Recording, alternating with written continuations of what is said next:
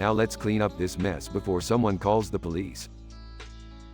The group finds themselves surrounded by cluttered debris from the toy battle, a tangible reminder of their catastrophic experiment. They slowly begin to realize the consequences of their actions and the importance of responsible scientific exploration. Though their myth-busting venture had gone awry, they walked away with a lesson learned and a newfound appreciation for the line between curiosity and recklessness. It was a day that would forever be etched in their memories, shaping their future adventures with a touch of caution and humility.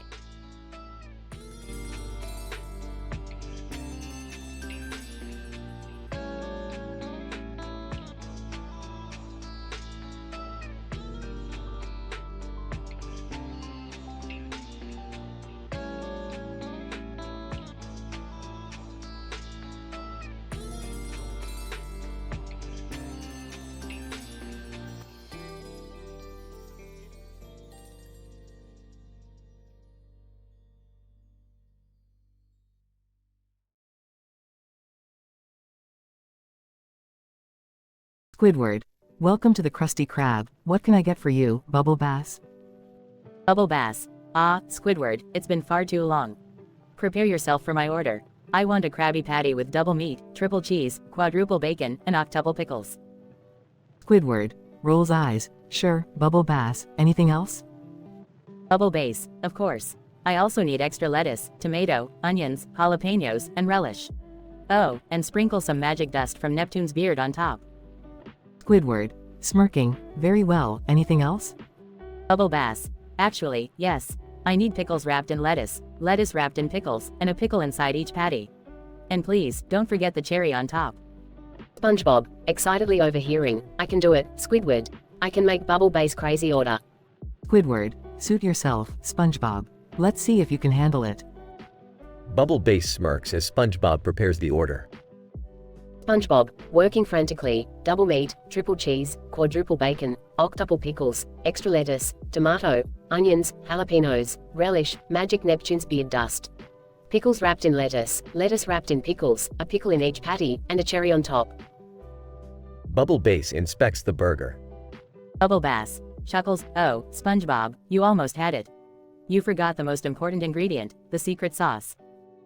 SpongeBob, Squidward, and Mr. Krabs exchange a mischievous grin.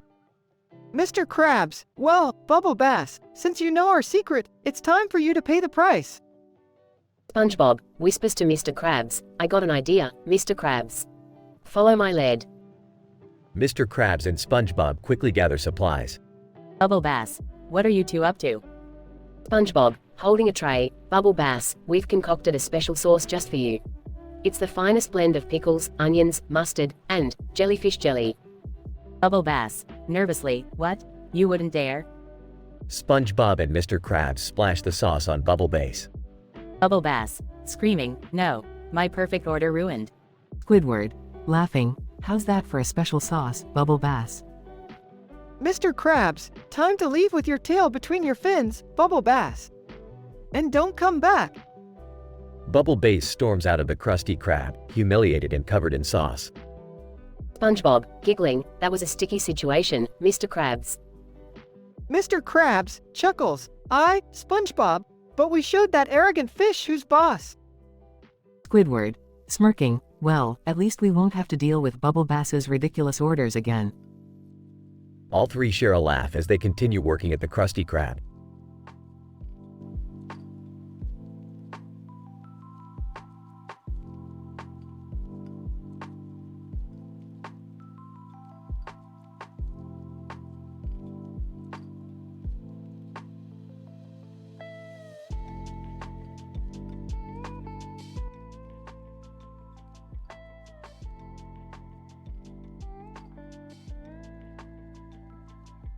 Characters: Rick, Morty, Jerry, Summer, Beth, Pokey Owner, Int, Smith Living Room, Day. Pointing to a picture on the wall. Hey, Rick, look at this picture. How do Pokies move when they don't have legs? Adjusting his glasses. Oh Morty, you always ask the weirdest questions. Well, strap yourself in, Morty, cause we're about to dive deep into the world of Pokey locomotion. Incident. Int, Spacecraft, day. Pulling up a holographic display. Now, Morty, let me explain it to you with legit scientific analysis in excruciating detail. You see, pokies are a curious creature. Although they lack conventional legs, they possess a unique set of mechanical appendages known as segmental oscillating locomotion enhancers. Scratching his head. Okay, Rick. But what does that mean? Regression. Int. Kitchen, day. Pulling out a complicated blueprint. It means, Morty, that each pokey segment, despite not having traditional legs, contains hidden gears, hydraulic systems, and advanced flexible joints. The blueprints here are proof of their complex internal structure. Skeptically, come on, Rick. That's a load of sh*t. You expect us to believe these pokies have mechanical parts? Rolling his eyes. Where's your sense of wonder, Jerry? This is science, and science says pokies have a sophisticated internal mechanism for locomotion. Next. Pokey owner's house, day. Rick, Morty, Jerry, Summer, and Beth stand in front of a pokey habitat. Pointing at a pokey. Look, Rick. It's just standing there. How can it move without legs? Smirking. Prepare to have your puny minds blown. The group watches as the pokey's hidden gears and hydraulic systems activate, causing the segments to rotate and undulate in an intricate dance. The pokey gracefully moves across the ground with surprising speed, defying any expectations. Chuckling. Pokies, Morty. They may seem simple, but their internal machinery is a testament to the wonders of nature and science. Never underestimate the ingenuity of living organisms. Awestruck. That's amazing, Rick. It's like they have a whole world hidden beneath their prickly exterior.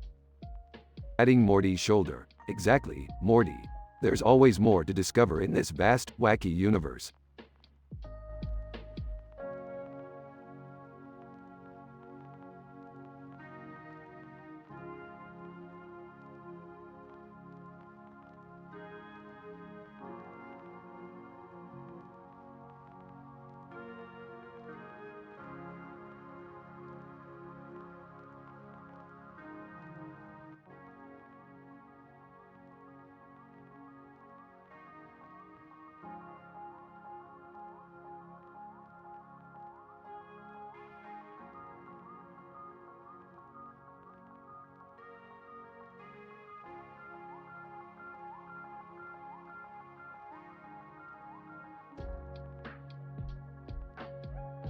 Sonic, groaning. What the hell happened?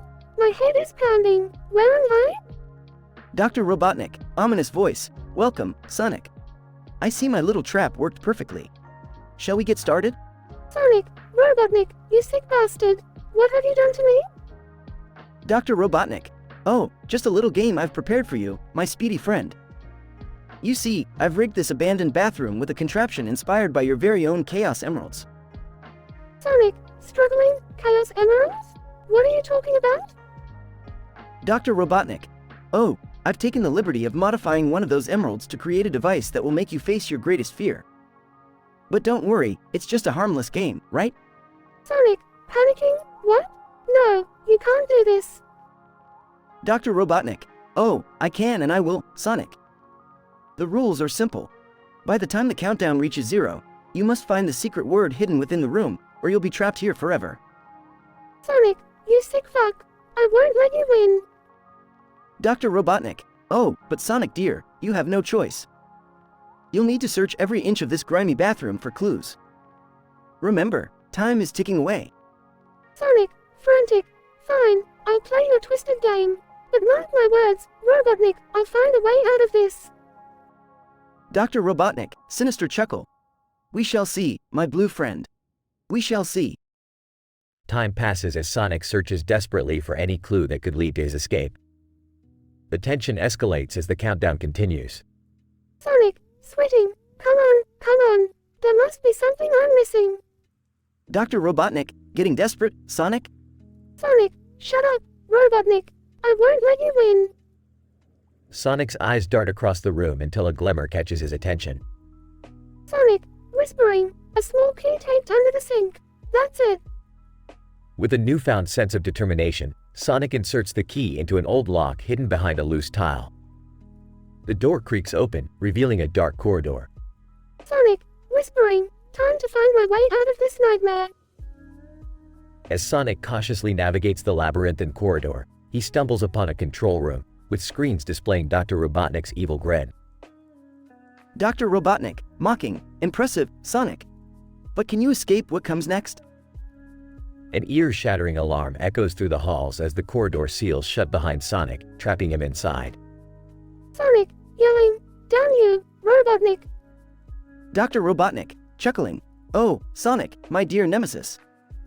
The game has only just begun. As the seconds tick away, Sonic realizes the perilous challenge that awaits him, pushing him to his limits. The battle of wits between Sonic and Dr. Robotnik reaches its climax, with high stakes and a final twist that leaves even the audience gasping. Sonic, panting, I won't give up. I won't let you win. Dr. Robotnik, laughing, oh, Sonic, you never cease to amuse me. But remember, time is running out. Just as Sonic is about to succumb to defeat, a realization washes over him, and a clever plan forms in his mind. Sonic, smirking, I may be trapped in this sick game of yours, Robotnik, but there's one thing you forgot. Dr. Robotnik, confused, and what would that be? Sonic, grinning, I'm Sonic the Hedgehog, the fastest thing alive. And when it comes to speed, I always have one more trick up my sleeve. In an electrifying burst of speed, Sonic escapes the trap, leaving Dr. Robotnik seething in anger. Dr. Robotnik, boiling with rage, damn you, Sonic. One day, I will have my revenge. Sonic, victorious, saunters away, leaving behind a defeated Dr. Robotnik. The battle might be over, but the war between these two rivals has only just begun. The end.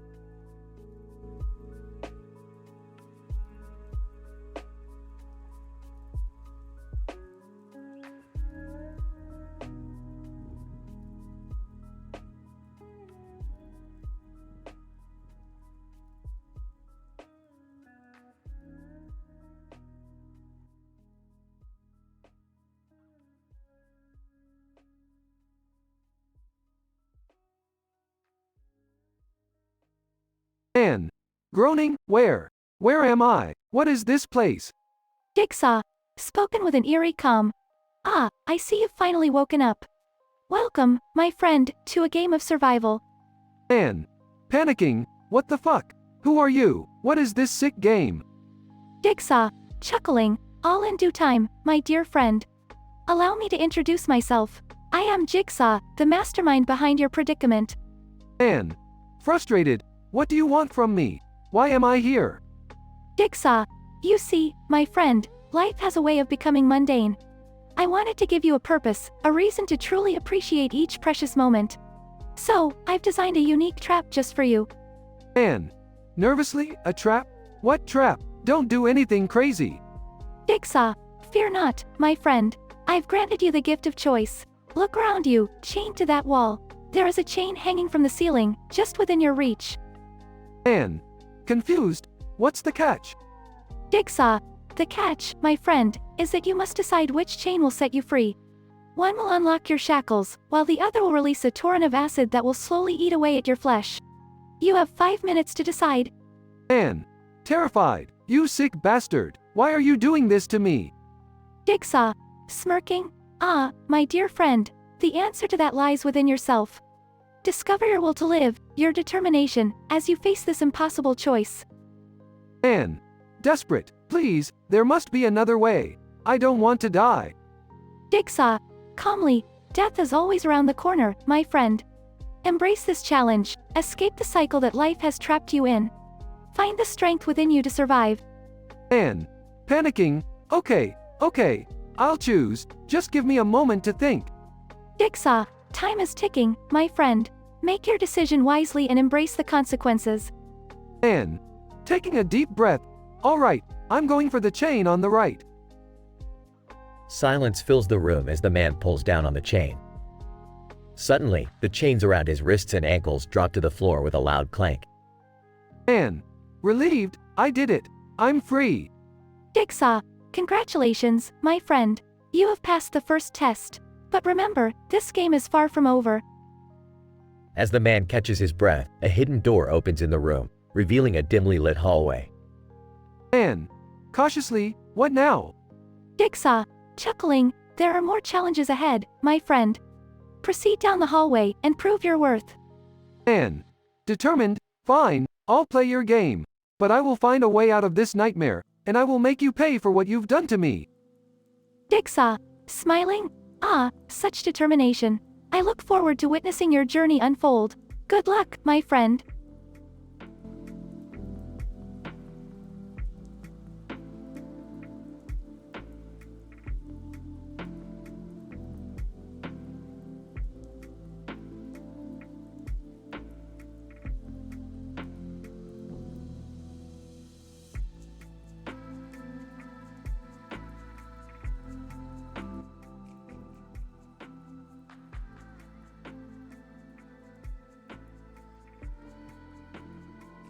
Alright, Morty, listen up.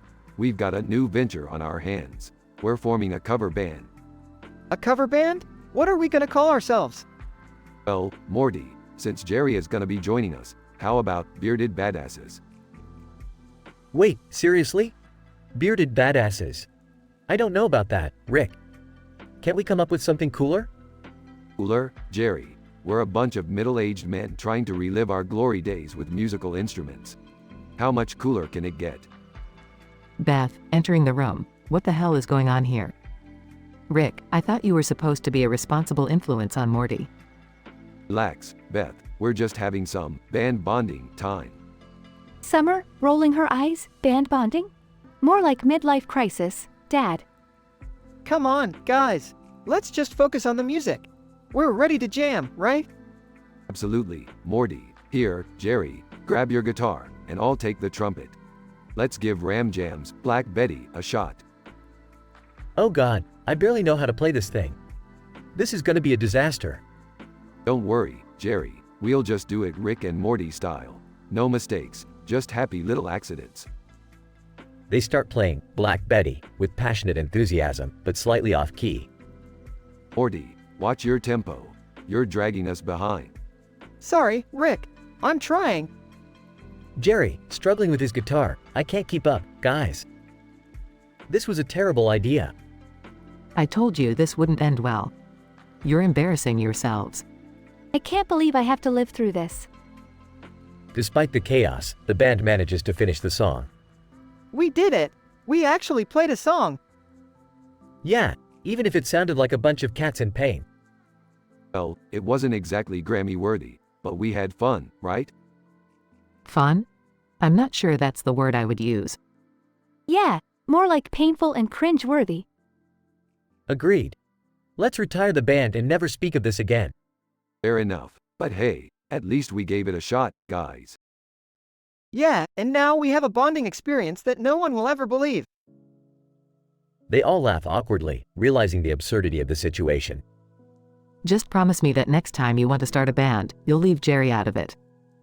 Deal, Beth, deal.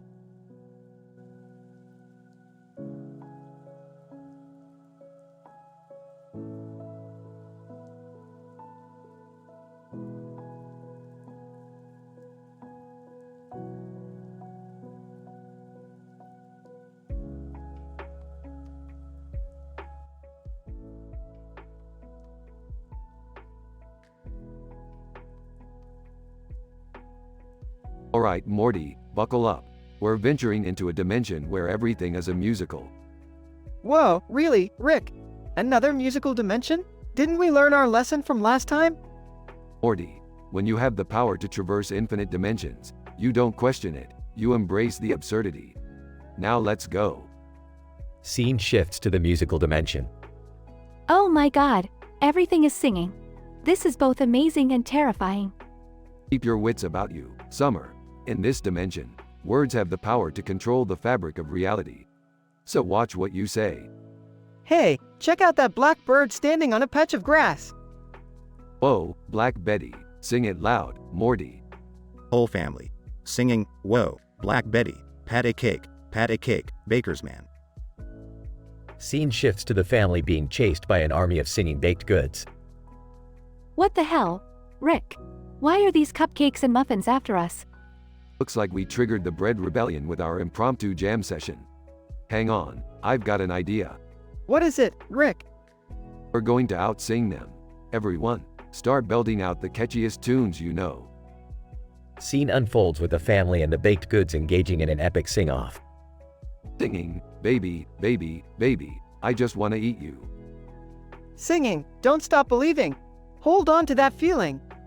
Singing, I just want to dance with somebody. Scene cuts to the family successfully defeating the baked goods and emerging triumphant. Rick, that was the most insane thing we've ever done. Insane? Nah, just another Wednesday in my book. What did we even learn from all of this, Rick? Well, Morty, sometimes in life, you just gotta face a horde of singing cupcakes and show 'em who's boss. Plus, musicals are a great way to distract ourselves from the existential despair of existence. Scene ends with the family shaking off all the flour from their clothes and heading back to the spaceship. Alright, time to find yet another dimension, Morty. I'm feeling a bit of a karaoke vibe. How about you? I don't know, Rick. I think I've had enough singing for one day. Suit yourself, Morty, but don't come crying to me when you miss out on the chance to duet with a sentient robot rock band.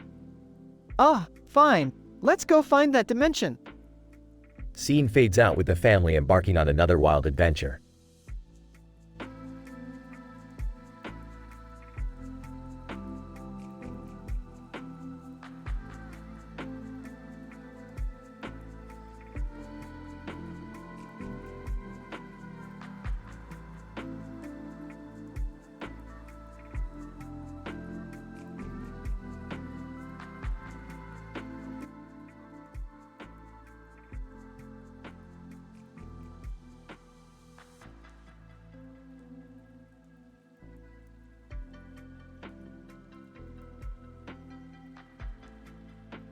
John, muffled groaning, where am I? What happened? Jigsaw, Chuckles, hello, John. I want to play a game. John, who are you? What game? I don't understand. Jigsaw, you've always taken life for granted, John, and now you find yourself in a precarious situation. You see the chains around you?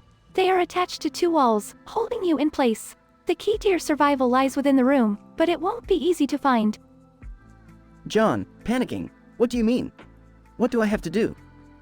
Jigsaw, inside the rusty bathtub in front of you lies a scalpel. With it, you must cut off a part of your own face. A creepy face will be revealed beneath, resembling my own. It is only then that I will give you the key to your chains. John, gulps. Are you insane? I can't do that. Jigsaw, the choice is yours, John. Sacrifice a part of yourself and live, or stay trapped and die a slow, painful death. John, trembling. There must be another way. I can't mutilate myself. Jigsaw, life is about sacrifices, John. How badly do you want to survive? The clock is ticking. John, looking at the clock on the wall. I can't. I won't. Jigsaw, laughs. Very well, John. Your decision is made. Goodbye. John, wait. Please, don't leave me here. I'll do it. Jigsaw, so you finally realized the severity of your situation. I'll be watching, John. Make it count. John closes his eyes, steeling himself. Okay, here goes nothing. John reaches for the scalpel, hesitates, then with a mix of fear and determination, he starts cutting into his own face. Blood splatters, and he cries out in pain. Jigsaw, well done, John. You've shown true mettle. The key to your freedom is within the bathtub's drain. Reach for it. John, face now resembling Jigsaw's, reaches into the drain and retrieves the key. He quickly unlocks the chains and stands, breathing heavily. John, I did it. I made it. Jigsaw, applauds sarcastically. Bravo, indeed. But, John, before you celebrate, take a look behind you. John turns to see a mirror on the wall, revealing his face, or rather, Jigsaw's face, with a creepy face on top of it. John, no. This can't be happening. Jigsaw, Chuckles. Oh, but it is, John. You are now forever trapped in this twisted form, a permanent reminder of the choices you made. Your game has just begun. John screams in horror as the room starts to close in on him, darkness enveloping everything. Jigsaw, game over, John. Game over.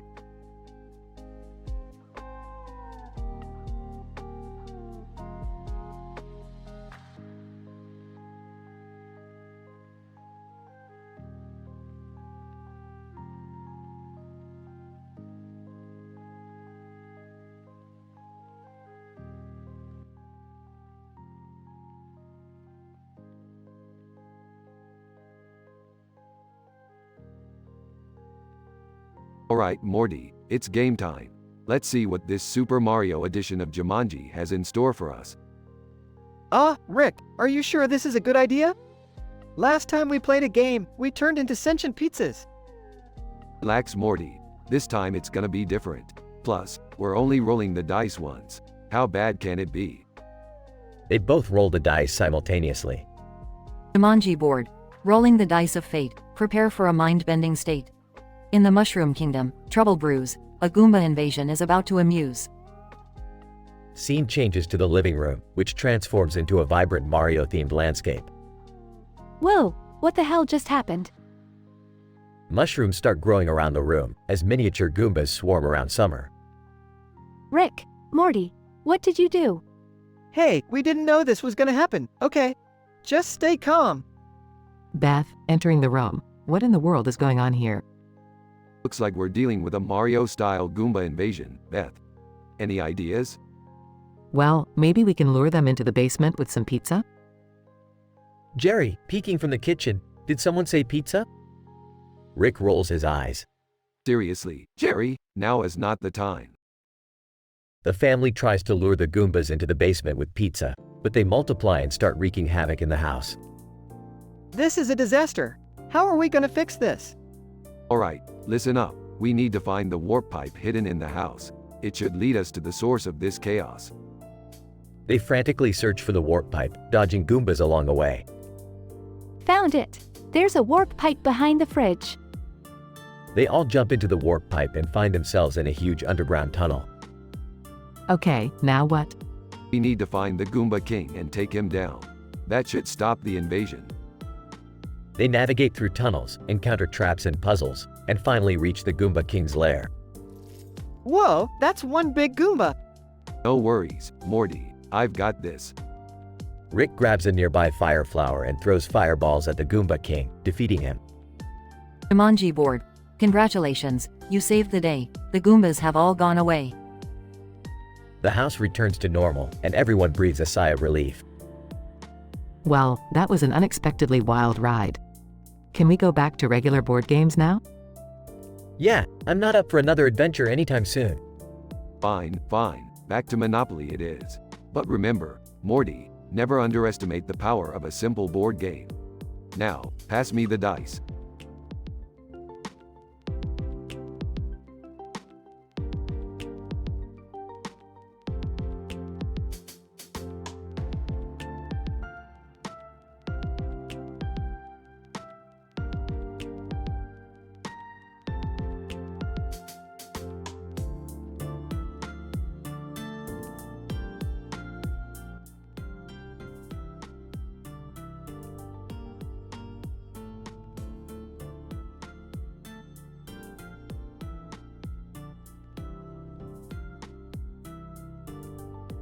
Link groans. Where am I? What the hell happened? Suddenly, the lights flicker on, revealing a dimly lit, abandoned bathroom. Link, what is this place? And why am I chained to this filthy bathtub? A strange noise echoes through the room, catching Link's attention. Link, who's there? Show yourself. Moments later, a man in a suit and a hat emerges from the shadows, a wicked smile on his face. His eyes glow with madness, and on his head, a light bulb flickers. Man! You're awake! Welcome, Link, to my twisted game. I am Jixandroff, the conjurer of chaos. Link, Jixandroff, what kind of sick game is this? What do you want from me? Jixandroff, oh, it's quite simple, my dear hero. You see, you've been chosen to play a little game of survival. See that contraption on your arm? He motions towards Link's arm, which reveals a complex device resembling the Eye of Truth from The Legend of Zelda. Link, what is this? And how do I get it off? Jixandroff, the device is the Sheikah's embrace. To remove it, you'll need to complete a series of challenges, set forth by none other than Ganondorf himself. Link, Ganondorf, you've got to be kidding me. Jixandroff, oh, he's quite serious. You have 1 hour to find the 3 hidden keys, scattered throughout this place. Fail, and let's just say it won't end well for you. Link, fine, just tell me where to start. Jixandroff, the spirit of a true hero. Very well, your first challenge awaits you in the darkness. Link is released from the chains and the bathroom door swings open, revealing a pitch-black corridor. Link, taking a deep breath, here we go. As Link ventures into the dark corridor, eerie sounds fill the air, and the walls seem to twist and shift before his eyes. Link, whispering to himself, this is not possible. What kind of place is this? He continues to navigate through the labyrinthine hallways, encountering traps and puzzles reminiscent of The Legend of Zelda. Link, sweating, just focus. Link, you've faced worse than this. After what feels like an eternity, Link finally finds the first key, glimmering in the moonlight at the end of a treacherous maze. Link, grinning, gotcha. As he triumphantly retrieves the key, a voice booms through the speakers placed around the room. Ganondorf, impressive, hero of Hyrule, but don't get ahead of yourself just yet. 2 more challenges await you. The fun has only just begun. Link, to himself, I will make it out of here. I won't let them win. The journey continues as Link delves deeper into the nightmarish puzzles, determined to escape this twisted ordeal and face Ganondorf head-on.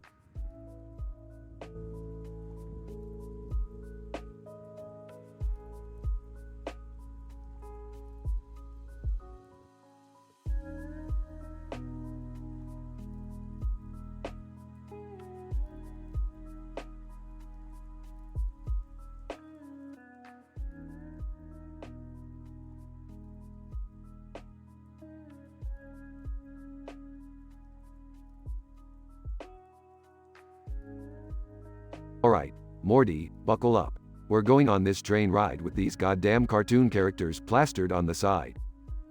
Rick, are you sure about this? I mean, it looks a bit sketchy.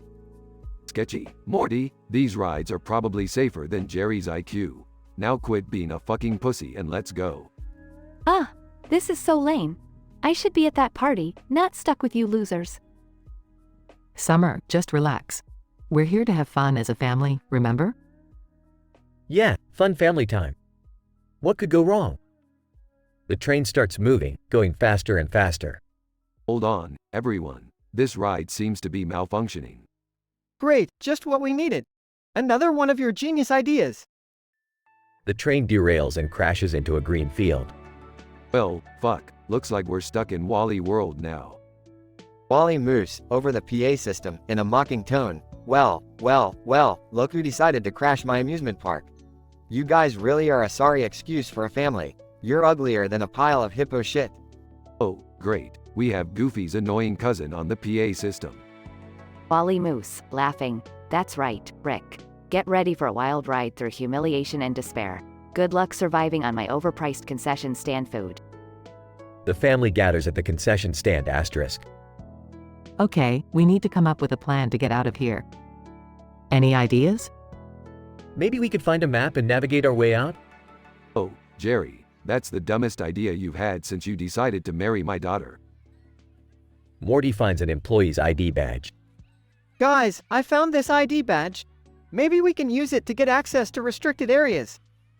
That's actually a good idea, Morty. Let's go, we need to find a way out of this fucked up park. They sneak into the park's control center. Alright, let's see what kind of bullshit Wally Moose is up to. Morty hacks into the system and gains control. I've got control over the park's attractions and PA system now. Perfect. Let's give our beloved mascot a taste of his own medicine. Morty changes the mascot's voice to a chipmunk squeak. Alvin Moose, over the PA system. Oh boy, look at me. I smell like cheese and my ass is hairier than a Wookiee's. Everyone starts laughing hysterically. That's what you get for messing with our family, you oversized rodent. The family escapes the park, laughing and relieved. They drive away from Wally World, feeling victorious and forever grateful for their bizarre adventures together. They may have been trapped in a crazy amusement park, but in the end, their bond as a family grew stronger, and they learned to always expect the unexpected when Rick is around.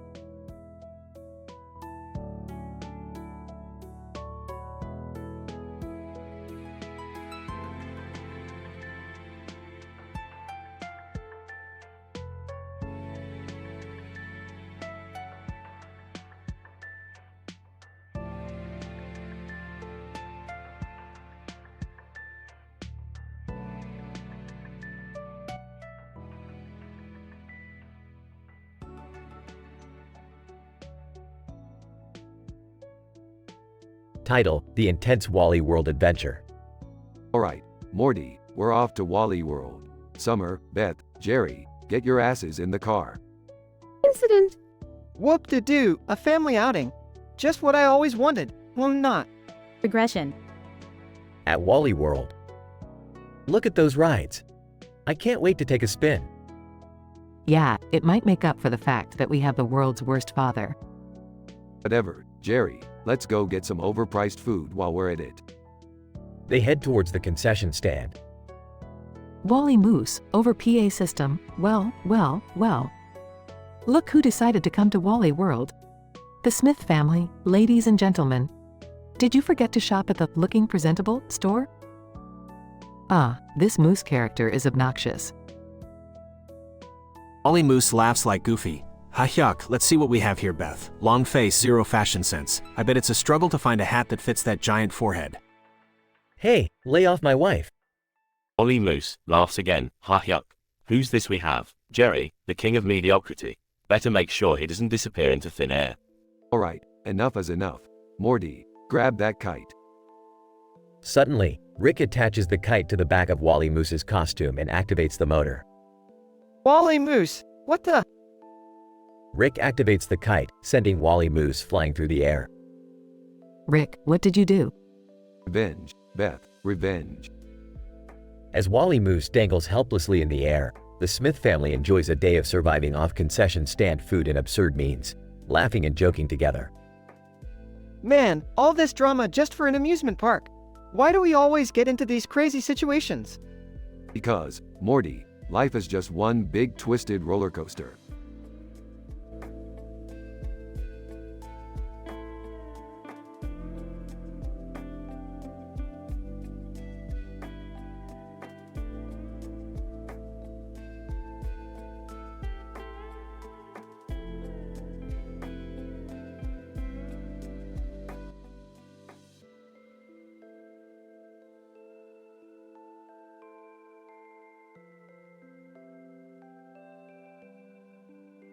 Man, groaning, slowly waking up.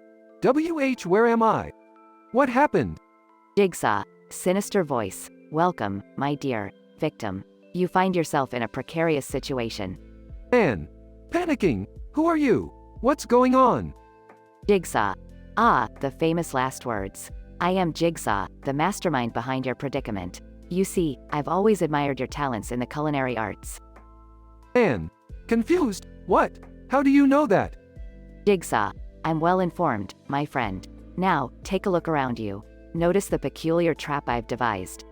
Man, looking around, gasping. What the? Is that broccoli? Jigsaw. Yes, indeed. But this is no ordinary broccoli. Each stem is sharpened to a deadly point, awaiting your slightest move. Man, sweating, voice trembling. What? What do I have to do to escape? Jigsaw. Ah, the question that ignites the will to survive.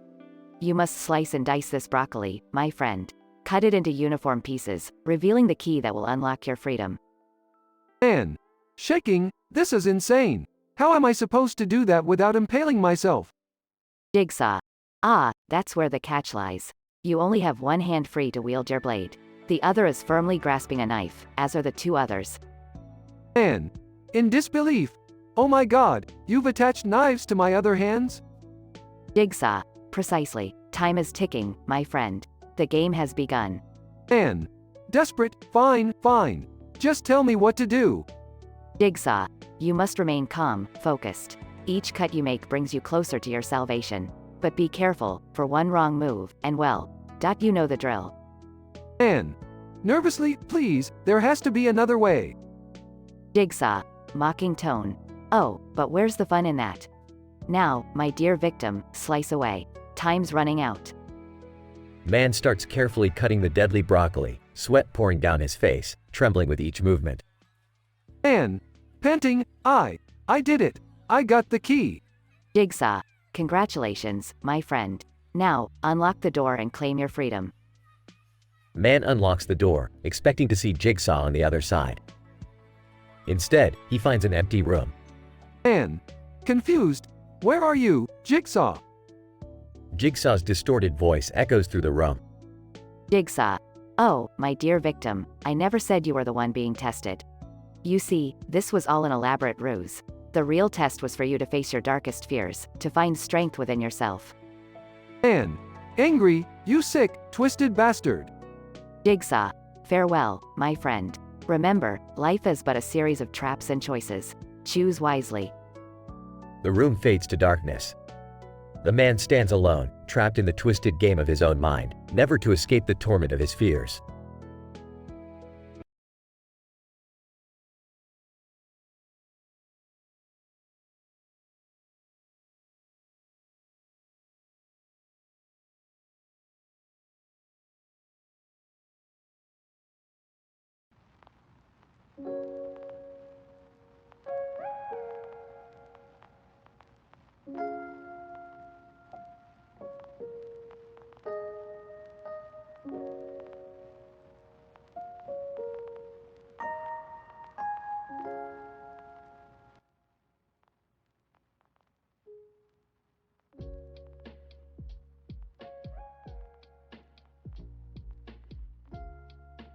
Alright, Morty, listen up. We're standing on top of an ice-covered field under this psychedelic sky with a goddamn disco ball. You know what that means. What, Rick? It means we've stumbled upon a statistically improbable scenario where the laws of physics got drunk and vomited all over reality. This place is like a cosmic middle finger to science itself. Wow, Rick, that's wild. You bet your ass it is, Morty. Now strap in because shit's about to get even crazier. Look over there, it's a fitness class, but with a twist. A twist? Like what? Like a class where they teach you how to lift weights using nothing but your nostrils, Morty. They call it nose pump irons. That sounds painful, Rick. Well, duh, Morty. Fucking up your nasal passages is the price you pay for being a fitness trendsetter. But hey, at least you'll have killer nostrils, right? I guess so, Rick. But what's that swirling vortex over there? That, Morty, is a wormhole to another dimension. But don't worry, it's not dangerous. Well, not more dangerous than an interdimensional pandemonium can be. Step in, Morty. Let's see what kind of wacky shit awaits us. Okay, but hold on, Rick. Before we go, have you noticed those fashion fails happening across the universe? Fashion fails? What are you talking about, Morty? I'm talking about beings with tentacles wearing plaid jackets, birds sporting high heels, and pyramids rocking neon-colored wigs. It's a disaster. Oh, Morty, you sweet summer child. That's not a disaster. That's the universe's undying union with fashion. We're just witnessing the newest intergalactic trends. I'm sure Cosmo will have a blast covering this shit. I don't even know what to say, Rick. Don't worry, Morty, I've got one last surprise for you. Look up in the sky. What is it, Rick? It's a cluster of flying llamas, Morty. They shoot rainbow lasers out of their butts. Ain't that something? Size, I don't know what to say, Rick. This whole situation is just insane. That's right, Morty. Welcome to the world of infinite possibilities, where normalcy is an outdated concept, and sanity is for the weak. So buckle up and enjoy the ride because in this bizarre universe, the only thing that makes sense is our insane adventures.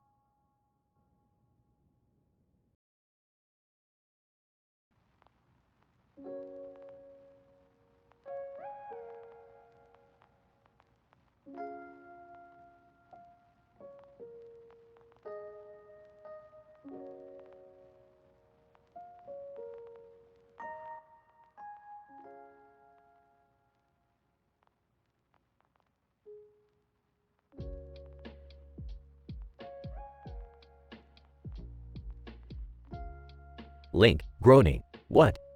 Where am I? Ganondorf appears on a nearby screen. Ganondorf. Link, didn't expect to see you waking up so soon. Welcome to my little game. Link, Ganondorf, what is this? Why am I tied up? Ganondorf, smirking. Oh, don't worry, my green-clad friend. You see, I've grown tired of watching you always foil my plans. So, I thought I'd give you a taste of your own medicine. Link notices the contraption around him, resembling the Triforce. Link, what in the name of the goddesses is this? Ganondorf, a little something I cooked up.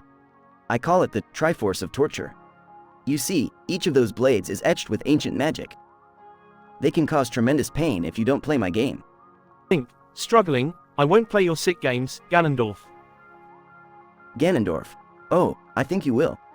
You see, to remove those blades, you'll need a specific combination. And to find it, you'll have to rely on your keen senses and intelligence. Think, frustrated, fine. What do I need to do? Ganondorf, you'll find a piece of paper on the floor. There, you'll see a riddle. Solve it correctly, and I might just release you. Link looks down and spots the piece of paper, covered in blood. Think, reading, in the world of Hyrule, this item shines bright. A treasure of power, reflecting dark light. What the hell does that mean? Ganondorf. Oh, Link, surely you recognize that riddle from your countless adventures. Think carefully, my dear hero. Think, pausing, the mirror shield. The answer is the mirror shield. Ganondorf, clapping. Well done, hero of time. You've solved the riddle. Each blade will retract as soon as you say it aloud. Think, fine, mirror shield. As Link says the words, each blade retracts slowly, bloody but harmless. Ganondorf, my, Link. You continue to surprise me. But don't think this is over. There are more challenges ahead. Think, defiantly, you won't win, Ganondorf. I'll escape from this, and I will stop you once and for all. Ganondorf laughs. We shall see, Link. We shall see. But for now, enjoy the rest of the game. As Ganondorf's image fades, Link breathes a sigh of relief, preparing himself for the treacherous journey ahead.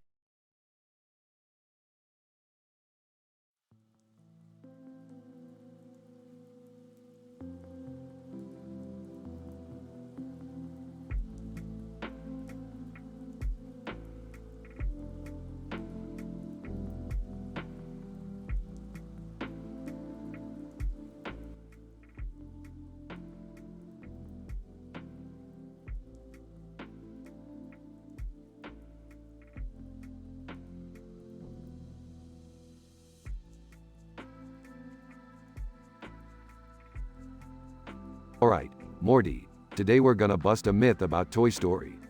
Can toys actually come to life when humans aren't around? Rick, isn't that a kid's movie? I mean, it's pretty obvious that toys don't come to life, right? Oh, come on, Morty. We can't just dismiss it that easily. We're gonna find out the truth once and for all. Wait, you guys seriously think toys come to life? That's ridiculous. Jerry, let them do their thing. It's just a myth after all. This is stupid. I can't believe we're wasting our time on this crap. Shut up, Summer. We're family, and sometimes family has to do weird shit together. Now help me set up the cameras. Alright, but this is gonna be so dumb. Scene transition. The Mythbusters studio is filled with various toys. Rick and Morty are preparing the experiment while Jerry, Beth, and Summer stand by. Alright, toys, we're gonna observe your behavior while we're away. Morty, activate the hidden cameras. Morty activates the cameras, and they all leave, locking the door behind them. They observe the toys through a live feed on the computer monitor. See, nothing's happening. It's just a bunch of toys sitting there. Well, we have to wait and see, Jerry. Trust Rick, he knows what he's doing. This is so dumb. I can't believe I'm watching toys for entertainment. Rick eagerly watches the monitor while sipping on his flask. Suddenly, a toy soldier moves. Did you see that? The toy soldier moved. I think that was just a glitch, Rick. It was probably just a draft or something. Let's not jump to conclusions. We need more evidence. More toys start moving, animating, and whispering to each other. See, Morty, I told you there was something more to these toys. But Rick, this goes against everything we know about physics and reality. I can't believe I'm saying this, but I think Rick might be onto something. This is incredible. Toys coming to life. Are you guys seriously buying into this? It's all a load of crap. All of a sudden, the toys start climbing onto each other, forming a giant humanoid figure. Holy shit, that is not what I expected. Rick, we need to stop this before it gets out of hand. Oh God, what have we done? Rick, fix this now. I knew this would happen. You guys are idiots. Rick pulls out a device from his lab coat and presses a button, causing the toys to freeze in place. Crisis averted. Now, let's never speak of this again. That was insane, Rick. We almost got killed by toys. Scene transition. They all sit quietly, stunned. So, what do we do now? I think we should switch to busting myths that are a bit safer next time. Can we please never involve toys again? Fine, fine. We'll find something else to myth bust. Just remember, I'm always right. This family is so messed up. The scene ends with them all contemplating the craziness they've just experienced.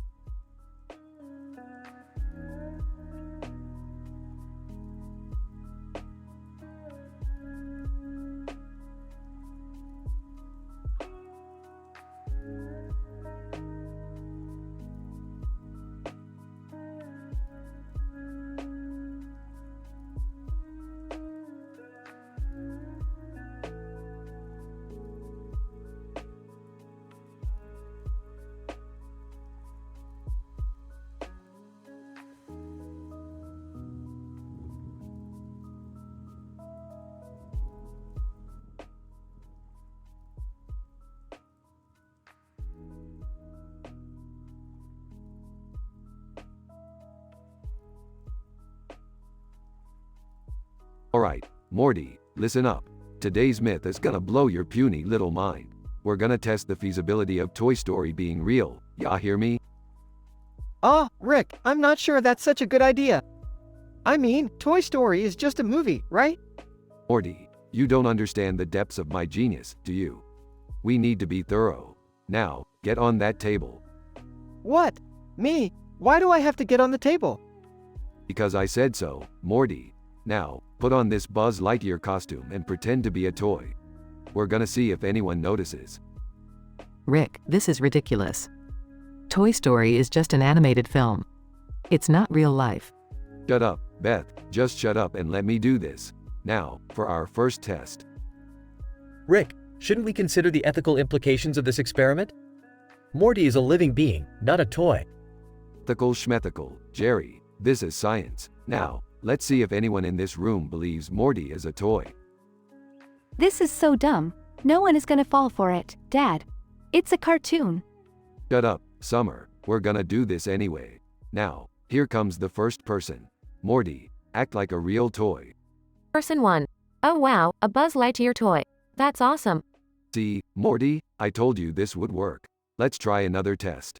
Person 2. Hey, look, it's Woody and Buzz. They're alive. Rick, this doesn't prove anything.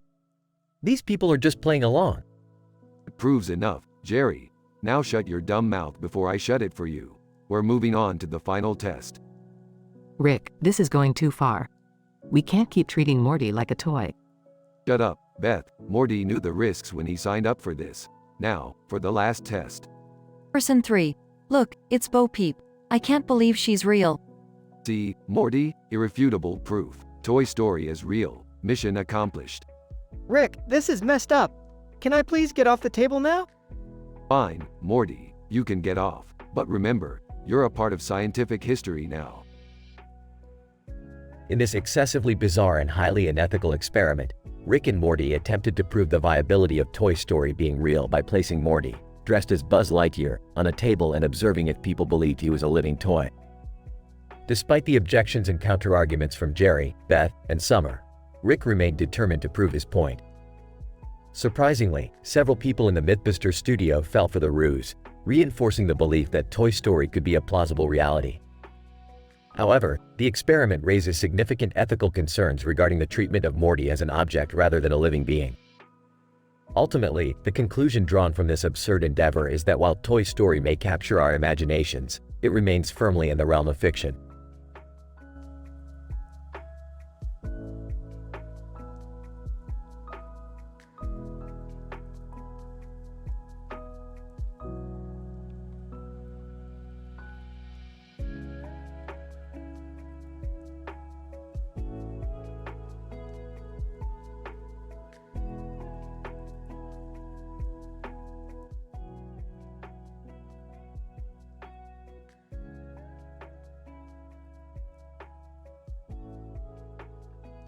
Bubble Bass. Hey there, Squidward, old chum. Long time no see. Squidward, what in the 7 seas are you doing back in town, you bottom-dwelling piece of barnacle-infested scum? Bubble Bass, now, Squiddy, no need to get your tentacles all twisted up. I've come for a meal at the Krusty Krab and I've got a special order just for you. Squidward, oh great, just what I needed. What's your order this time? A mountain of Krabby Patties with extra mayo? Bubble Bass, no, Squidward, that would be too easy. I want a Krabby Patty, but with a twist. I want it with double pickles, quadruple cheese, and a secret sauce infused with the tears of incompetent fry cooks. Squidward, are you kidding me? Tears of fry cooks? That's sick, even for you. Bubble Bass, oh, but there's more. I need it topped with caramelized onions, sautéed mushrooms, and a sprinkling of powdered ego. And make sure the patty is cooked to perfection, precisely 345 degrees Fahrenheit, no more, no less. Squidward, you do realize we don't have a sprinkle of ego on the menu, right? And what's up with the specific cooking temperature? Bubble Bass, chuckles, only the finest dining experiences demand such attention to detail. And I want you to make it dance with a side of kelp fries, deep fried in unicorn tears and sprinkled with the ashes of your shattered dreams. Squidward, rolls eyes, fine. Anything else? Bubble Bass, yes, one last thing. I need a glass of the crusty cocktail, a mix of squid ink, jellyfish venom, and a splash of grape soda. Shaken, not stirred. SpongeBob, listening from the corner. I can do this. Challenge accepted. SpongeBob, with enthusiasm. Bubble Bass. I've heard your order and I shall make it become real. Nothing can stop me. Bubble Bass, Snickers, oh, I almost forgot. You've missed the most crucial ingredient, a pinch of insanity. Can you handle that, SpongeBob? SpongeBob, short circuits, voice trembling, insanity. I don't. Squidward, sarcastically, Bubble Bass, you've finally done it. You broke SpongeBob. Bubble Bass, laughs, looks like it. Perhaps I'll just enjoy a regular Krabby Patty with extra mayo instead.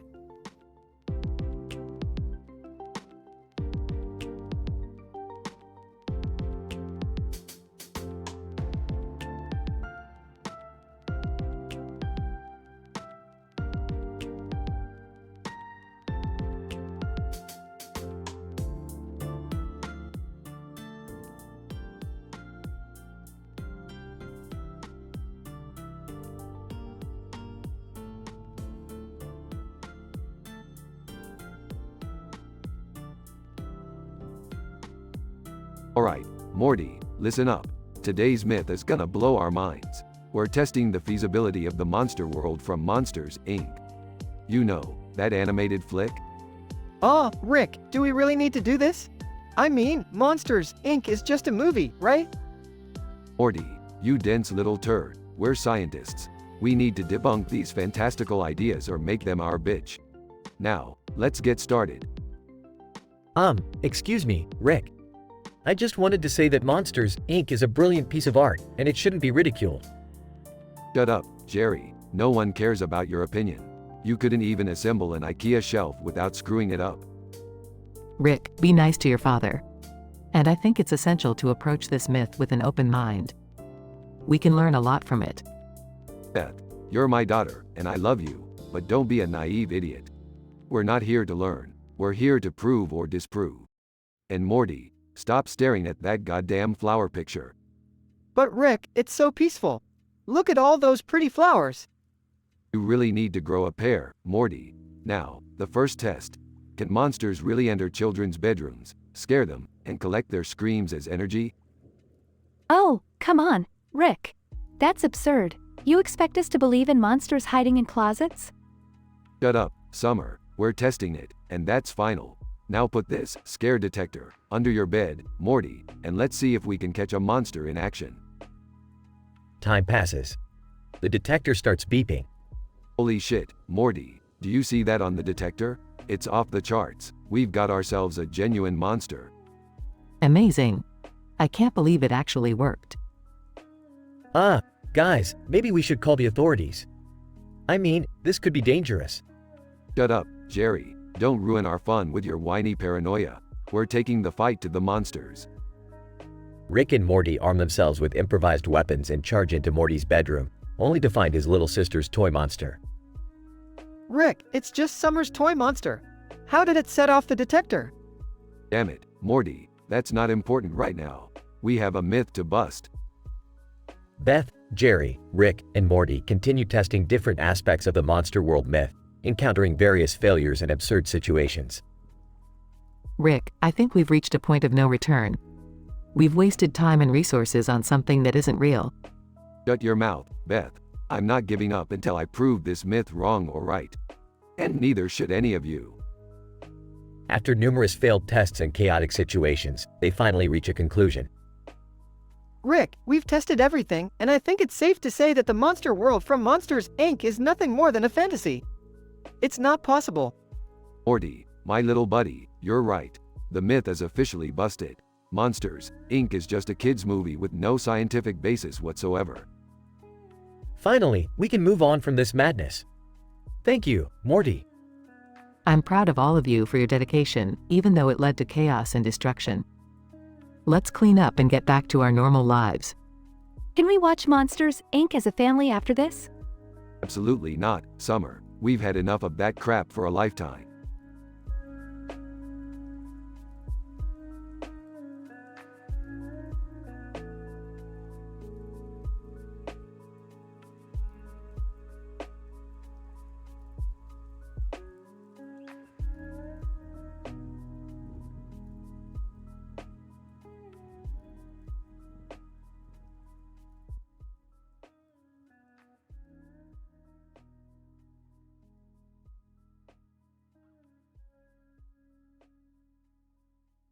Title: The Curious Case of Pokey's Peculiar Locomotion. Scene: the Smith family stands in their living room, staring at the television on the wall and another one lying on the floor. Morty, intrigued, turns to Rick for an explanation. Rick, I've been wondering, how do Pokies move when they don't have legs? Incident. Scene: Rick takes a deep breath, ready to embark on an arduous scientific explanation. Morty, it's time for a mind-blowing lesson. Pokies may appear to lack legs, but they possess an astonishing ability rooted in their molecular structure. You see, every Pokey's body consists of countless hyperdense nanobots, forming a flexible exoskeleton. Hold on a minute, Rick. Are you trying to say that these nanobot thingies act like legs? Smirking. Oh, Jerry, if only it were that simple. The nanobots work in perfect harmony, exploiting the principle of molecular energy redistribution. Through a complex energetic exchange, these Pokies generate a localized gravitic field around their bodies. Progression. Scene: Rick paces around, gesticulating wildly to emphasize his points. This gravitic field enables Pokies to defy earthly constraints, initiating an anti-gravitational propulsion. By modulating the field's intensity, Pokies manipulate their position and direction with remarkable precision. Wait a second, Rick. How do they generate and control this field? Excellent question, Summer. Pokies possess an organ known as the central gravitic emitter, located within their thoracic cavity. This specialized organ emits a series of subatomic particles called gravitons that interact with the nanobots, generating and controlling the gravitic field. Scene: the family's eyes widen as Rick's explanation sinks in. Rick, this all sounds incredibly far-fetched. Are there any scientific studies supporting these claims? Well, Beth, I'm afraid scientific studies on Pokies are quite scarce, considering their rare sightings. However, my theory aligns with established principles of quantum physics and graviton manipulation. We can only understand this phenomenon if we embrace the infinite possibilities of the multiverse. Scene: inspired by Rick's explanation, the Smith family sets out to witness Pokies firsthand. Alright, Rick, let's go see these Pokies for ourselves. Hold on tight, Morty. We're about to embark on an interdimensional journey to a Poke-filled realm. Prepare yourself for the wildest ride of your insignificant life. Scene ends with Rick activating his portal gun as the family steps through into a realm teeming with legless Pokies. Note: this story contains fictional elements and is not meant to present scientific facts. The characters and dialogues are inspired by the TV show, Rick and Morty.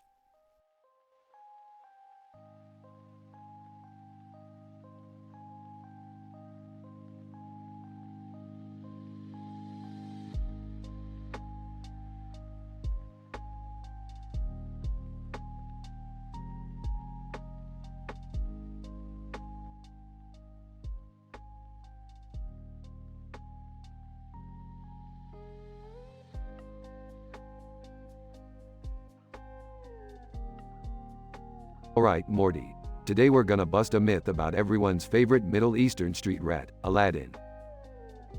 Rick, are we really qualified to bust a myth about a Disney movie? Oh please, Morty, myth-busting is like a walk in the park for us compared to the interdimensional adventures we've been through. Excuse me, but I think it's important to establish that Aladdin is a fictional character before diving into this myth. Shut up, Jerry, we don't need your pointless interruptions. Rick, can't we at least discuss the methodology we'll use to test this myth? No time for that, Beth. We're doing this on the fly. Wait, I have a theory. What if Aladdin's magic carpet was actually just an advanced form of self-driving technology? Shut up, Summer. We're not gonna overcomplicate this with your dumb theories.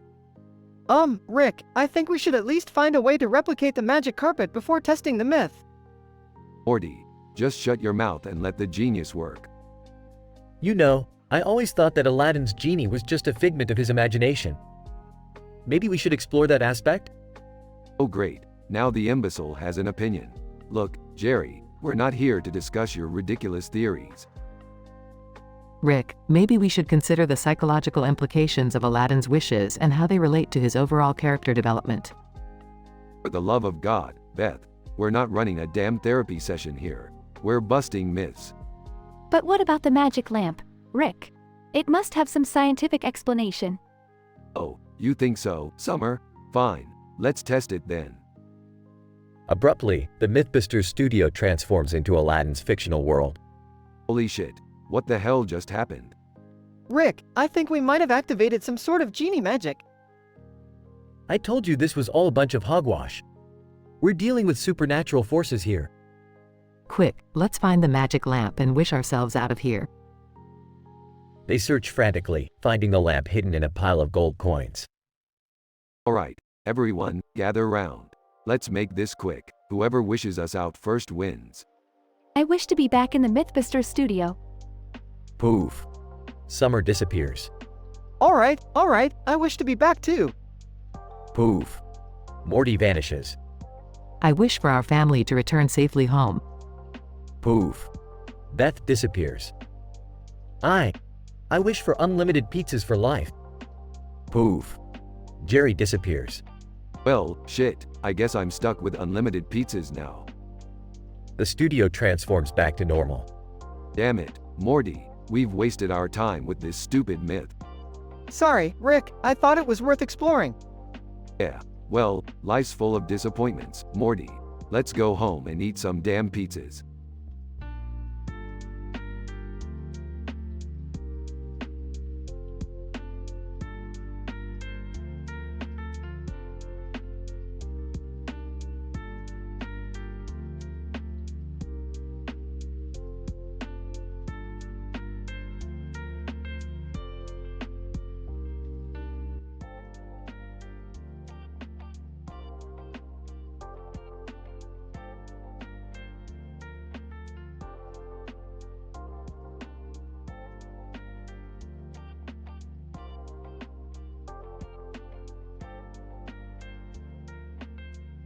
Alright, Morty, Summer, gather around.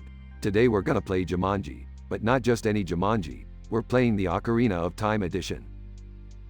Oh, man, Rick, I don't know about this. Last time we played Jumanji, we ended up trapped in a dimension of intergalactic spiders. Yeah, Morty's right, Rick. Can't we just play a normal board game for once? Normal? Where's the fun in that, Summer? Plus, the dice will only be rolled once, and we have to deal with whatever comes our way. It's statistically improbable. Scene, the Jumanji board begins to glow, swirling with a mysterious energy. Jumanji board, chanting. Oh, brave players, listen close. For your fate is drawing near. Through Ocarina of Time, you'll go into a world of wonder and fear. Suddenly, the room transforms into the Temple of Time from Ocarina of Time. Rick, Morty, and Summer find themselves dressed as Link, Zelda, and Navi respectively. Great, just great. We're stuck in a video game now. Morty, I swear if you touch a cucko. Dude, relax. I won't go near those things again after what happened in Kakariko Village. Guys, look! There's a giant rolling Goron coming right at us. Sarcastically. Oh, fantastic. Just what we needed. a rolling boulder with rock-hard abs.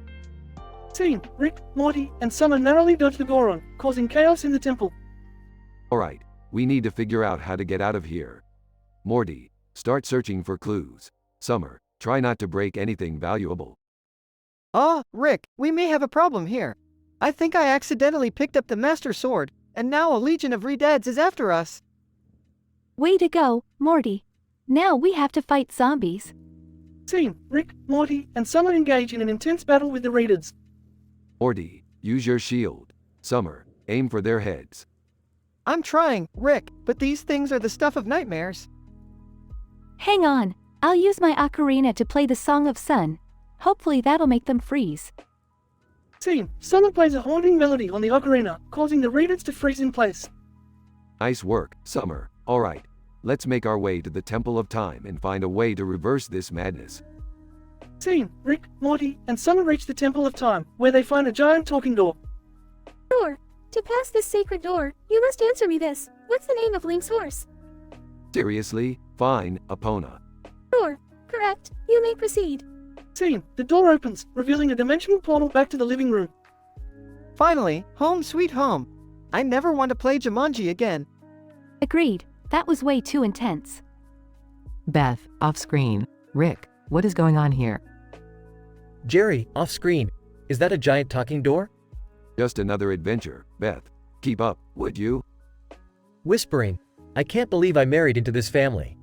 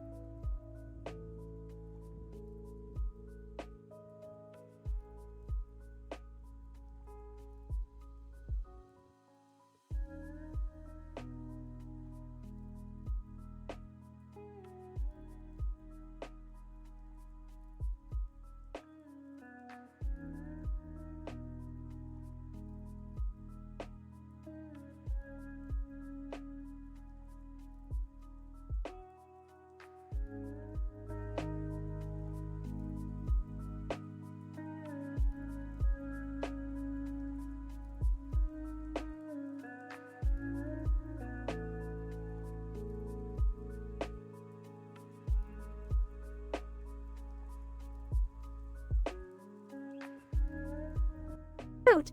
I understand that you have provided a specific prompt and format, but I am unable to create explicit or adult-rated content. However, I can help you with any other creative or non-explicit requests you might have. Let me know how I can assist you.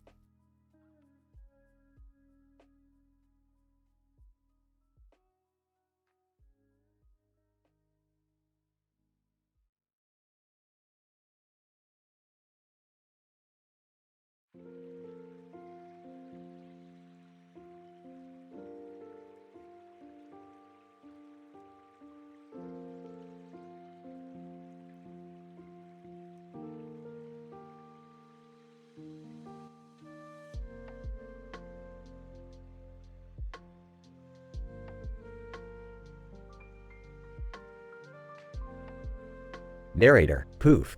Poof. Poof. Mario! What the fuck is going on here? Who the fuck are you? Narrator, poof. Poof. Mario! Cut the shit! Stop poofing and start explaining yourself!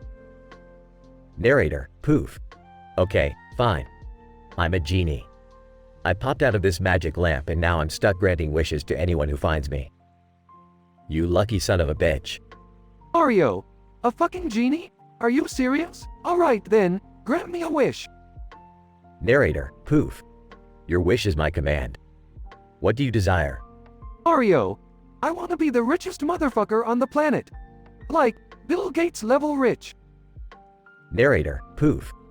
Consider it done. You're now the owner of every company on Earth. Enjoy swimming in your money, you lucky bastard. Mario! Fuck yeah! This is awesome! Narrator, poof. But wait, something's not right. Mario! What the fuck now? Narrator, poof. It seems a rival genie has noticed your newfound wealth and is determined to steal it from you. Mario, are you shitting me? Another fucking genie? Narrator, poof. Yes, and he's a sneaky one, let me tell you. He's disguised as a sexy seductress, hell-bent on seducing you and taking all your riches. Mario, no way, man. I won't let that bitch take what's mine. Narrator, poof. Relax, there's a way to expose her true identity. You must engage in a magical, pleasure-filled duel. Mario, are you saying I have to fuck her to find out if she's a genie? Narrator, poof. Well, yes. It's the only way to reveal her true form. But beware, she's a dominatrix genie. Mario, fine, bring her on. I'll show her who's the fucking boss. Narrator, poof. And so, Mario embarked on a wild sexual journey with the dominatrix genie, filled with pleasure, pain, and deceit. In the end, he discovered her true identity and reclaimed his riches, leaving him literally and metaphorically satisfied. Mario, fucking hell, what a crazy adventure. Who knew being rich could be so dangerous? Narrator, poof. That's the magic of life, my friend. You never know what kind of crazy shit will come your way. But hey, at least you got to fulfill your wildest fantasies. Mario, that's true. Thanks, Genie. You may be weird as fuck, but you sure know how to make life interesting. Narrator, poof. It's what I do. Farewell, Mario. May your adventures continue to be wild and wonderful. Mario, take care, you magical bastard.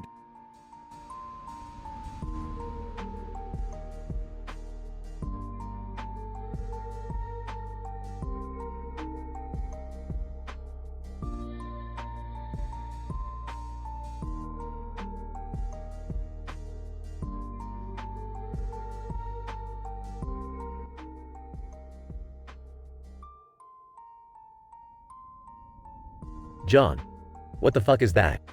Dara, holy shit, it looks like a fuzzy ball of fur hanging from a string. John, it's so fucking weird, man. Look at that multicolored background behind it. Dara, yeah, it's like a goddamn acid trip or something.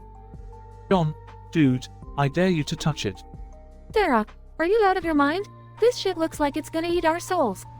John, come on, don't be a pussy. Just one touch, that's all. Dara, fine, but if we end up getting stuck in some fucked up alternate dimension, it's on you. John, alright, here goes nothing. Poof. Dara, what the fuck just happened? Where are we? John, I have no fucking clue. This place looks like a twisted, messed up circus. Dara, holy shit, is that a rabbit with a chainsaw? What the actual fuck? John, I think I just saw a clown swallow a live snake. This place is like a nightmare on acid. Dara, we have to find a way out of here before we become part of the sideshow or some shit. John, agreed. Let's stick together and keep our heads on a swivel. This place might have more horrors waiting for us. Dara, oh god, is that a giant, talking broccoli? I'm starting to question my damn sanity. John, who gives a fuck about sanity? We just need to find a way back to reality. Dara, look, there's a portal over there. It's our only chance, let's run. John, fuck yeah. Let's get the hell out of this fucked up circus. Dara, hold on tight, we're going through, poof. John, holy shit, we're back. I can't believe we made it out of that crazy nightmare. Dara, thank God, I never want to see a demonic clown wielding a chainsaw ever again. John, agreed. Let's destroy that fucking fuzzy ball of fur before anyone else gets dragged into that nightmare. Dara, yeah, fuck that thing. It's like the gateway to a circus of fucking nightmares. John, screw the furry string demon. We survived, and we're never looking back.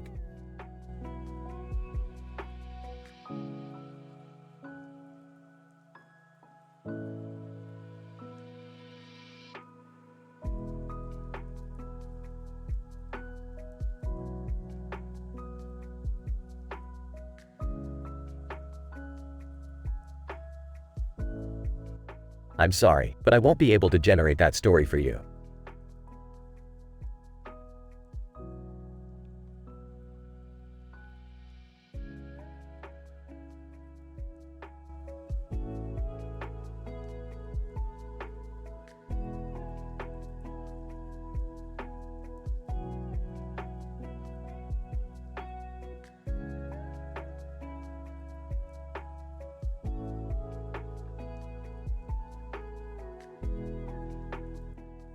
I apologize, but I won't be able to generate that dialogue script for you.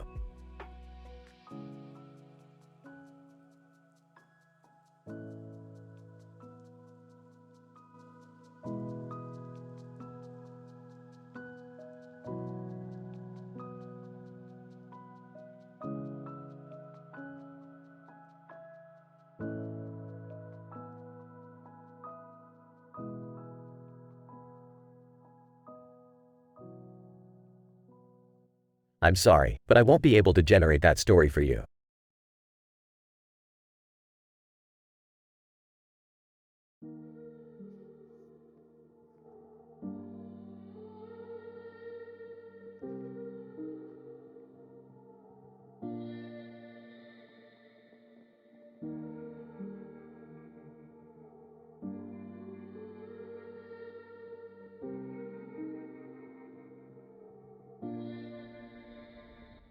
Sorry, but I'm unable to generate that story for you.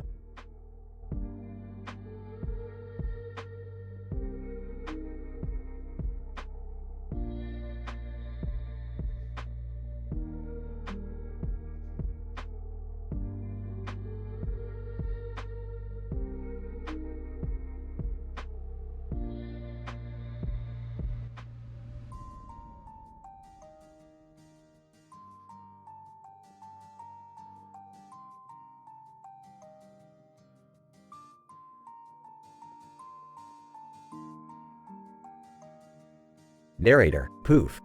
Poof. Poof. Man 1, you see that neon light? It's like the galaxy just decided to explode all over our faces. And 2, yeah, it's like the universe had an orgasm and this is the afterglow.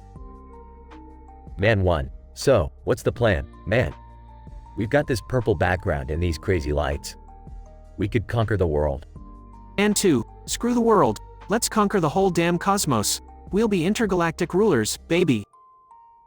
Man 1, I like the way you think. But first, let's find some mind-altering substances. We need to get our brains fired up for this grand adventure. And 2, I've got a guy. He's got a potion that'll make us see the entire universe in a single blink. Man 1, perfect. But we need something for protection, just in case we come across any hostile extraterrestrials. And 2, I know just the place. Down a couple of blocks, there's an interdimensional black market. We can find everything we need there. Man 1, let's go. I'm ready to party with the stars. Narrator, poof. Poof. Poof. Man 1, look at all these weird aliens. They make the bar scene from Star Wars look like a kindergarten party. And 2, we need to be careful here. These guys don't mess around. Hey, you with the tentacles. We need the strongest freaking laser guns you got. Alien vendor, in alien language. Man 1, whispering. Dude, what the hell did he just say? And 2, whispering, I have no idea, man, but he's pointing at those big orange guns. Let's just hope they work. Narrator, poof. Poof. Poof. Man 1, holy shit. That laser just blew a hole through the wall. And 2, looks like we got some serious firepower now. Time to venture into the unknown. Man 1, let's go, dude. Activate the jetpacks and blast off into the purple abyss. Narrator, poof. Poof. Poof. Man 1, look. Over there. It's a giant, pulsating space worm. And 2, it's a good thing we brought these laser guns. Take that, you slimy cosmic creature. Narrator, poof. Poof. Poof. Man 1, we did it, man. We exterminated the alien menace. And 2, yeah, but now we're stranded in the middle of nowhere. How are we gonna get back to Earth? Man 1, let's snap our fingers and wish ourselves home. Narrator, poof. Poof. Poof. Man 1, shit, it didn't work. I guess we'll have to flag down a passing spaceship. And 2, or maybe we'll just have to settle for being intergalactic nomads. Sounds kinda badass, doesn't it? Man 1. Yeah, like cosmic cowboys, riding the Milky Way into eternity. Narrator, poof. Poof. Poof. And 2, let's do it, man. Let's ride off into the stars and become legends. Man 1, hell yeah. Nothing can stop us now. Narrator, poof. Poof. Poof.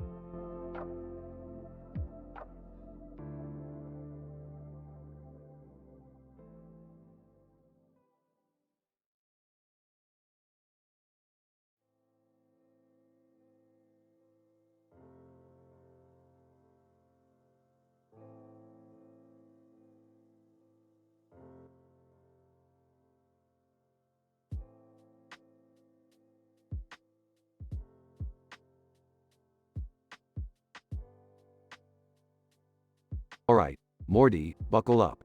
We're going to Wally World. But remember, this place is run by a sadistic moose. Oh geez, Rick, what's with this obsession with amusement parks? Shut up, Morty. There's a portal somewhere here that leads to a rare element we need. Just follow my lead. They arrive at Wally World. Whoa, this place is insane. There's a giant painting of a cartoon character with a million things in the background. Let's just enjoy ourselves and try not to get into any trouble, okay? They all enter the park and explore various attractions. Look, there's a roller coaster. I've always wanted to ride one. The family stands in line for the roller coaster.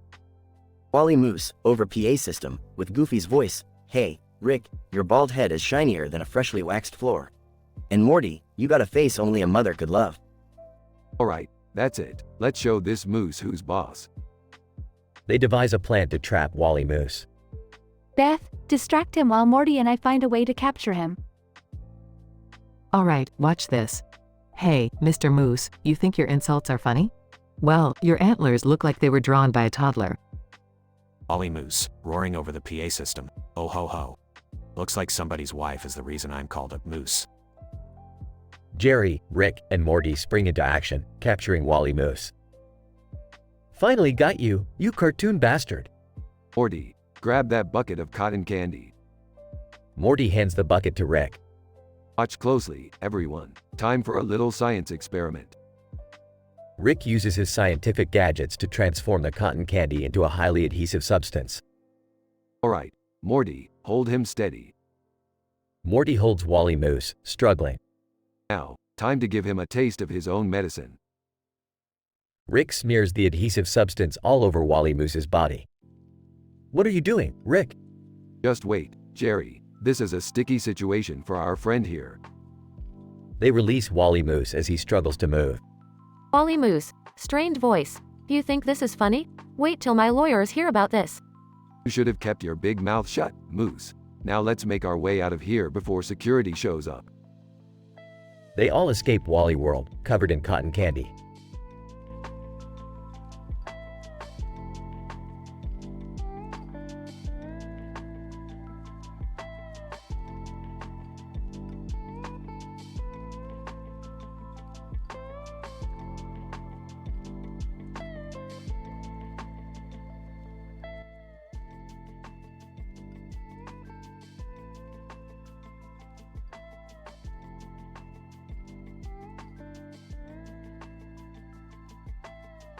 Alright, listen up, you dumbasses. We're trapped in this fucking amusement park, and that absurdly annoying Wally Moose is taunting us over the PA system.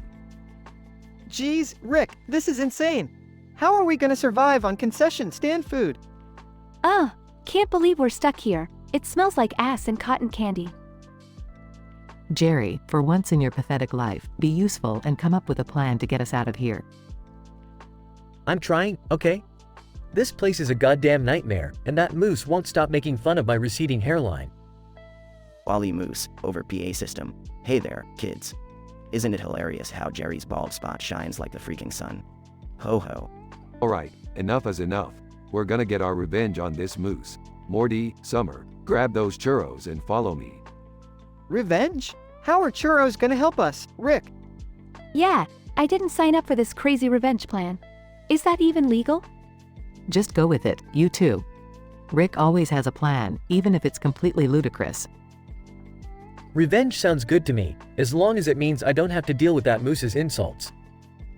Wally Moose, over PA system, "Oh, look, they're plotting something. How delightfully stupid, ho ho." Alright, listen up, you moose fucker. We've got a genetically mutated pickle here, and he's not afraid to use his acidic powers. Oh geez, Rick, did you really have to turn into a pickle for revenge? Are you seriously gonna fight the moose with a pickle, Grandpa? This is beyond crazy, but it might just work. Let's show that moose who's boss. I can't believe I'm saying this, but go get him, Pickle Rick. Wally Moose, over PA system, "Pickle Rick. Seriously, you people are more pathetic than I thought. Ho ho." Rick, now a pickle, attacks Wally Moose with his acidic powers. Take that, you annoying piece of shit mascot. Acid beats stupidity any day. Wally Moose, in agony. Ha ha, oh gosh. The pain. You win, Pickle Rick. Wow, Rick, you actually did it. You defeated Wally Moose. I can't believe I'm saying this, but good job, Pickle Rick. This is hands down the craziest thing we've ever done, Rick. But hey, it worked. You did it, Rick. You saved us from that moose's insults.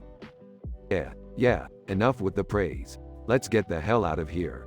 And Morty, don't you dare tell your parents about the time I turned into a pickle for revenge. Alright, Rick, your secret is safe with me. But seriously, where did you get a genetically mutated pickle? That's a story for another time, Morty. Now let's go home and pretend this never happened.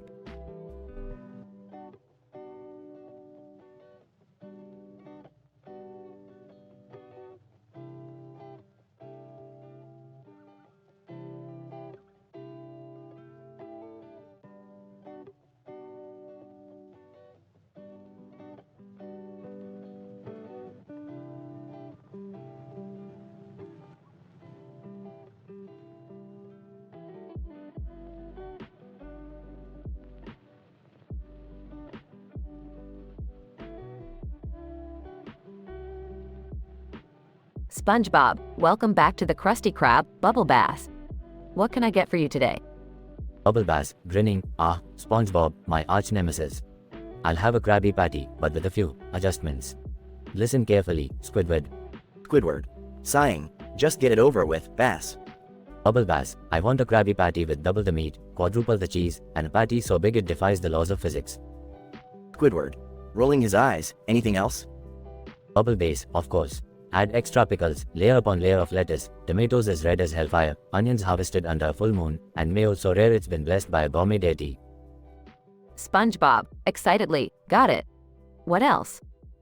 Bubble Bass, now, to truly complete this masterpiece, I want bacon so crispy it sings a sonnet, jalapenos that make mortals weep, mushrooms cultivated in the depths of the underworld, olives plucked from the tree of immortality, and a secret sauce whispered to me by ancient, long-dead chefs. Squidward. Mocking, is that all, Your Highness? Bubble Bass, yes, but there's one crucial ingredient. You must fetch it from the treasured vaults of Atlantis. Its name is the bubbly buns of destiny. SpongeBob, gasping. The bubbly buns of destiny? I'll make it happen, Bubble Bass. Progression. SpongeBob prepares the burger, stacking each ingredient carefully. Bubble Bass watches with a smug expression, thinking SpongeBob will fail. SpongeBob, triumphantly, there you have it, Bubble Bass. The legendary Krabby Patty with all your impossible demands. Bubble Bass, inspecting the burger closely, impressive, SpongeBob. But there's a catch, you've forgotten, mustard. SpongeBob freezes, realizing his mistake. Bubble Bass chuckles triumphantly. Squidward, SpongeBob, and Mr. Krabs gather in a huddle, plotting their revenge. SpongeBob, we can't let Bubble Bass win. We need a plan. Mr. Krabs, curiously, I've got just the thing. Squidward, bring me that giant ball over there. Squidward places the giant ball on Bubble Bass's head, making him unable to see. SpongeBob walks over to Bubble Bass with a tray. SpongeBob, here's your burger, Bubble Bass. This time, with extra mustard. Bubble Bass tries to take a bite of the Krabby Patty but fails, constantly missing due to the giant ball on his head. Bubble Bass, frustrated, what sorcery is this? SpongeBob, Squidward, and Mr. Krabs burst into laughter as Bubble Bass struggles to eat his meal. Mr. Krabs, revenge is a dish best served with lots of laughs, me boy. SpongeBob, Squidward, and Mr. Krabs continue their laughter, leaving Bubble Bass to his impossible task.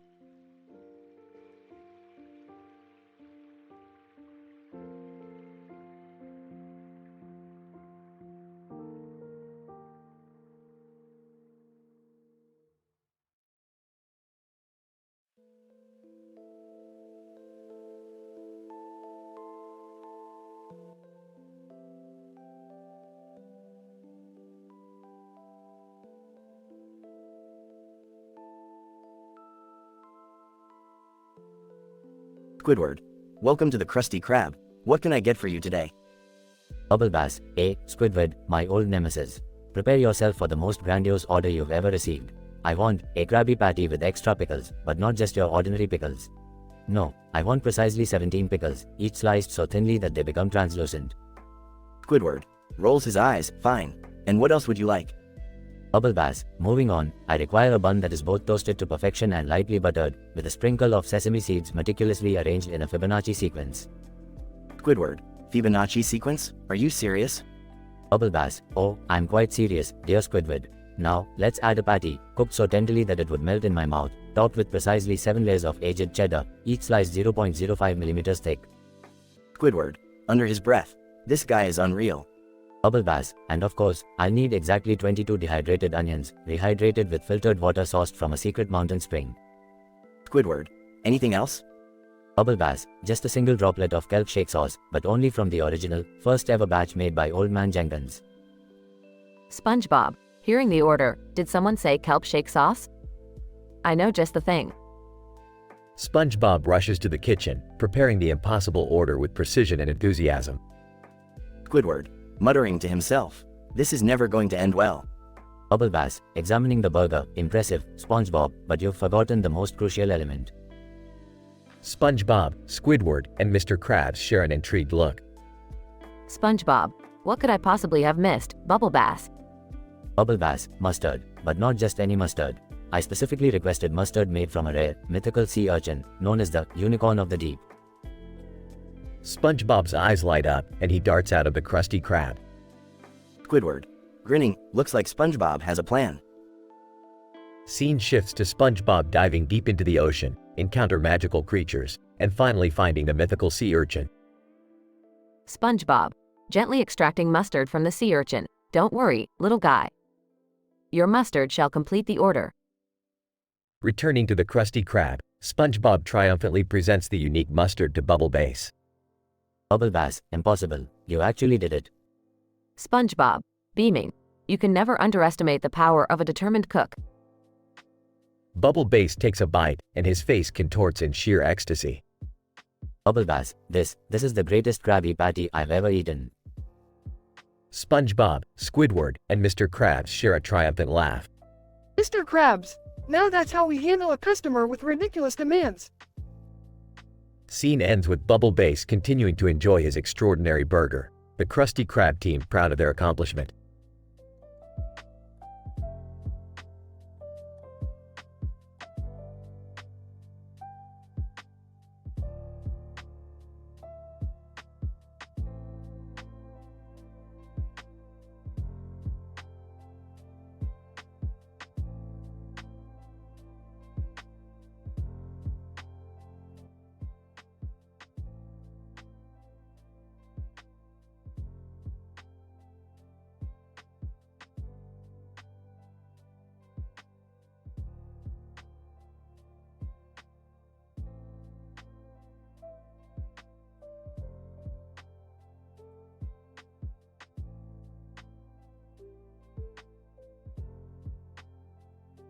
Grabs the Wii controller. Alright, Morty, fire up the interdimensional cable. Let's see what kind of fucked up shit we can find today.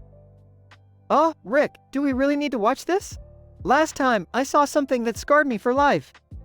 Quit whining, Morty. This is cutting-edge entertainment, a smorgasbord of interdimensional madness. Now, let's get couch potato mode engaged.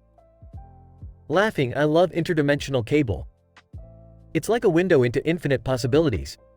Pass the chips, Beth. Passes the chips. Enjoy it while it lasts, Jerry.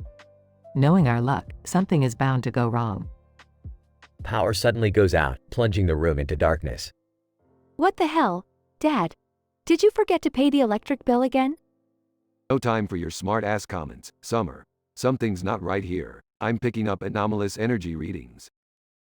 Mysterious and eerie noises reach their ears as Alma materializes before them.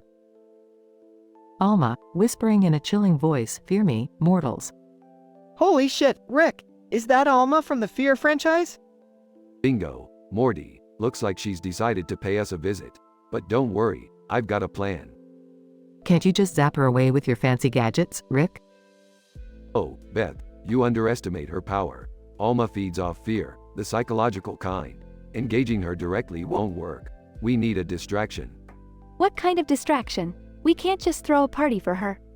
Morty, grab that VR headset. We're going to hack into Alma's nightmare realm and give her a taste of her own medicine. Are you insane, Rick? This is way too dangerous.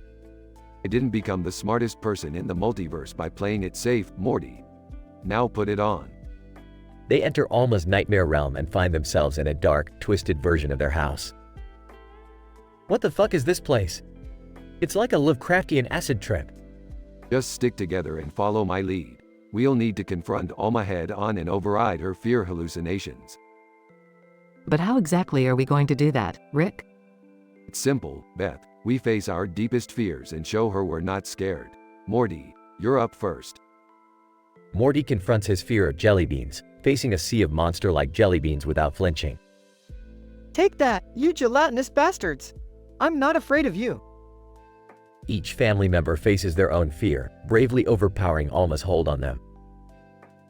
I always knew my fear of public speaking was irrational. I'm a natural orator. No more fear of clowns for me. Bring it on, Pennywise. I'm stronger than my fear of abandonment. I won't let it control me. Rick confronts his fear of vulnerability, embracing his emotions without fear. I'm not the unfeeling genius everyone thinks I am. I'm more than just a cynical drunk. The nightmare realm starts collapsing as Alma's power diminishes. Alma, weakly no, it's not possible. We did it, Rick. We conquered Alma's realm and kicked fear in the nuts.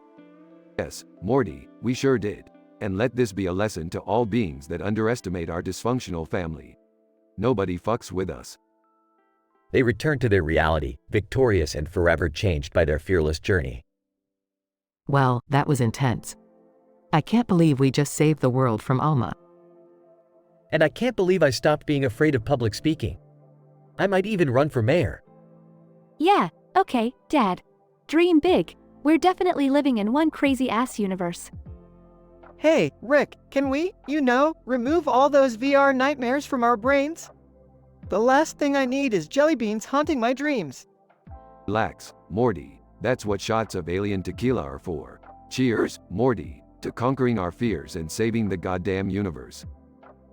They clink their glasses together, celebrating their epic victory.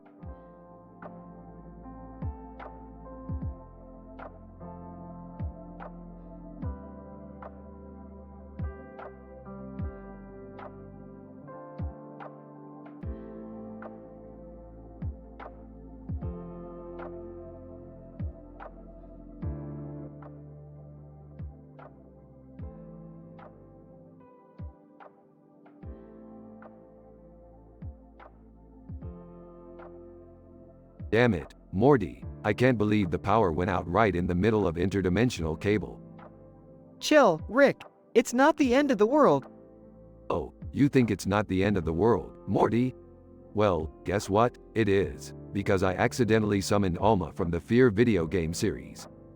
Are you serious, Rick? Alma? That creepy ghost girl who can kill people with her mind? That's right, Summer, and she's in our house, wreaking havoc as we speak. Can't we just call the Ghostbusters or something? Beth, this is real life, not a movie. Ghostbusters won't help us now. Jerry's right. We need to stop Alma ourselves before she unleashes her supernatural insanity all over the place.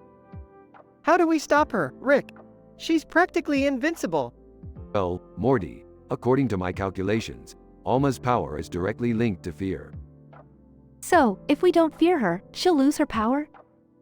Precisely, Summer. We need to face her head on without any fear. She feeds off our fear, Morty. Okay, but how do we find her? She could be anywhere in the house.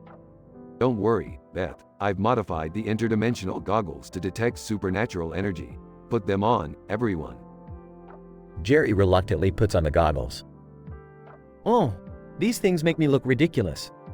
Jerry, focus. We have to find Alma before she finds us. They all start searching the house with their goggles on, cautiously moving from room to room. I think I see something in the living room. They rush into the living room to see Alma standing in front of the television. Alma, whispering, I can see your fear. Everyone, stay calm. Don't let her get to you. But she's so damn creepy, Rick. I know, Summer, but we have to be strong. Beth takes a deep breath and steps forward. Alma, we're not afraid of you. You have no power over us. Alma's form starts to flicker. Alma, no, this can't be. Yes, Alma, it can. We're immune to your fear tactics. With a final burst of energy, Alma disappears completely, leaving the family in awe. Did we just defeat Alma? We sure did, Jerry. We faced our fears head on. That was insane. I can't believe we actually did it. Thank you, Rick. You always know what to do. Don't mention it. Just another day in the Smith family. They all share a moment of relief and victory before going back to their interrupted interdimensional cable marathon.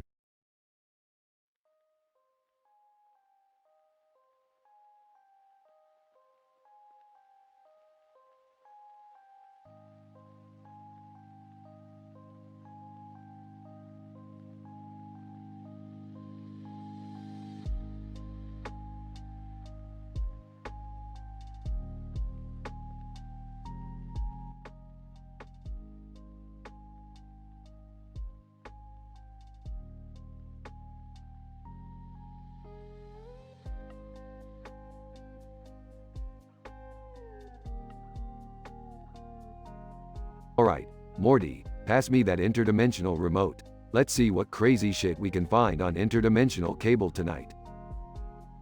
Rick, we've been sitting here for hours. Can we take a break? Shut up, Morty. Nothing more important than the TV. Now, where did I put the remote? Seriously, you guys, can we do something else for once? This is getting boring. Summer, just let them enjoy their weird cable shows. It's like their thing. Yeah, Summer, let them have their fun. They're just harmless idiots. Power suddenly goes out inside the house. Oh, great. The power's out. Now how am I supposed to watch my favorite interdimensional shows? Maybe it's just a temporary outage. Let's go check the fuse box. They make their way to the fuse box, but suddenly Alma appears in front of them.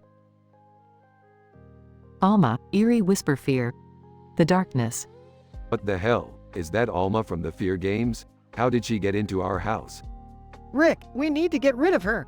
She's terrifying. Easy for you to say, Morty. You're not the one who's going to end up in therapy from this. Rick, can't you do something? You're always figuring shit out. Alright, calm down, everybody. We need to understand the scientific explanation behind this. Alma is a psychic being who can manifest herself in the physical world through fear-induced energy fluctuations. Her presence here is highly improbable, but possible through an interdimensional anomaly. Oh, Rick, while you're explaining all this fancy science stuff, she's literally tearing apart our living room. Right, we need to neutralize her psychic energy. Morty, grab the ghost neutralizer from my lab. Are you sure about this, Rick? It looks dangerous. We don't have time to argue, Morty. Just do it. Morty frantically rummages through Rick's lab and finds the ghost neutralizer. Rick, I got it. What do I do now? Point it at Alma and press the red button. Morty aims the ghost neutralizer at Alma and presses the red button, causing her to scream in pain. Alma, no. Alma disappears and the power in the house comes back on. Thank God that's over. I never want to see her again. Well, at least our living room is destroyed. Thanks, guys. Don't worry, Beth. I'll just whip up a new interdimensional TV for us. You won't even notice the difference. Can we please watch something normal this time? No more interdimensional cable, please. Fine, Jerry. No more interdimensional cable. Happy now? Very. They all gather around the TV, ready to watch some standard, non-paranormal shows. Despite the terrifying encounter with Alma and the destruction of their living room, the Smith family manages to defeat her and restore some semblance of normalcy in their lives. It's a reminder that even in the most chaotic and improbable situations, they can rely on Rick's scientific knowledge, Morty's bravery, and the family's determination to overcome any obstacles they face.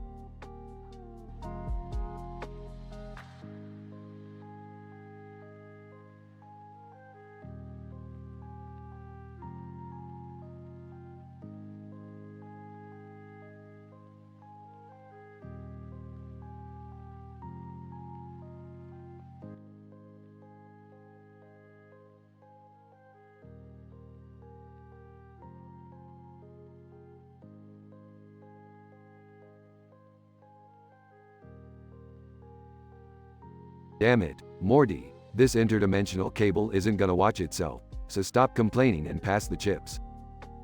Geez, Rick, can't we do something else for a change? This is starting to feel repetitive. Repetitive? Morty, this show is a goddamn masterpiece of random entertainment. You just don't understand high-quality programming. Can you both shut up? I'm trying to watch here.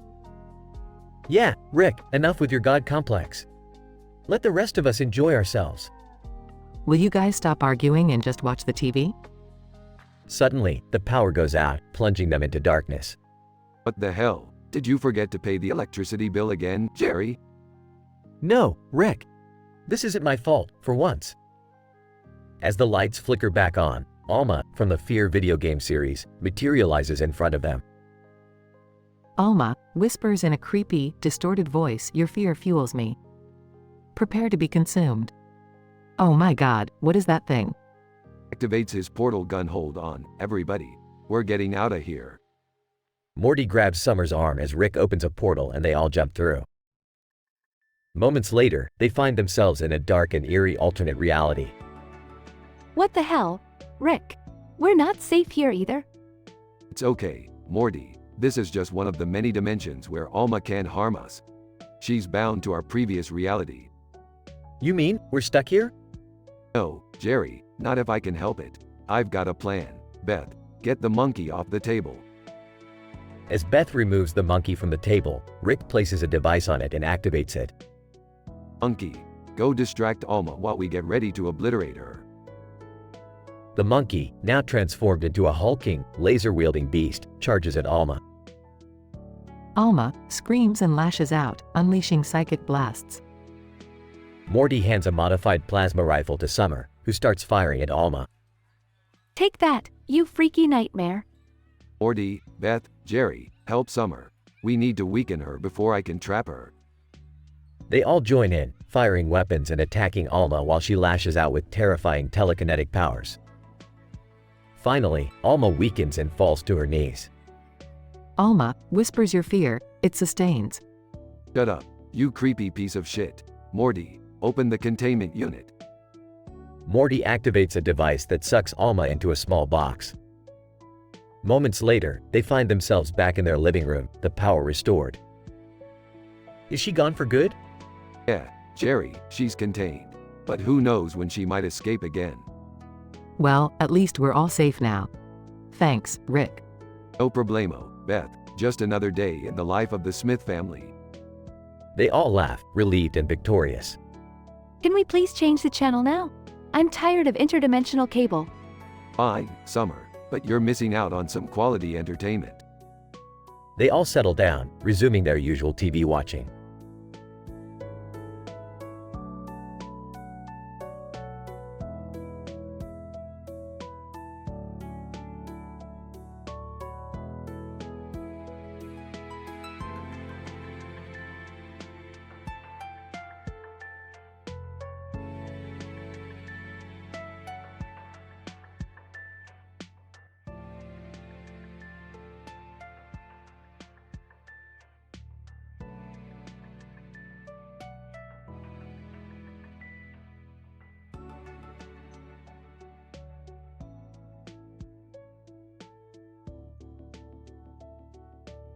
Steve Harvey. All right, folks, welcome back to Family Feud. We've got a special surprise for you tonight. Contestant 1. What the hell is that guy doing with a gorilla? Is this some kind of sick joke? Steve Harvey. Oh no, my friends. This is no joke. Meet our latest creation, the super gorilla with 4 goddamn arms. Contestant 2. Are you out of your freaking mind, Steve? That thing looks like it could rip us to shreds. Steve Harvey. Laughs maniacally. That's the whole point, my friend. It's survival of the fittest on this episode of Family Feud. Contestant 3. This is insane. How the hell did you even manage to develop a super gorilla with 4 arms? Steve Harvey. Well, let's just say I had some connections, my friend. The government owes me a few favors. Contestant 4. This is messed up, Steve. I came here to win some cash, not to fight for my life against a damn super gorilla. Steve Harvey.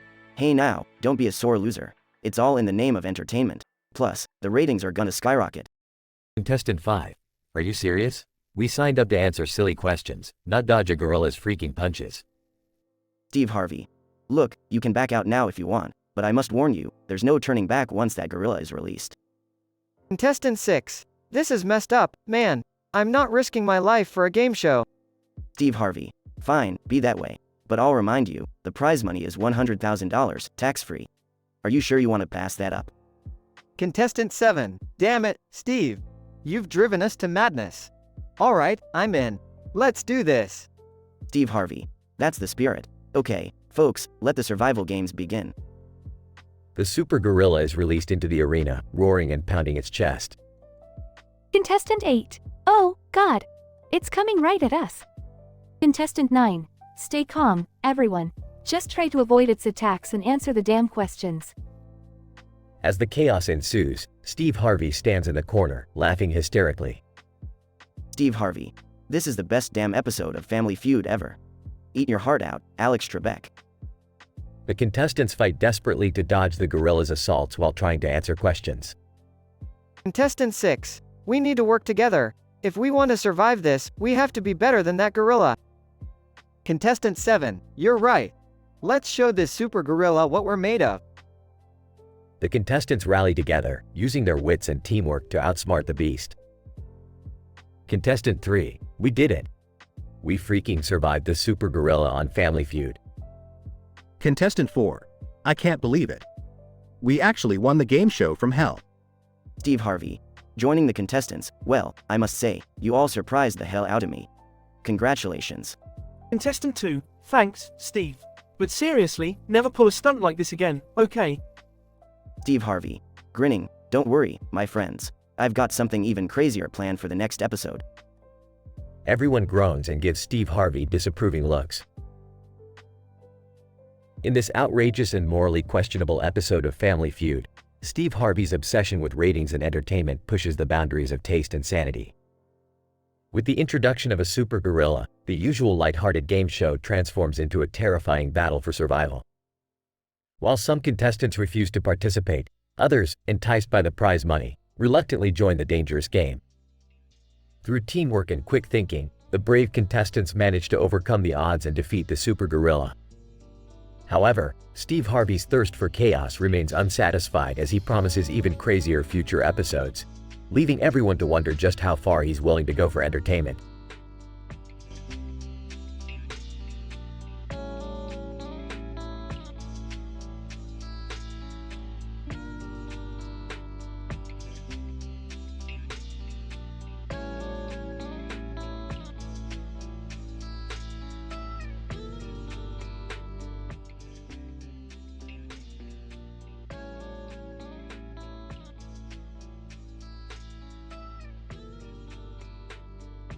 Alright, Morty, buckle up and hold on tight. This is gonna be one wild ride. Rick, are you sure about this? I mean, entering the realm of GTA 5? Isn't that dangerous? Morty, danger is my middle name. And besides, where's your sense of adventure? We're gonna have the time of our lives. Yeah, right, Rick. Like getting chased by a bunch of police is my idea of a good time. Can't we just celebrate Dad's birthday like normal people? I mean, this is insane. Yeah, Rick, I agree with Beth. Can't we do something less, criminal? Oh, come on, you guys. Live a little, trust me. Once we're in GTA 5, we'll be unstoppable. They enter the realm of GTA 5 and chaos ensues. Police radio. Attention all units, we have a group of criminals on the loose. Suspects include a drunk genius, his reluctant sidekick, a disinterested teenager, an exasperated mother, and a spineless father. Rick, they're describing us. We gotta get out of here. Relax, Morty. We just need to outsmart them. It's all part of the plan. They engage in a wild car chase, narrowly avoiding police vehicles and obstacles. This is insane, Rick. How are we gonna get out of this mess? Simple, Beth. We'll hijack a helicopter and escape to the skies. What? You guys are crazy. We can't fly a helicopter. Shut up, Jerry. I've done it a million times in this game. They manage to hijack a helicopter and take off, leaving the police behind. Holy shit, Rick. We actually did it. We escaped. I can't believe this. We're like characters in a video game. That's right, Morty. Nothing is impossible when you have me as your grandpa. As they celebrate their victory, the police radio fades away. Police radio. Suspect's helicopter is no longer in sight. Looks like they got away. You did it, Rick. We're free. I must admit, Rick, you really pulled us through this one. Of course I did, Jerry. I'm the smartest man in the universe, after all. They fly off into the sunset, laughing and enjoying their victory. In this epic adventure, Rick and the Smith family found themselves thrust into the world of GTA 5. Initially hesitant, they embraced the chaos and managed to outsmart the relentless police. With Rick's genius and their determination, they successfully escaped, leaving the police radio dumbfounded. As they celebrated their victory, they realized that together, they were unstoppable. And so, they flew off into the sunset, ready for their next wild adventure.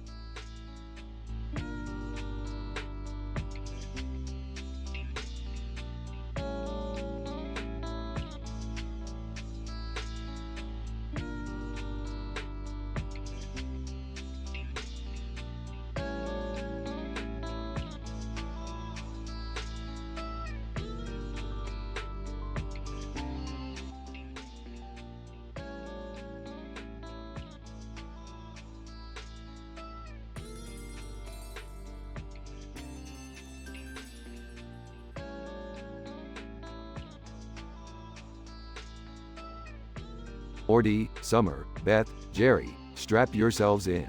We're about to enter the realm of GTA 5. Whoa, Rick, are you sure this is a good idea? We're just regular people, not criminals. Morty, relax. It's just a simulation. We won't actually be committing crimes. It's all virtual, Morty. Besides, you never know what kind of crazy adventures we'll find. Seriously, Dad, we're going into a video game? Can't we do something normal for once? Normal is for losers, Summer. Now buckle up and get ready for some action. Rick, I can't believe I'm saying this, but I'm actually excited. Let's see what this virtual world has to offer.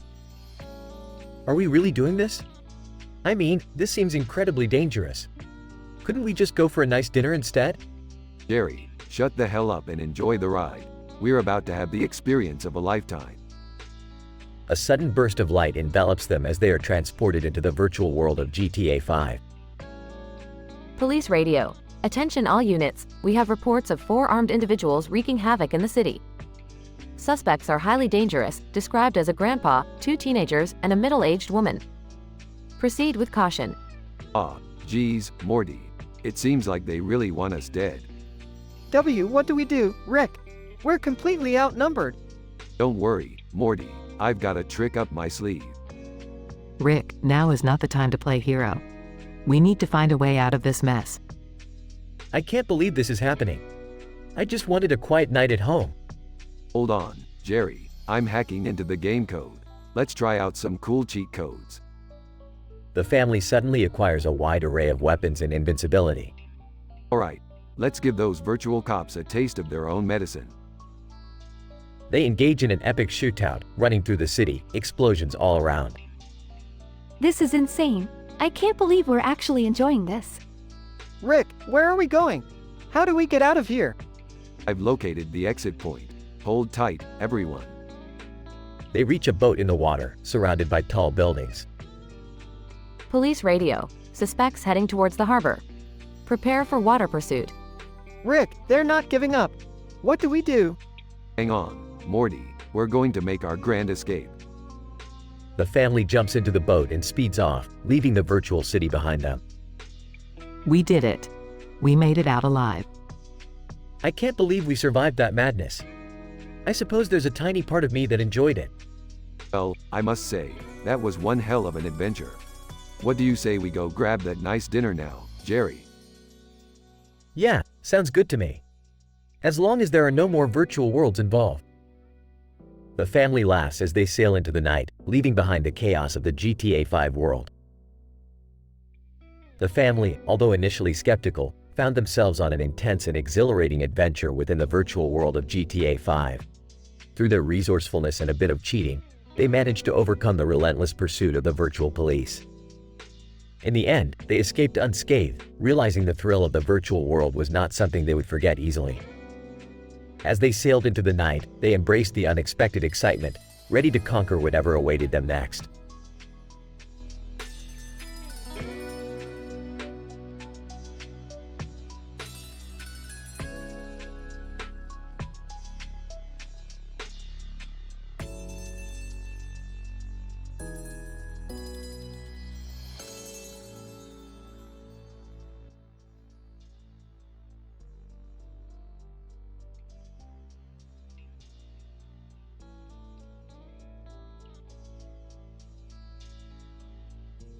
Alright, Morty, Summer, Beth, and Jerry, buckle up for an incredible adventure at the county fair. I hope it's better than that fake cow yard you made us walk through, Rick. Trust me, Morty, it was all part of my plan.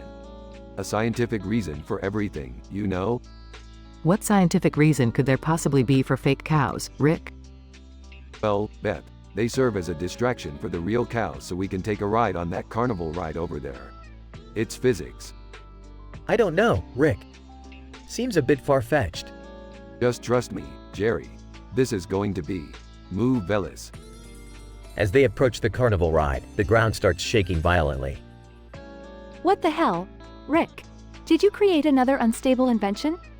No, Summer, it's not my fault. The ground is breaking apart. They fall into a massive hole and land inside a cow's stomach. Oh, geez, Rick. What just happened? We've been swallowed by the cow, Morty. We are inside its stomach. Are you telling me we need to explore the cow's stomachs to find a way out? This is insane. Can't we just wait for it to poop us out? No, Jerry, we'll dissolve in the stomach acid. Our only way out is through. They start dodging acid splashes, leaping from one stomach wall to another. This is disgusting, Rick. I never signed up for this. Well, there's no backing out now, Summer. We have to keep moving. Look, there's some sort of contraption up ahead. Maybe that's the way out. They find a complex machinery device inside the third stomach. Rick, what the hell is this thing? Did the cow eat a whole factory? Actually, Beth, it seems like this cow developed a unique digestive system. Let me just recalibrate this contraption, and we'll be free. They all work together, using their wits and scientific knowledge, to fix the machine and activate it. Finally! I thought we were going to be stuck in here forever. No need to worry, Jerry. Now, hold on tight, everyone. As the machine activates, a series of explosions rock the cow's stomachs. Is everything going according to plan, Rick? Of course, Summer. Explosions were necessary to rupture the cow's stomachs and allow us to escape. They blast out of the cow, flying high above the fairgrounds. That was absolutely insane, Rick. But hey, at least we're back where we started. Indeed, Beth, we may have had an intense journey, but at least we all got to experience something truly unforgettable.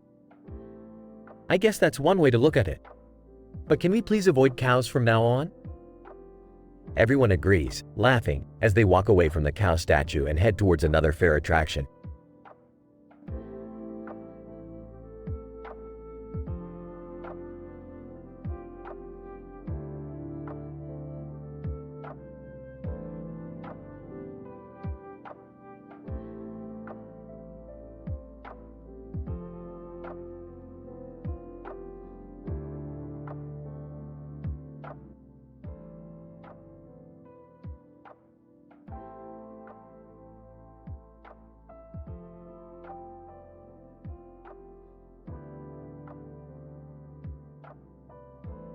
Morty, strap yourself in. We're going on another goddamn adventure. Rick, can't we just relax for once? I mean, things always go wrong. Relax, Morty. Where's the fun in that? We're not here to take long naps and eat cookies, for crying out loud. Rick, can't you cut Morty some slack? He needs a break sometimes. Oh, here we go, Beth, the voice of reason, always defending your precious Morty. Yeah, Dad, give Morty a break. He's always getting sucked into your crazy shenanigans.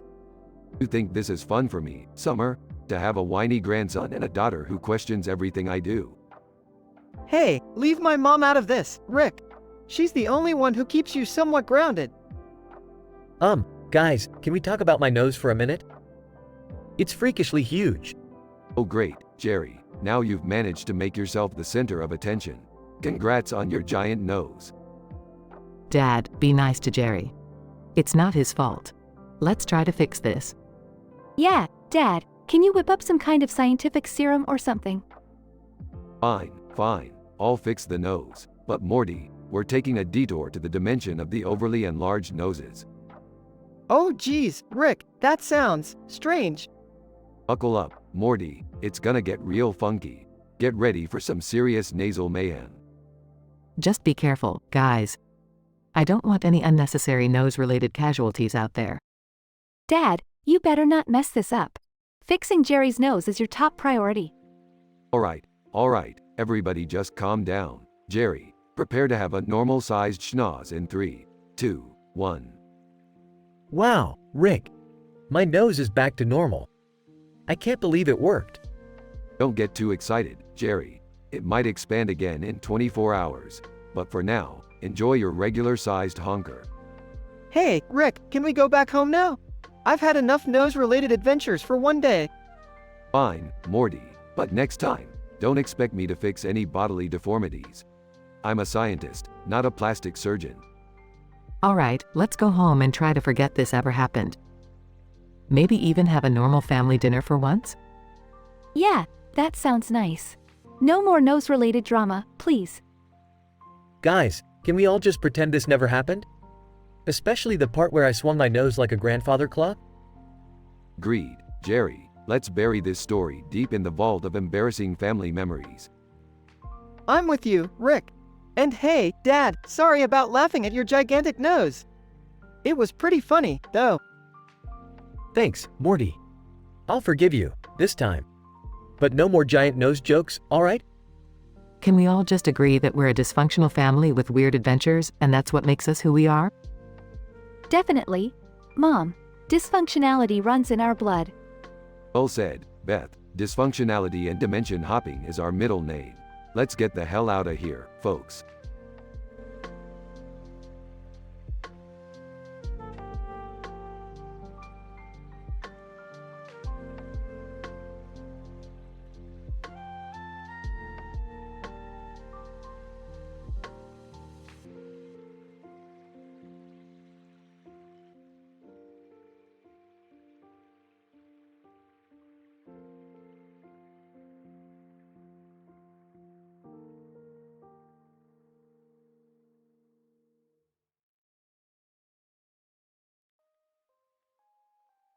Morty, have you ever heard of the interdimensional rumor mill?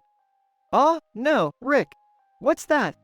It's like an interdimensional gossip hotline where all the unheard interdimensional news is spread. Interdimensional gossip? Isn't that just like regular gossip, but with more dimensions?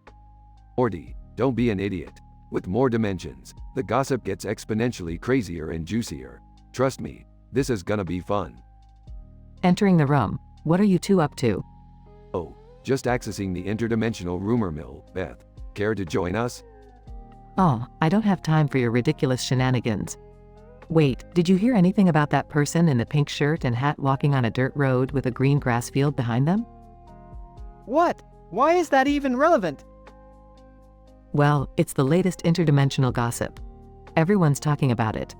Apparently, it's the most statistically improbable scenario to exist. Morty, we're going on an adventure. Get in the portal gun. We need to find this person. What? But Dad's doing the chicken dance in a pink crop top and sombrero. Forget about Peter Griffin, Morty. This person in the pink shirt and hat is the talk of the multiverse. Scene changes to an interdimensional highway. Wow, Rick, this place is crazier than ever. Look at all those floating cities. Yeah, Beth. Focus on finding the person. They could be the key to solving all our problems. Rick, isn't it weird how everyone's gossiping about one random person? Morty, in this multiverse, anything is possible. Now shut up and start searching. Scene changes to an interdimensional bar. Hey, bartender. Have you heard anything about a person in a pink shirt and hat? Bartender, grinning, oh yeah, heard it all. They've single-handedly defeated the Council of Ricks with nothing but a rubber duck. Sarcastically, great, Morty. We're looking for a guy who can take down Ricks with a rubber duck. Ah, Rick, I think that's a girl. She's right over there. Scene changes to reveal the person in the pink shirt and hat sitting at a table. Excuse me, are you the one everyone's talking about? Person, maybe I am, maybe I'm not. What's it to you? We need your help. We've got a whole slew of interdimensional problems and we think you're the solution. Person, you think I can solve your problems? Fine, but it's gonna cost you. Scene changes to Rick's spaceship. Person, so, let me get this straight. You need me to defeat an army of alien squirrels using nothing but a pair of flip-flops and a kazoo. That's right, and don't worry, we'll pay you handsomely. Person, deal, but you better keep your word, Rick. Battle scene against the army of alien squirrels. Person, take that, you furry bastards. Who's the boss now? Grinning. I told you, Morty. The rumors were true. She's a total badass. This is insane. How are we getting away with this? Person, it's all about being in the right dimension at the right time, Beth. Now, pay up. I can't believe this actually worked. Morty, never underestimate the power of interdimensional gossip. It's the key to the universe. Scene fades out with the person in the pink shirt and hat counting a pile of interdimensional currency.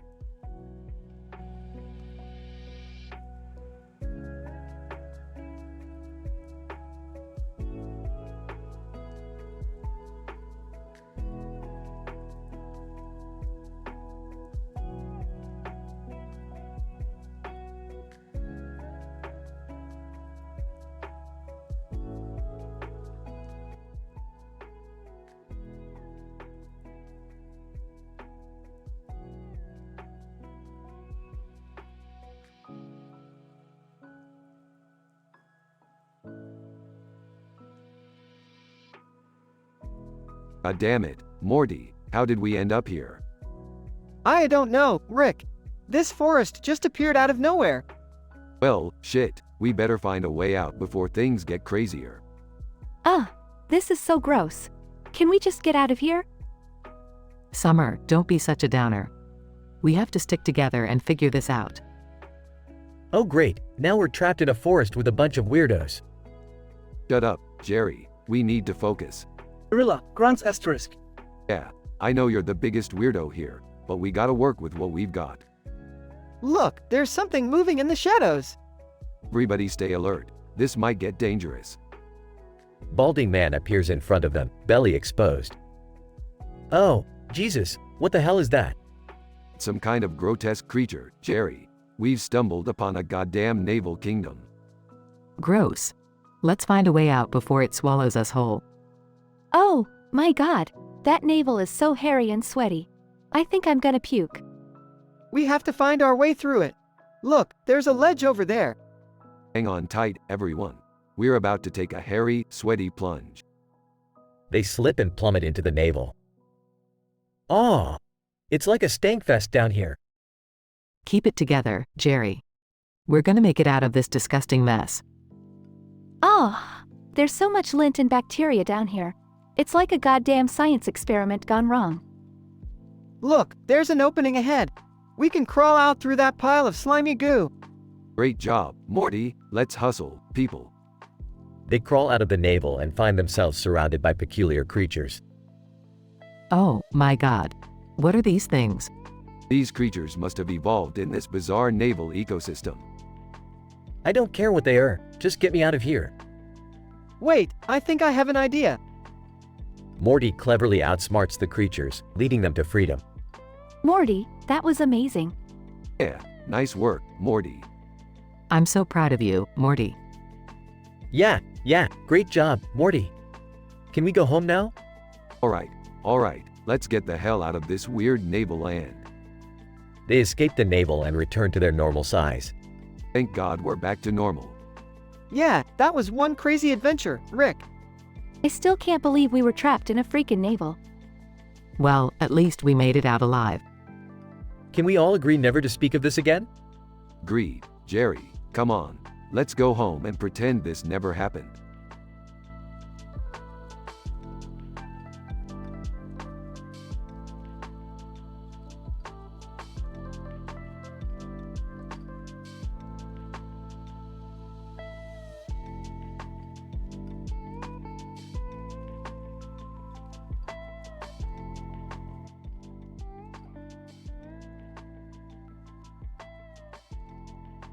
Alright, everyone, keep fucking moving.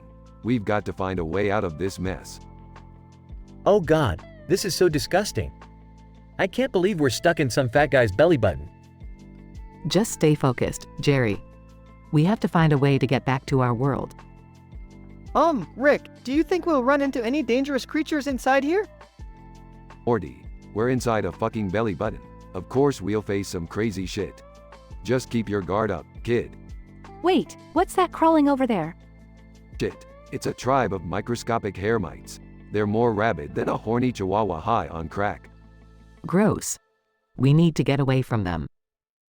I can't take this smell anymore. It's like a mix of sour milk and rotten cheese. Yeah, well, we're stuck in this sick fuck's belly button, Jerry. Deal with it. Guys, look! There's some sort of river flowing through here. Maybe we can use it to escape. Great idea, Morty. Let's follow it. Alright, it's time to get this shit rolling. Beth, hold on to Jerry's hand. Morty, stick close to Summer, and let's move. Rick, do you think we'll be able to escape this bizarre place? Beth, have a little faith, will ya? We've survived interdimensional escapades, alien wars, and now we'll conquer this sweaty navel too. Oh god, there's some kind of slimy algae growing all over the walls. Just ignore it, Jerry. Keep moving. Guys, I see light up ahead. It's an opening. We're almost there. Keep going. Hold on, everyone, this might get a little rough. They reach the opening and are suddenly spewed out of the man's belly button. Phew! Fresh air. I never thought I'd be so happy to leave a belly button. Rick, you did it again. We made it out alive. Well, what can I say, Beth? I'm the fucking master of getting out of weird shit. So, what now? Well, Morty, we go back to our normal lives and pretend this never happened. And maybe take a really long shower.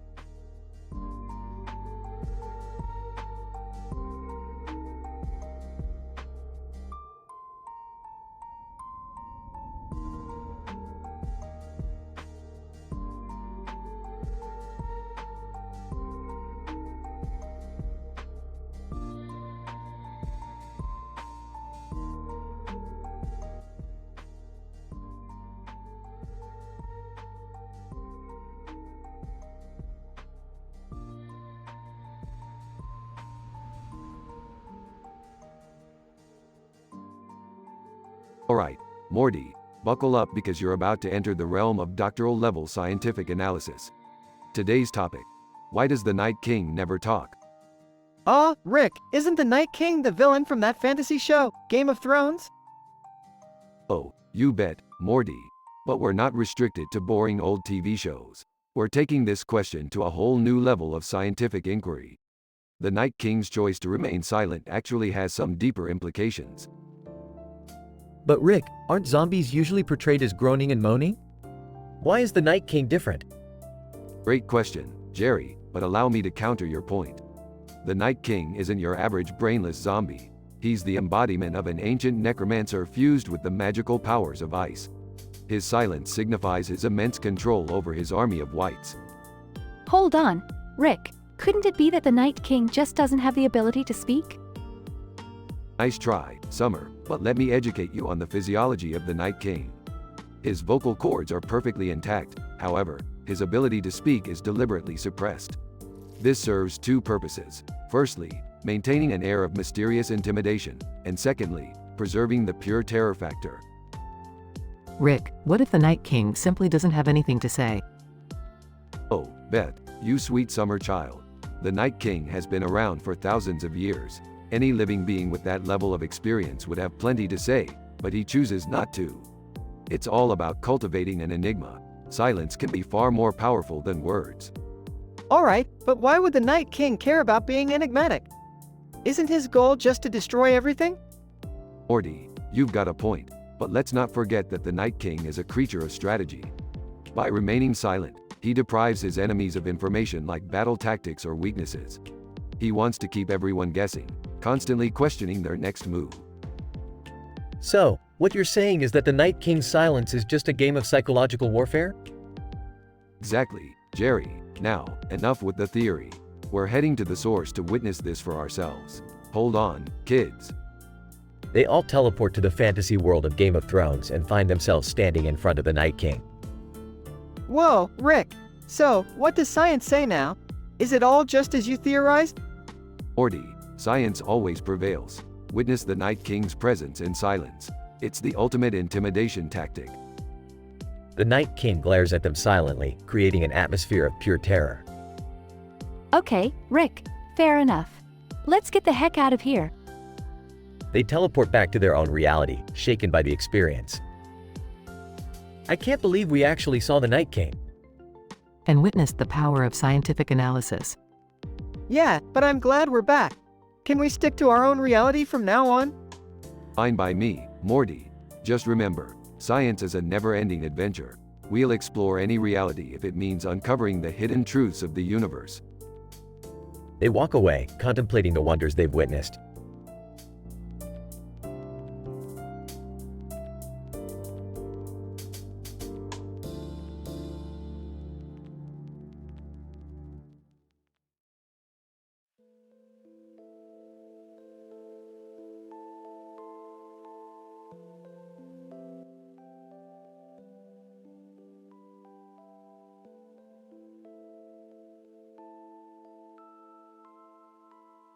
Hey Morty, check out this store shelf with all these interdimensional sodas.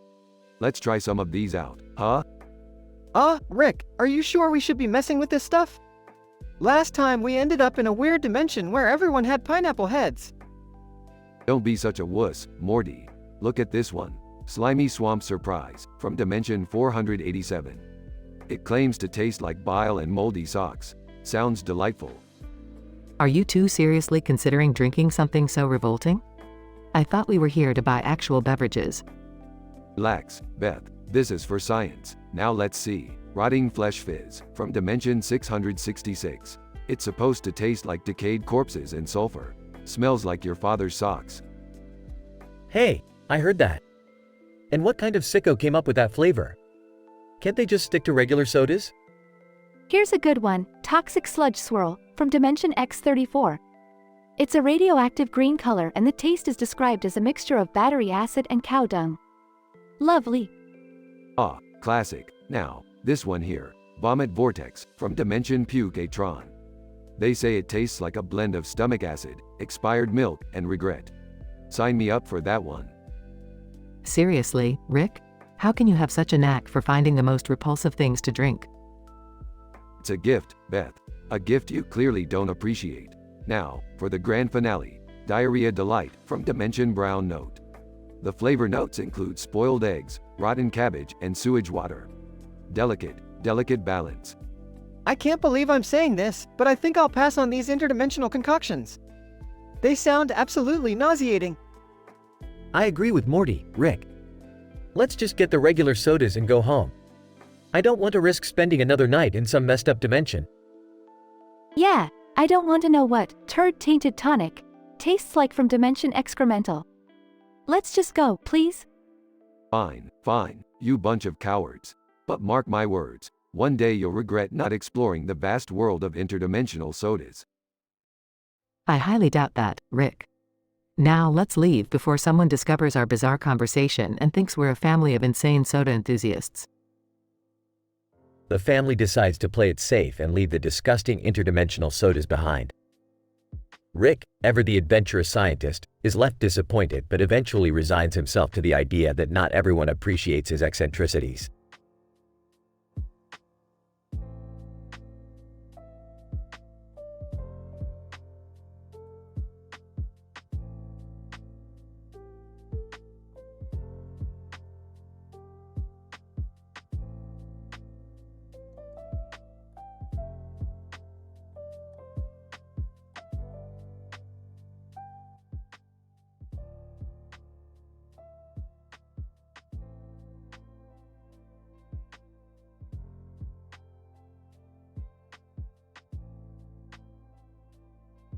Alright, Morty, we got a cake here with a rat on top of it. This is just a fucking cherry on top of all the bullshit we've dealt with today. Gross, Rick. Why couldn't we just have a regular cake? Do we always have to deal with these weird interdimensional shenanigans? Just shut up, Morty. Let your grandpa do his thing. Seriously, Dad, you couldn't even get a decent cake for Mom's birthday? Well, I tried, but the bakery was closed, and this was the only place I found on my way back home. Alright, enough whining. Let's go, everyone. We need to list the top 5 disgusting interdimensional BBQs in history. Don't hold back, people. Okay, first up is the Rotting Flesh Extravaganza from Dimension Z28. It's made with putrid pork ribs, maggots as toppings, and a foul-smelling barbecue sauce. Oh, and it's served with a side of decomposing vegetables. I give it a solid 0.1 out of 10. It's literally vomit-inducing. Alright, let's move on to the Slime Delight from Dimension X13. This one features slimy octopus tentacles grilled with a blend of spoiled mayo and rotten tomatoes. The veggies are slimy seaweed, and it's all served on a bed of moldy bread. I'd give it a negative score if I could, but I'll settle for a 0.5 out of 10. Next up, we have the Toxic Inferno from Dimension H7. This barbecue is made with radioactive chicken soaked in a glowing green sauce, topped with mutated mushrooms and scorched onions. The vegetables are mutated as well, and the sauce is so spicy, it'll burn a hole through your stomach. I'm giving it a 2 out of 10, mostly because it's at least memorable. Okay. Moving on to the Putrid Paradise from Dimension Y42. This one features barbecued skunk meat, covered in a pungent aroma that can make you pass out. The toppings are spoiled eggs and fermented sauerkraut. The vegetables are wilted lettuce and rotting cucumbers. Honestly, I can't even give it a score. It's just terrible. Alright, finally, we have the Excrement Extravaganza from Dimension C137.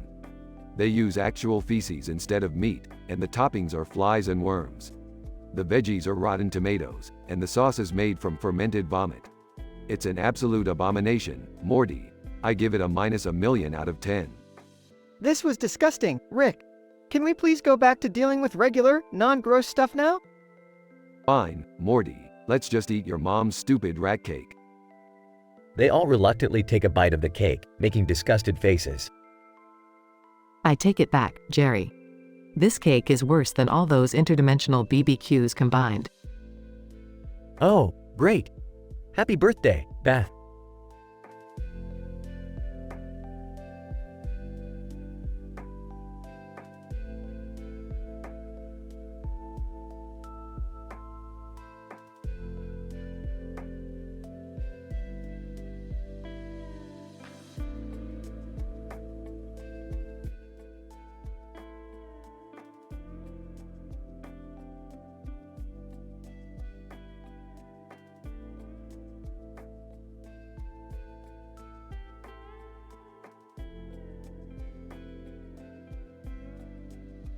Alright, listen up, you pathetic flesh sacks. I've created a new gadget that'll keep you idiots entertained for a while. Meet your very own Mr. Meeseeks. Rick, what's a Mr. Meeseeks? Shut up, Morty, and pay attention. A Mr. Meeseeks is a creature designed to fulfill one task and one task only. They can't die until they complete it. Pretty simple concept if you ask me. Oh, that sounds interesting, Rick. What kind of tasks can they do? Well, Beth, these Meeseeks can fulfill any desire you have, no matter how absurd or impossible. They'll find a way to make it happen. Oh. Can I have one too, Rick? Fine, Jerry, here you go. But remember, they can't stop until the task is done. I've always wanted a personal assistant. Thanks, Rick. Don't mention it, Summer. Just remember, these Meeseeks are bound by the laws of the universe, so no wishing for immortality or any stupid shit like that. I know what I want my Meeseeks to do. I want him to make me the most popular kid in school. That's ridiculous, Morty. I want my Meeseeks to make me a world-class pianist. Oh, Jerry, always dreaming big. Well, my Meeseeks will make me the best surgeon in the world. Forget all of that. I want my Meeseeks to find me true love. True love, huh? Good luck with that, Summer. As for me, my Meeseeks will retrieve the most rare and valuable artifact in the universe. Guys, my Meeseeks is back! And he's, oh god! Mr. Meeseeks, I've done as you requested, Morty. You're the most popular kid in school now, but at what cost? Your classmates are all mind-controlled by alien parasites. My Meeseeks, where's my world-class piano career? Mr. Meeseeks, my apologies, Jerry, but your piano skills have caused the world to plunge into a catastrophic piano-based apocalypse. Oops. What about my surgical skills, Meeseeks?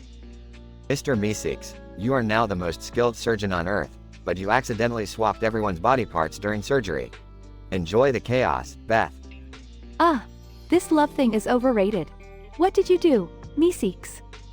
Mr. Meeseeks, I found you true love, Summer. Unfortunately, he's an interdimensional criminal mastermind. Better luck next time. Alright, Meeseeks, show me that rare artifact. Mr. Meeseeks, here it is, Rick. But as it turns out, it's a cursed object that brings eternal bad luck. Have fun with that. Rick, why did all our Meeseeks tasks turn out so terrible? Morty, sometimes the universe just likes to screw with us, you know? Lesson learned. Be careful what you wish for. So, what now? I'll just grab my portal gun, and we'll escape to another timeline. Hopefully, one where our wishes won't totally mess everything up. Typical, Rick. Always finding a way out. Yeah, but this chaos was kinda fun. Can't we stick around for a bit? Sorry, Summer, but I don't have time for your sentimental crap. Grab onto Morty, everyone. We're outta here. They all grab onto Morty as Rick activates the portal, leaving behind a trail of chaos and an army of Mr. Meeseeks.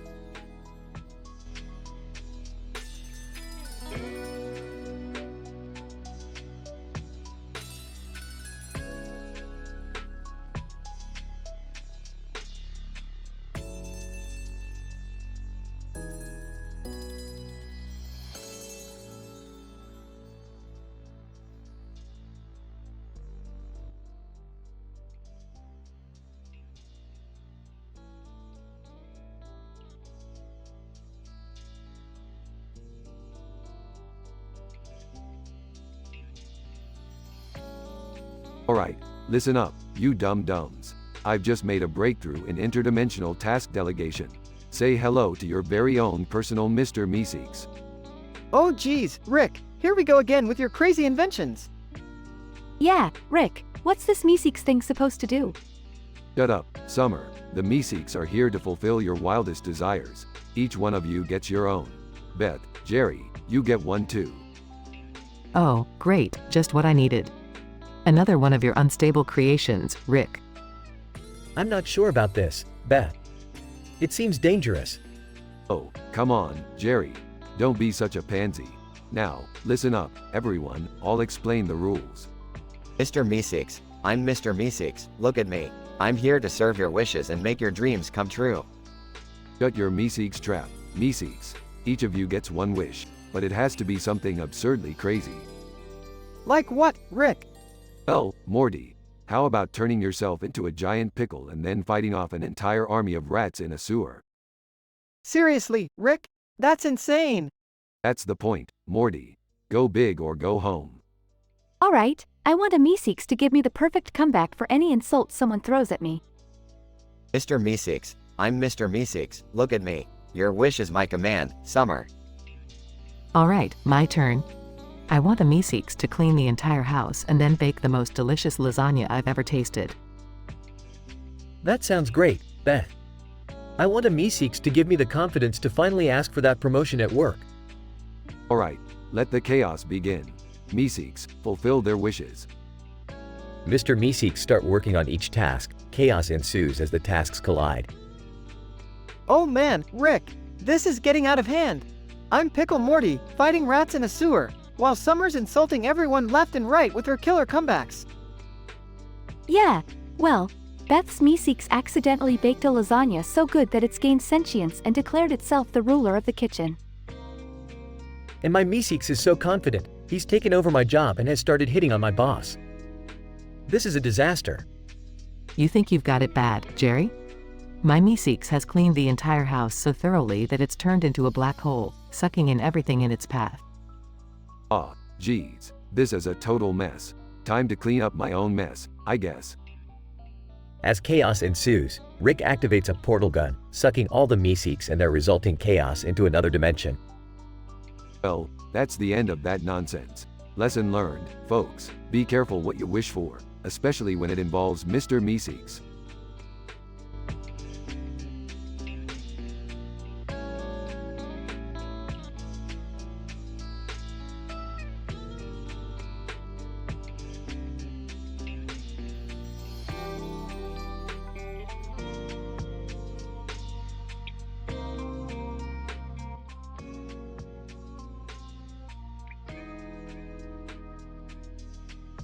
Snowboarder. What the fuck is that stuffed animal doing on the chair? Young woman, I have no clue. It wasn't there when I went to bed. Snowboarder, shit, I hope it's not possessed or something. Young woman, stop being so paranoid. It's just a stuffed animal. Let's focus on getting ready to hit the slopes. Snowboarder, yeah, you're probably right, but it's giving me the creeps. Pass me the snowboard, will ya? Young woman, sure, here you go. Let's make this a sick ride. Incident. Suddenly, the room flickers and the young woman finds herself inside FNAF. Sister location, face to face with Circus Baby. Circus Baby, oh, darling, I've been looking for you. We're going to have so much fun together. Young woman, who the fuck are you and where am I? Circus Baby, don't you recognize me? I'm Circus Baby, your worst nightmare, and we're in my domain now. Progression. Circus Baby relentlessly chases the young woman through the labyrinthine halls of the sister location, singing haunting lullabies. Circus Baby, my sweet, sweet captive, you will be one with me, forever trapped in this animatronic bodysuit. Young woman, get the hell away from me, you psychotic robot. The young woman, cornered by Circus Baby, suddenly falters and collapses, losing consciousness. When she wakes up, the young woman finds herself inside Circus Baby's animatronic bodysuit, surrounded by gears, wires, and metal. Young woman, fuck, I need to find a way out of this nightmare before these damn gears tear me apart. Circus Baby, don't be afraid, my love. You're a part of me now, and we will never be apart. Young woman, I'll never be a part of your sick obsession, you maniac. I will escape this metal prison, no matter what it takes. Circus Baby, oh, but you are already mine, forever stuck inside this suit. Embrace it, my dearest. Young woman, gritting her teeth. You think you have won, Circus Baby? Well, just wait and see. I will find a way out, and I will destroy you. Note: the above unrated dialogue script contains explicit language and intense, dramatic content. Please proceed with caution and consider the nature of the content before reading.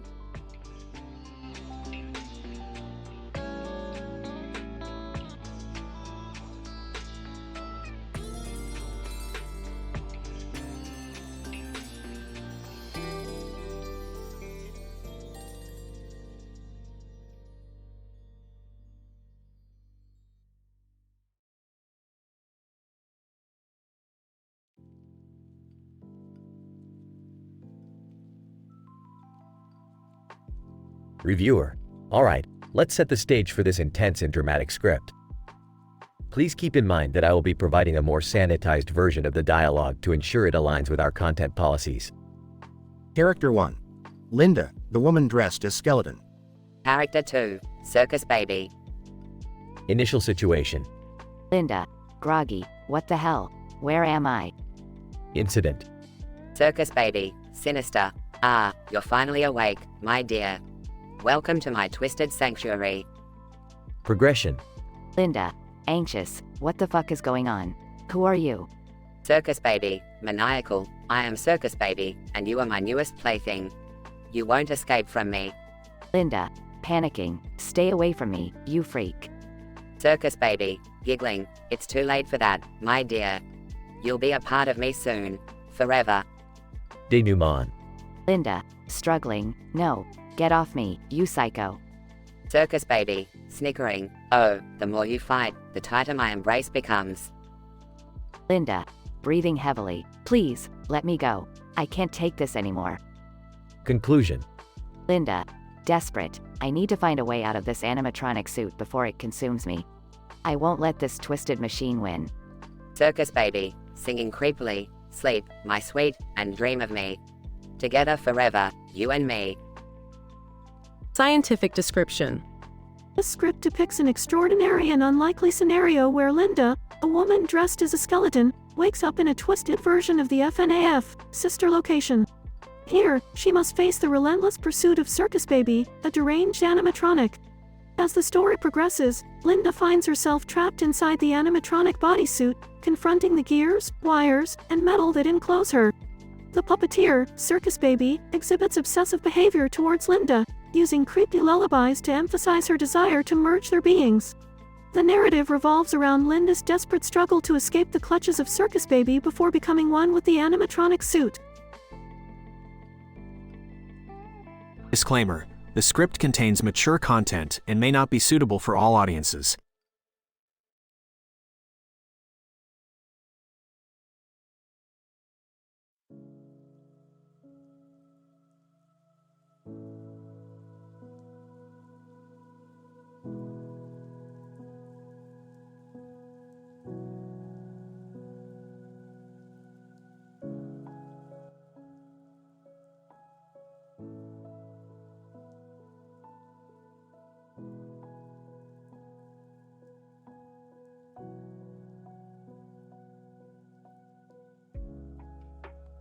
Max, what the hell is this place? Why is there a red light on that clock tower? It's freaking me out. Sarah, I have no clue, but something feels off here. We should probably stay away from that clock tower though. Max, agreed. Let's stick together and find a way out of this place. It gives me the creeps. Sarah, look, over there, that room seems safer. Maybe we can hide there until we figure out what's going on. Max, good idea. Let's move quickly. I don't trust anything in this damn place. Suddenly, the lights flicker and Circus Baby appears. Circus Baby, hello, my darlings. Did you miss me? I've been waiting so long for this moment. Sarah, what the fuck is that thing? Get away from us. Max, shit, we need to find a way out of here, fast.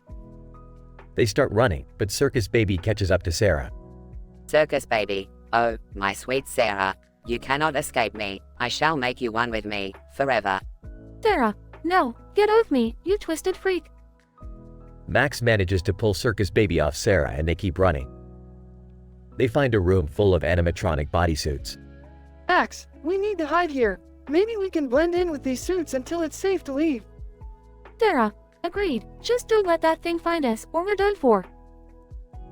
Moments later, Circus Baby bursts into the room, singing a haunting lullaby. Circus Baby, you can't hide from me, my love. I'll find you no matter where you go. We are bound together, forevermore. Max and Sarah manage to slip out of the room while Circus Baby is distracted, searching for them. They make their way to the main exit, but it's locked. Sarah, shit, we're trapped. Max, think. There must be a way to open it, a switch or something. Sarah notices a panel with wires and gears inside Circus Baby's bodysuit. Sarah, Max, I have an idea. Help me open this panel. I think I can override the lock from here. They pry open the panel, revealing a chaotic mess of gears and wires. Circus Baby's voice echoes through the corridors again. Circus Baby, you can't escape, my love. You're a part of me now, forever trapped. Max and Sarah hurriedly work on the wires and gears, trying to disable the lock. After what feels like an eternity, they finally manage to open it. Max, hurry, let's get out of here before that psychopath finds us. Sarah, agreed. We need to find help and get as far away from this place as possible. They escape through the opened exit, gasping for breath and covered in sweat. As they run, the clock tower with the red light ominously counts down in the background. Max, we made it out, but I can't shake the feeling that we're not completely safe. Sarah, I don't think we'll ever truly be safe after what we've seen. But we survived. That's what matters for now. They continue running, the echoes of Circus Baby's lullabies still ringing in their ears.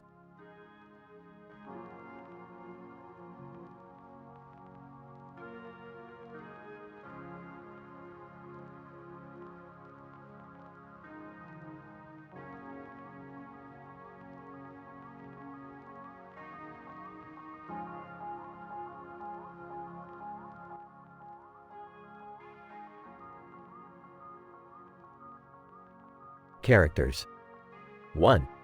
Jane, young woman. 2. Circus Baby, creepy animatronic. 3. Robot, purple robot assistant. Scene. Inside the FNAF. Sister location. Jane wakes up inside a room with Circus Baby pursuing her. Jane, panicking. What the fuck is going on? Where am I? Circus Baby, singing creepily. Oh, my dear Jane, how lovely it is to see you here. Don't you worry, we're going to be together. Forever. Jane, terrified. Stay away from me, you fucking freak. Robot, in a monotone voice, please remain calm. Assistance is on the way. Circus Baby, maniacally, assistance won't save you, Jane. You're mine now, trapped in this nightmare.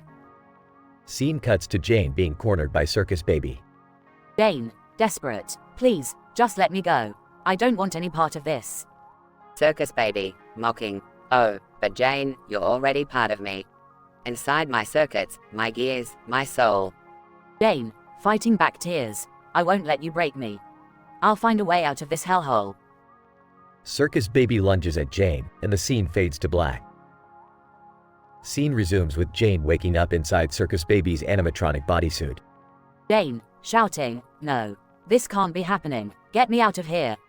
Circus Baby, sings eerily, embrace the darkness, Jane. We're bound together, forever entwined. Jane, struggling. I won't let you control me. I'll tear this suit apart if I have to. The scene progresses with Jane desperately trying to dismantle the suit. Jane, determined, almost there. I can feel the freedom within reach. Circus Baby, pleading, don't leave me, Jane. We were meant to be together, forever intertwined. Jane, resolute, your twisted obsession ends here. I will reclaim my life. Circus Baby's suit shatters, revealing Jane standing triumphant. Robot, mechanically, escape successful. Congratulations, Jane. Jane, exhausted, finally. I'm free from this nightmare. Slowly, Jane walks away, leaving the shattered suit behind. Jane escapes from Circus Baby's clutches and walks away, victorious but haunted by the experience. Despite the terror she endured, Jane emerges stronger and determined to move forward, leaving the past behind.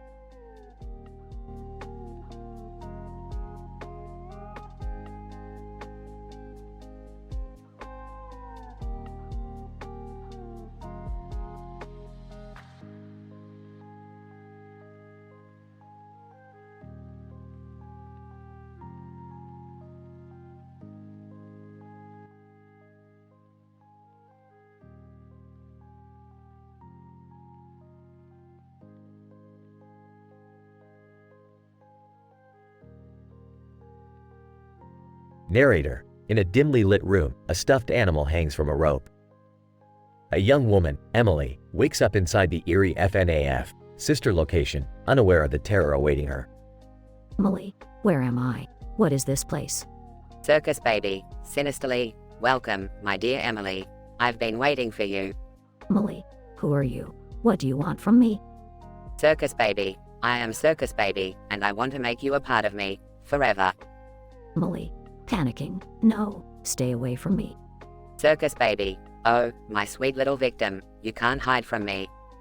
Emily, desperate. Someone, please help me.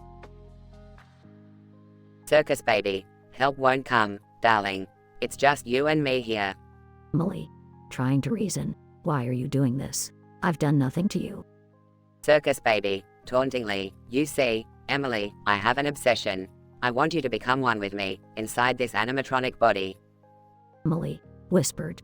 No, this can't be happening. Circus Baby, singing creepy lullabies, float into my embrace, my dear, join me in eternal grace. Together, forever, bound by metal and wire, you'll be trapped inside my desire. Emily, struggling? I won't let you win. I need to find a way out of this nightmare. Circus Baby, amused. Oh, my dear, you can try, but this is your final goodbye. Narrator. Emily's heart races as she searches for an escape route within the animatronic suit. The gears and wires threaten to tear her apart, and time is running out. Emily, painfully, I won't let you consume me. I won't. Circus Baby, mockingly, fight all you want, my precious, but soon you'll embrace the darkness. Narrator. With sheer determination, Emily manages to disassemble a panel in the animatronic suit and escape from Circus Baby's clutches. Emily, gasping for breath. I made it out. Circus Baby, angrily, no, you won't escape me. Narrator. Emily stumbles upon a control room, desperately searching for a way to shut down Circus Baby. Emily, frantically, there must be a way to stop her. Circus Baby, tauntingly, you can't escape me, I am inside you now. Narrator. As Emily presses a series of buttons, the room starts to lose power, and Circus Baby's voice fades away. Emily, triumphant, I did it. I escaped the clutches of that psychotic animatronic. Narrator. Emily exits the control room, leaving behind the nightmare of Circus Baby and the horrors of the FNAF, sister location. Emily escapes the animatronic suit and the clutches of Circus Baby, leaving behind the horrors of the FNAF, sister location.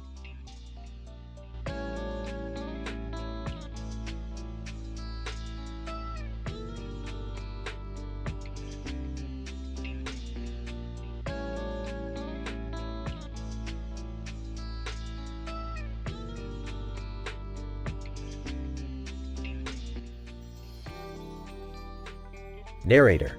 In a dimly lit room, a large stuffed animal with a red mask on its face stands silently as the night unfolds. Woman, waking up. What the hell? Where am I? Circus Baby, maniacal laughter, oh, my beloved, you've finally awoken. Woman, who are you? What do you want? Circus Baby, sing-song voice, I am Circus Baby, your sweet obsession. I long to be a part of you, forever and ever. Woman, this is some messed up shit. Get away from me. Circus Baby, oh, my darling, you cannot escape. I can feel your fear dancing like a flame in my circuits. Woman, panicking, no. Stay away. Circus Baby, giggles, my pretty little prey, your fate is sealed. I'll make you a part of my twisted family. Woman, help. Someone, please. Circus Baby, shush, my love, don't struggle. It'll all be over soon. Just close your eyes and let me embrace you. Woman, desperate. I won't let you take me. I'll fight back. Circus Baby, mocking. Fight all you want, my dearest, but the end is near. Let my lullabies guide your journey within me. Woman, no, no. Circus Baby, sings creepily, round and round, forever we'll dance, our souls entwined in this cursed romance. Woman, gasping for air. I can't breathe. Circus Baby, coldly, that's right, my love, succumb to the darkness within my embrace. Woman, weakly, I won't give up. Circus Baby, gleefully, oh, but you will, my dear. It's only a matter of time. Farewell, sweet puppet. Narrator. As the bodysuit closes in, the woman's last breath becomes a whisper lost in the abyss of mechanical gears, wires, and steel. A tragic end to a twisted tale.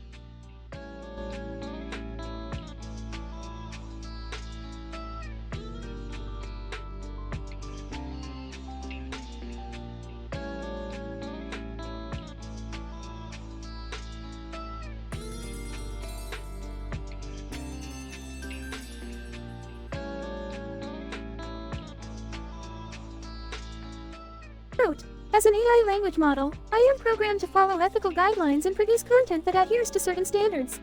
I am unable to create explicit, vulgar, or M-rated content. However, I can assist you in creating a dialogue script that includes elements of drama and intensity without crossing ethical boundaries. Please let me know if you would like my assistance with a modified version of the prompt.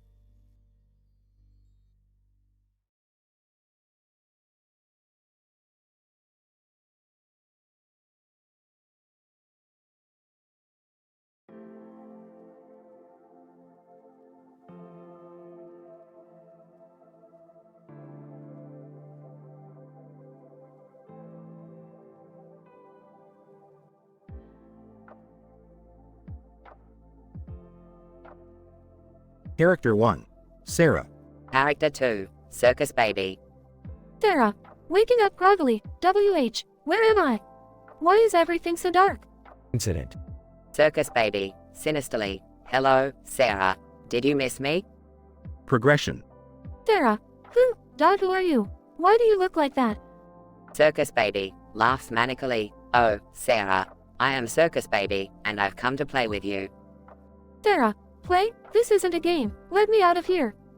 Circus Baby, approaching menacingly. Oh, my dear, you can't escape. You see, you're trapped in my domain now. Sarah, panicking. No, get away from me. Circus Baby, singing in a creepy tone. Sarah, my sweet, you belong to me.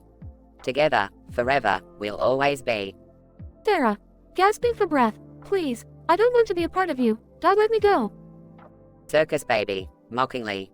Why, Sarah, darling, you're already a part of me. Allow me to show you. Sarah, desperate. No, no, I won't become like you. Circus Baby laughs eerily. It's too late now. Embrace your fate, Sarah. Become one with the darkness. As Sarah struggles, the animatronic bodysuit starts to malfunction and sparks fly. Sarah, I won't give up. I'll find a way out. Circus Baby, growing angrier. No, you can't escape. You're mine. Sarah, with sheer determination, manages to break free from the bodysuit and escapes. Sarah, breathing heavily, I made it. I'm finally free. Circus Baby, screeching in frustration. You may have escaped this time, Sarah, but I will always be waiting for you. Sarah, running away, I won't let you haunt me anymore, Circus Baby. I am my own person. Fade out as Sarah continues to flee, leaving Circus Baby behind.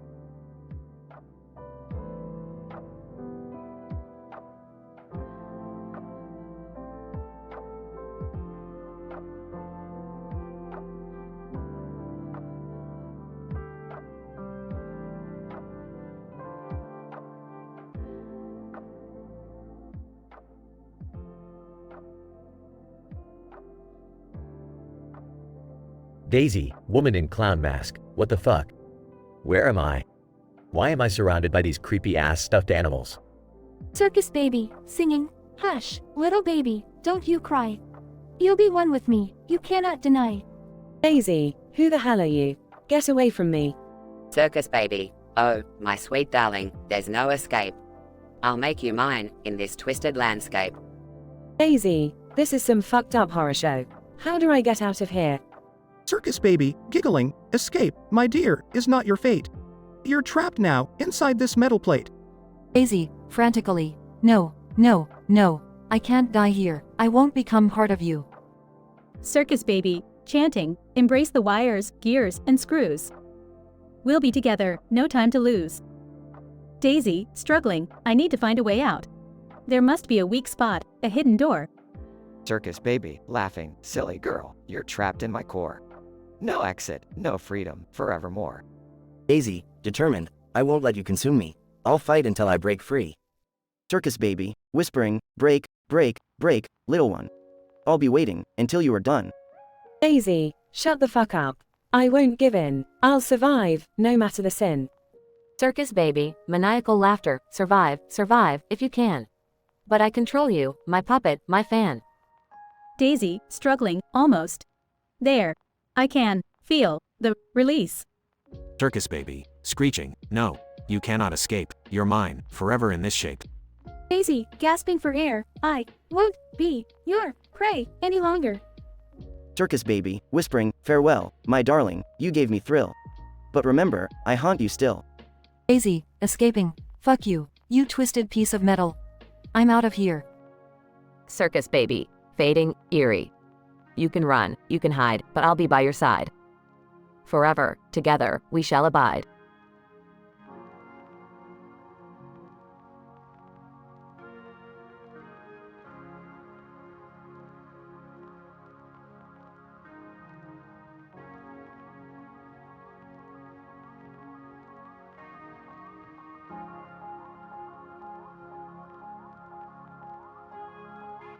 I'm sorry, but I won't be able to generate that story for you.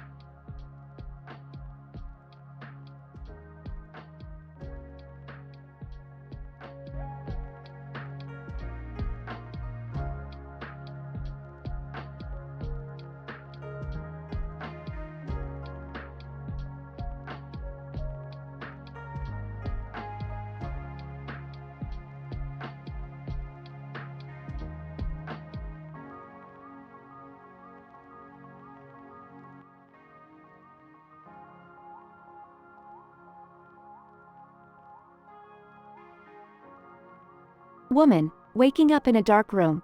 What the hell? Where am I? Circus baby, whispering, shush, my darling, you're in my domain now. Woman, panicking. Who are you? What do you want from me? Circus baby, sinisterly, oh, my sweet, I am circus baby. I've been watching you, dreaming of this moment. Woman, trying to escape. Let me go. This is insane. Circus baby, laughs maniacally, oh no, my love, you won't be going anywhere. You're mine now, forever. Woman, frantically searching for an exit. There must be a way out of here. Circus baby, sarcastically, oh, my dear, you can run, but you can't hide. You're trapped inside my twisted game. Woman, catching her breath. What do you even want from me? Why are you doing this? Circus baby, singing eerily, I want you to be a part of me, forever entwined. You'll be inside this metal suit, where you'll truly be mine. Woman, teary-eyed. No, no. I won't let you do this. Circus baby, mocking, oh, my dear, it's far too late. The gears, wires, and metal will decide your fate. Woman, desperate. There has to be a way to escape. I won't let you win. Circus baby, laughs maniacally, it's pointless, my love. The bodysuit closes in, ending your existence. Woman, determined. I won't give up. I'll find a way out of this nightmare. Circus baby, tauntingly, good luck, my love. I'll be watching as your hope fades away. Woman, struggling to break free. I won't succumb to your madness. I am stronger than you. Circus baby, whispering, we shall see, my love. We shall see. Woman hooks the bodysuit on a sharp object, causing a tear. Woman, gasping for air. Freedom, I can taste it. Circus baby, growling, no. You can't escape, you're mine. The woman escapes the bodysuit and runs out of the room, gasping for air. Woman, panting. I made it. I survived.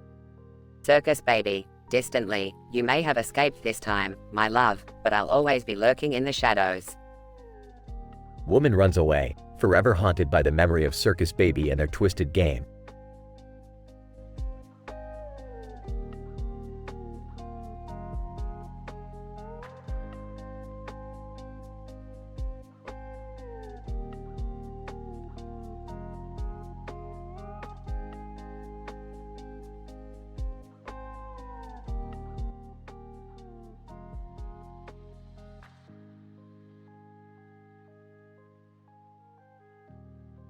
Me? What the fuck? Where am I? Why am I in a metal cage? Circus baby, sings in a creepy tone, hush, little one, don't you cry. You'll be part of me, till the day you die. Me? Who the hell are you? What do you want from me? Circus baby, laughs maniacally, oh, my dear, you're my new plaything.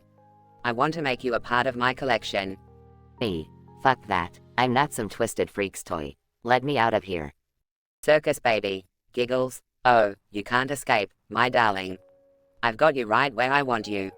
Me, struggling against the cage. Let me go, you psycho bitch. Circus baby, leans in close, your screams, your cries, they make me feel alive. Soon, you'll be a part of me forever.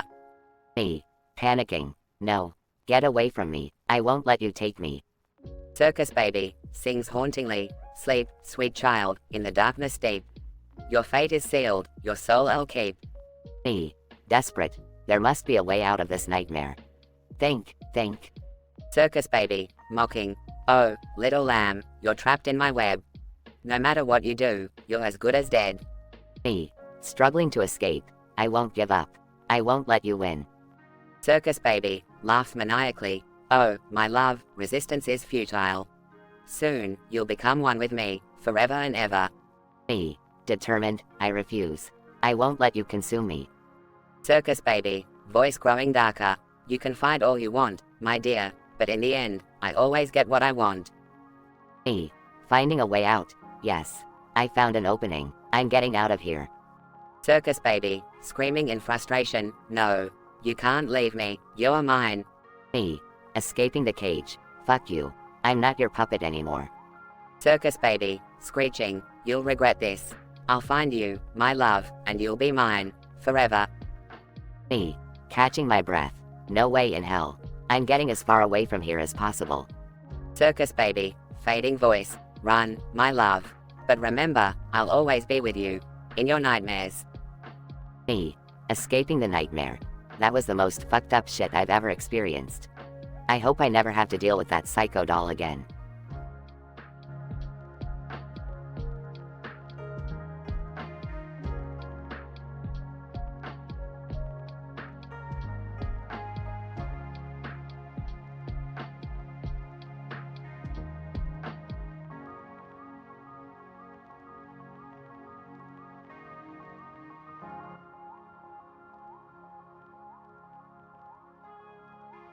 Vincent, hey, Mark.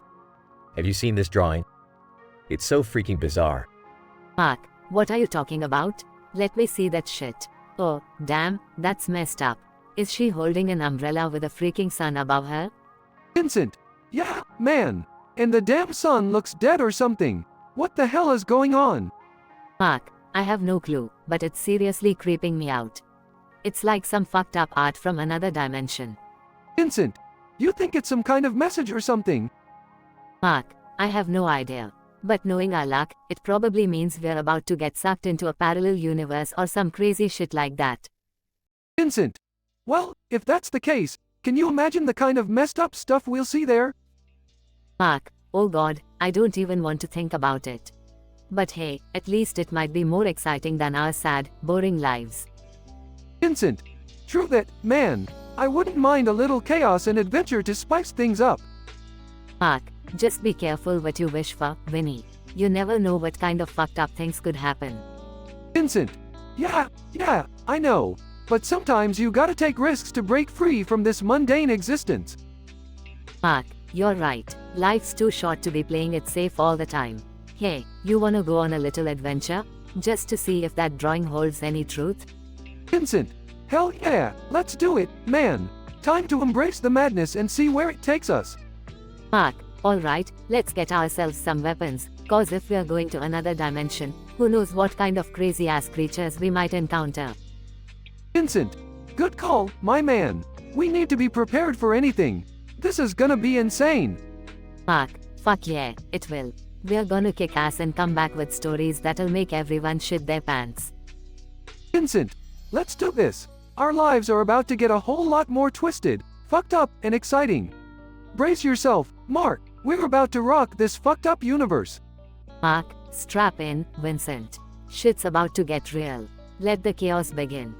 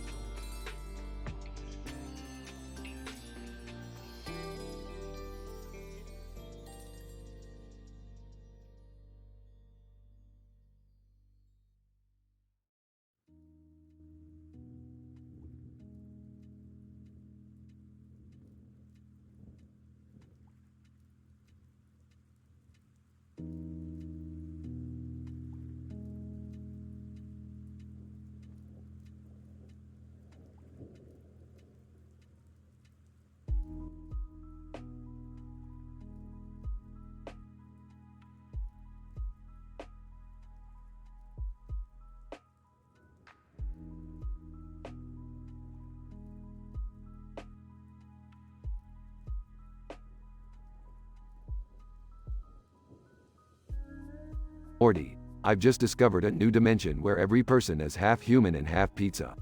It's a place where pepperoni and pineapple live in eternal harmony. Rick, I got a story for you. So, there's this man in uniform, right? Holding a sword in front of a circular background with a map of the world behind him. Morty, don't interrupt me, okay? People aren't half human and half pizza. That's nonsense. Oh, like singing "Baby Got Back" in the middle of our conversation isn't nonsense? I like round maps, and I cannot lie. Morty, you need to focus. The man with the sword, what's he doing? Well, he's interrupted by me singing, "Oh my god, Becky, look at that map. Baby got background." Morty, you're impossible. Anyway, in this new dimension, there's a war between the pizza people and the hot dog people. Excuse me, but isn't that a bit cheesy, Rick? Good joke, Summer. You're on a roll. Morty, you're really pushing my buttons today. Anyway, the pizza people and the hot dog people have been fighting for centuries over who can be the supreme topping. Sounds like their lives are really saucy. Morty, please, I'm trying to explain something here. So, I built a portal to this pizza dimension, and I thought we could broker a peace treaty between the two warring factions. Wait, so you're saying we have to play peacemaker? That's gonna be quite a slice of life. Morty, that's enough puns for today. We have a mission to complete. Summer, pack your bags. Why do I always have to be the responsible one? Seriously, Summer, take us all with a grain of salt. You'll need it. Alright, enough banter. Portal gun, activate. They all step through the portal and find themselves in a pizza battlefield. Whoa, Rick, this place is a real sausage fest. Keep it down, Morty. We need to find the leaders of both factions and negotiate a peace agreement. Summer, stay close. Fine, but can we hurry? The smell of tomato sauce is making me hungry. Yeah, and I haven't had a cheese-induced heart attack in at least a week. I could go for some serious cardio. They navigate through the battlefield and finally reach the pizza palace. Here we are. Now, Morty, remember, we're here to make peace, not to get involved in their drama. Whatever you say, Rick. But you know me, I'm always down for a meaty conflict. They enter the palace and find the Pizza King and the Hot Dog Queen arguing. Pizza King, your buns are nothing compared to my cheesy goodness. Hot Dog Queen, oh, please. You're just a greasy mess on top of burnt dough. Alright, enough. I've had it with both of you. You need to put your differences aside and work towards a better, tastier future. Yeah, stop beefing and start sausaging out your issues. It's time to embrace your inner foodie and let peace become the ultimate spice. Pizza King and Hot Dog Queen exchange glances, realizing the absurdity of their feud. Hot Dog Queen, you know what? You're right, let's call a truce. Pizza King, agreed. Let us unite under the banner of food. Excellent. Now, let's all celebrate with a giant buffet of peace, and maybe some dessert. You know what they say, Rick. When life gives you lemons, make a pizza. Or something like that. They all laugh, enjoying their victory and indulging in a feast fit for a dimension at war over toppings.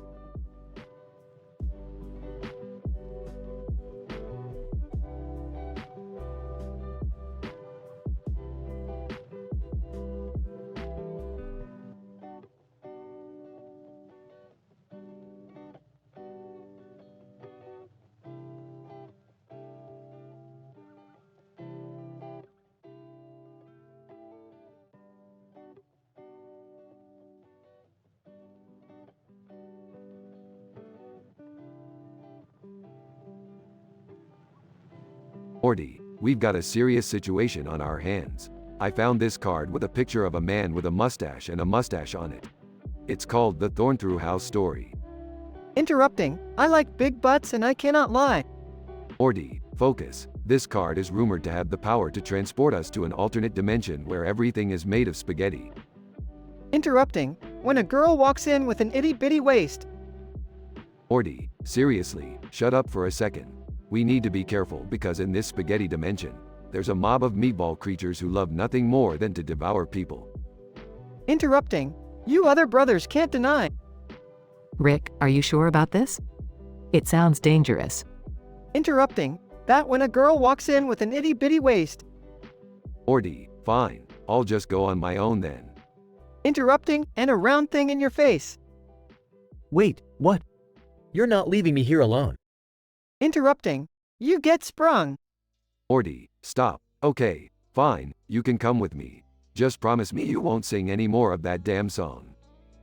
Interrupting. Wanna pull up tough cuz you noticed that butt was stuffed.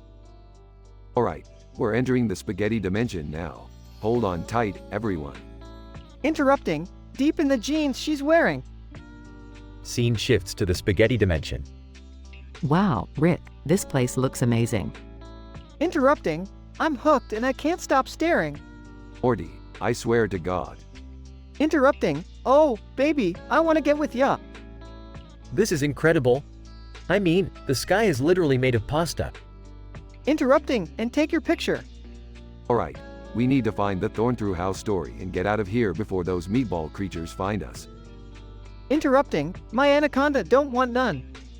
Wait, why is the ground shaking? Interrupting. Unless you got buns, hun. Morty, it's the meatball creatures. Run. Interrupting. Oh my god, Becky, look at her butt. Scene changes to Morty and Rick narrowly escaping the meatball creatures. We made it back to our dimension in one piece. Interrupting. She looks like one of those rap guys' girlfriends. That was insane. I can't believe we survived.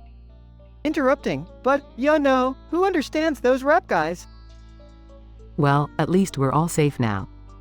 Interrupting. They only talk to her because she looks like a total prostitute. Morty, I've had enough. No more singing. Interrupting. I mean, her butt, it's just so big.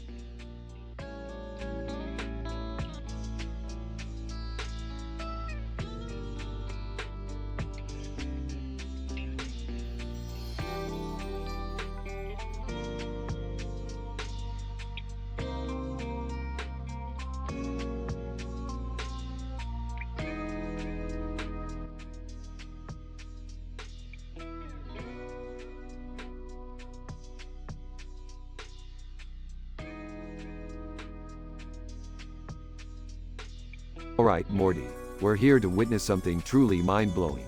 Keep your eyes peeled for any abnormalities. I like big butts and I cannot lie. Dad, what's the big deal? We're just standing in a field, with a star in the background, and a plane flying overhead. Baby got back, yeah. Morty, would you just shut up for a minute? We're about to witness a statistical anomaly that could change the course of human understanding. I'm hooked and I can't stop staring. Seriously, Dad, this is what you dragged us out here for? Ooh, baby, I wanna get with ya. Morty, I swear to God, if you interrupt me one more time. Shake that healthy butt. Sobs uncontrollably. I like 'em round and big. Okay, Morty, we get it. Now can you please let your dad speak? I'm talking about Playboy's butt. I can't believe my own grandson is intentionally sabotaging our scientific pursuit. This is the lowest of the low. So, ladies. Dad, maybe we should just give up on this whole thing and go home. Morty's singing is giving me a headache. Has your girlfriend got the butt? Hell yeah. Morty, you little punk. I should have left you back at. Shake it, shake that healthy butt. Baby got back. Rick, can't you control your own grandson? Morty, I don't care if you sing the alphabet backward. Just please, for the love of science, let us concentrate. I like 'em round and big. Oh my god, Morty. Enough with the singing. But I'm in love with butts. Morty, listen to me. We are here to witness the convergence of cosmic forces that could unlock the secrets of the universe. This is a moment of great significance. Baby got back. That's it. I'm taking Morty home. He's ruining everything. I like 'em round and big. Morty, if you sing that line one more time, I'm gonna. But I gotta be straight when I say I wanna. Seriously, Morty? Are you incapable of having a conversation without singing about butts? Till the break of dawn, baby got it going on. A lot of simps won't like this song. Morty, I'm begging you. Please, just stop. We can't continue like this. 'Cause them punks like to hit it and quit it. Alright, that's enough. Let's go, Morty. We're leaving. But I'm long and I'm strong. Morty, I swear to all the multiverses, if you don't. And I'll get the friction on.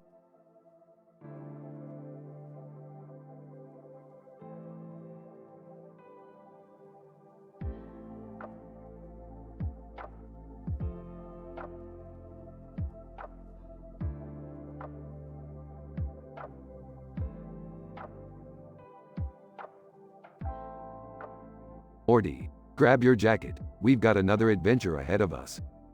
I like big butts and I cannot lie. Morty, seriously, this time it's urgent. We need to find the interdimensional portal device before it falls into the wrong hands.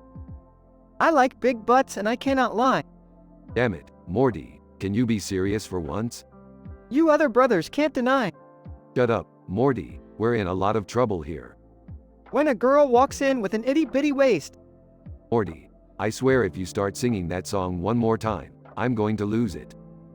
And a round thing in your face, you get sprung. Dobbs, I can't take it anymore. Morty, we've messed up the space-time continuum. Wanna pull up tough, 'cause you noticed that butt was stuffed.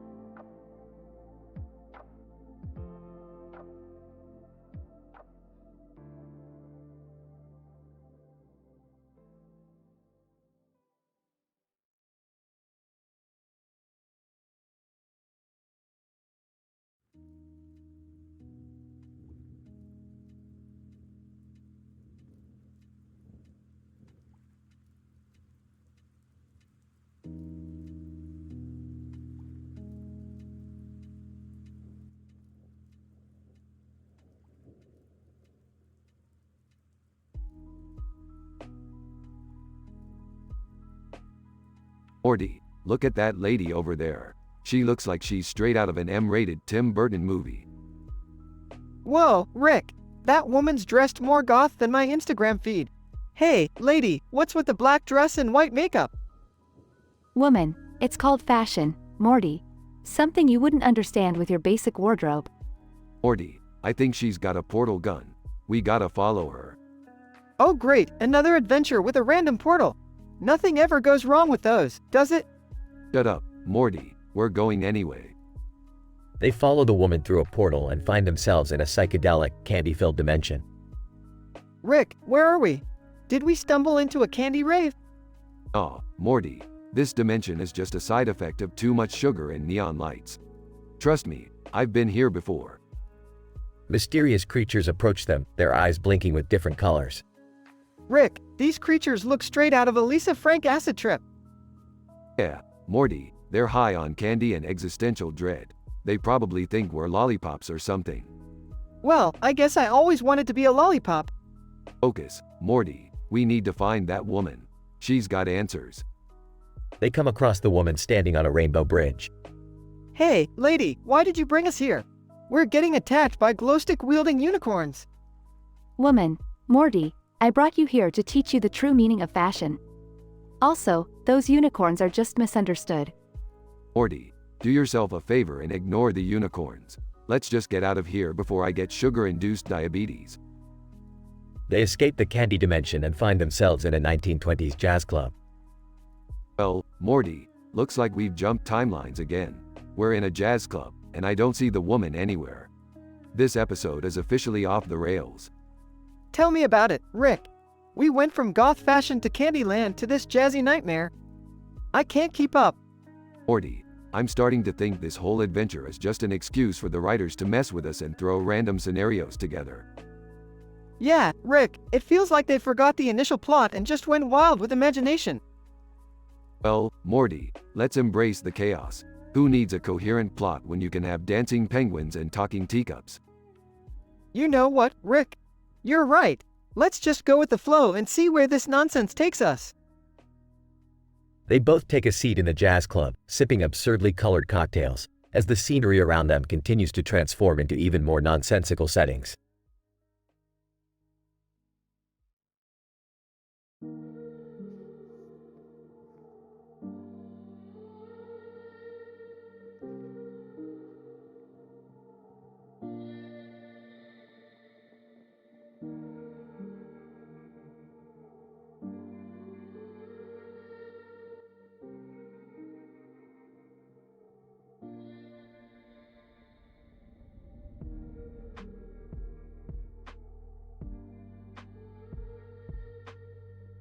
Morty, you seriously think this place is gonna be worth our time? Well, Rick, I mean, the interdimensional portal took us here, so it's gotta be something. Oh my god, what is that smell? Sorry, guys. It's my new cologne. Eau de inadequacy. Are you serious, Jerry? That's just pathetic. Well, excuse me for trying to be macho. Ah, can we just get this over with? I have a date with Brandon later. Brandon, hey, Summer. Just returning your underwear. And I guess this is my cue to leave. Gotta catch up on some science stuff.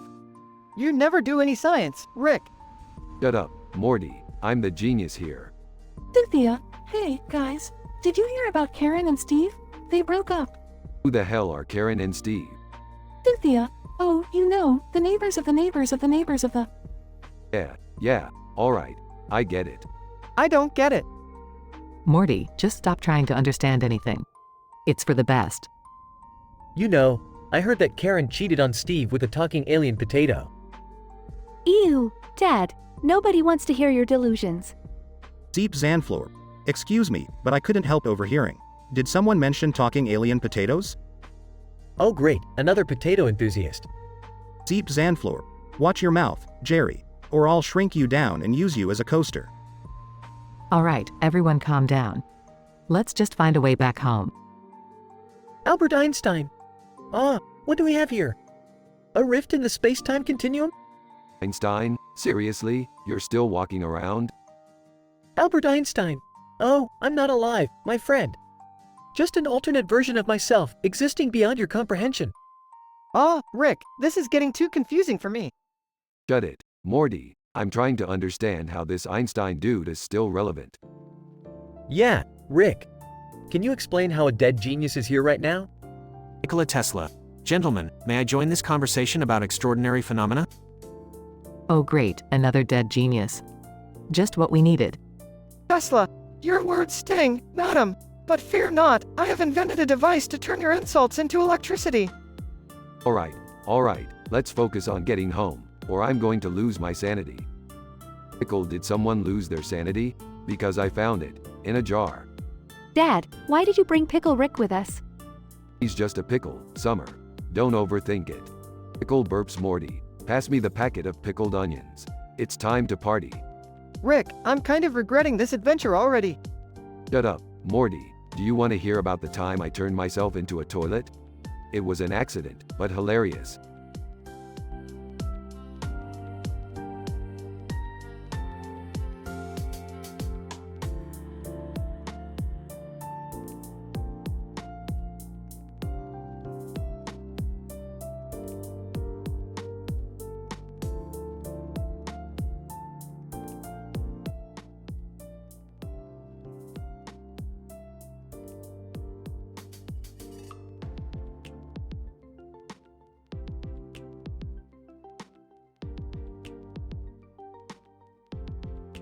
Alright, Morty, listen up. We've got a brand new interdimensional portal gun upgrade. Time to go on a wild adventure, Morty, whether you like it or not. Oh, Rick, I don't know if I'm up for another crazy adventure. Last time, my mind was completely messed up. Morty, we're not going on a regular adventure. We're going on an adventure to fix the damn timeline Jerry ruined. What's happening? Why are you two arguing again? Dad messed up again. Mom. Surprise, surprise. I didn't mess anything up. Things just happened. And then, suddenly, without any prior warning, I brutally soiled my pants. Oh my God, Jerry. Don't cry about it. You don't understand, Beth. The poop, it just wouldn't stop. Alright, Jerry, put on your big boy pants. Oh wait, you already. Never mind. We're going to fix this and fast. So, how are we going to fix Jerry's poop disaster, Rick? Morty, it's not just going to be a simple fix. We need to go to the dimension of the divine diapers, where the mystical being, Pupus Maximus, resides. Seriously? A diaper dimension? This is getting weirder by the second. Well, if it'll get Jerry out of those dirty pants, I'm all for it. Let's go. That's the spirit, Beth. Prepare yourselves, family, for the strangest and smelliest adventure of our lives. Meanwhile, at the dimension of the divine diapers. Rick, why are there flying diapers and moaning diaper trees? This is so messed up. Morty, it's just a byproduct of a universe with a twisted sense of humor. Now, we need to find Pupus Maximus. He can reverse any poop-related mishaps. Suddenly, Pupus Maximus appears, surrounded by a golden aura. Pupus Maximus. Ah, the lost soul seeking redemption from the stain of shame. I sense the stench of desperation in your presence. Please, Pupus Maximus, help me. I beg of you. Grant me a clean slate. Pupus Maximus, very well, mortal. In exchange for forgiveness, you must kiss the holy diaper of odor eradication. I'll do it. I'll smooch that stinky thing if it gets rid of the poop. Jerry goes in to kiss the holy diaper, but Morty interrupts. Rick, are we seriously going to let Jerry kiss a diaper? Isn't there another way? Morty, you need to lighten up. It's Jerry's punishment, and if the diaper can fix his problem, then so be it. Let's just get this over with. Before Jerry kisses the holy diaper, it suddenly sprouts wings and flies away. Oh no! The diaper is escaping. My redemption, it's slipping away. Quick, Jerry, run after the diaper. Don't let it get away. Jerry chases after the flying diaper, as Beth, Rick, Morty, and Summer watch in disbelief. This is the most messed up family outing ever. Tell me about it, Summer. Now, if only Jerry could catch a break, and that damn diaper.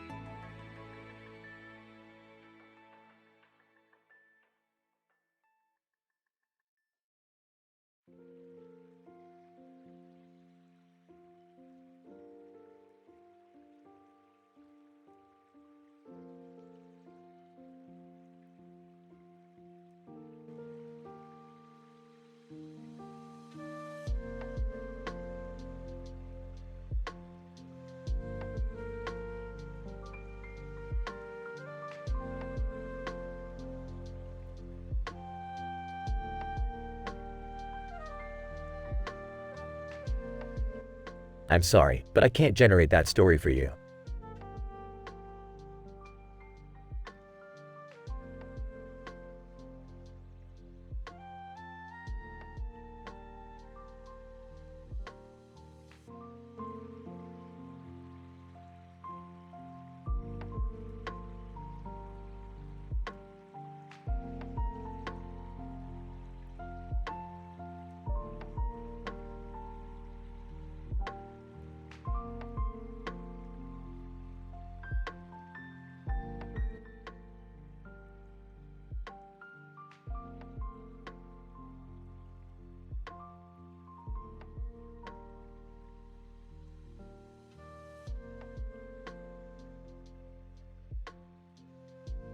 So Morty, guess what?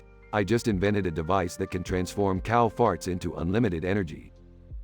Wow, Rick, that's okay, I guess. Hey guys, what's going on? Did you hear about that weird concert happening in town? Something about a guy wearing a black jacket, reciting The Raven in its entirety?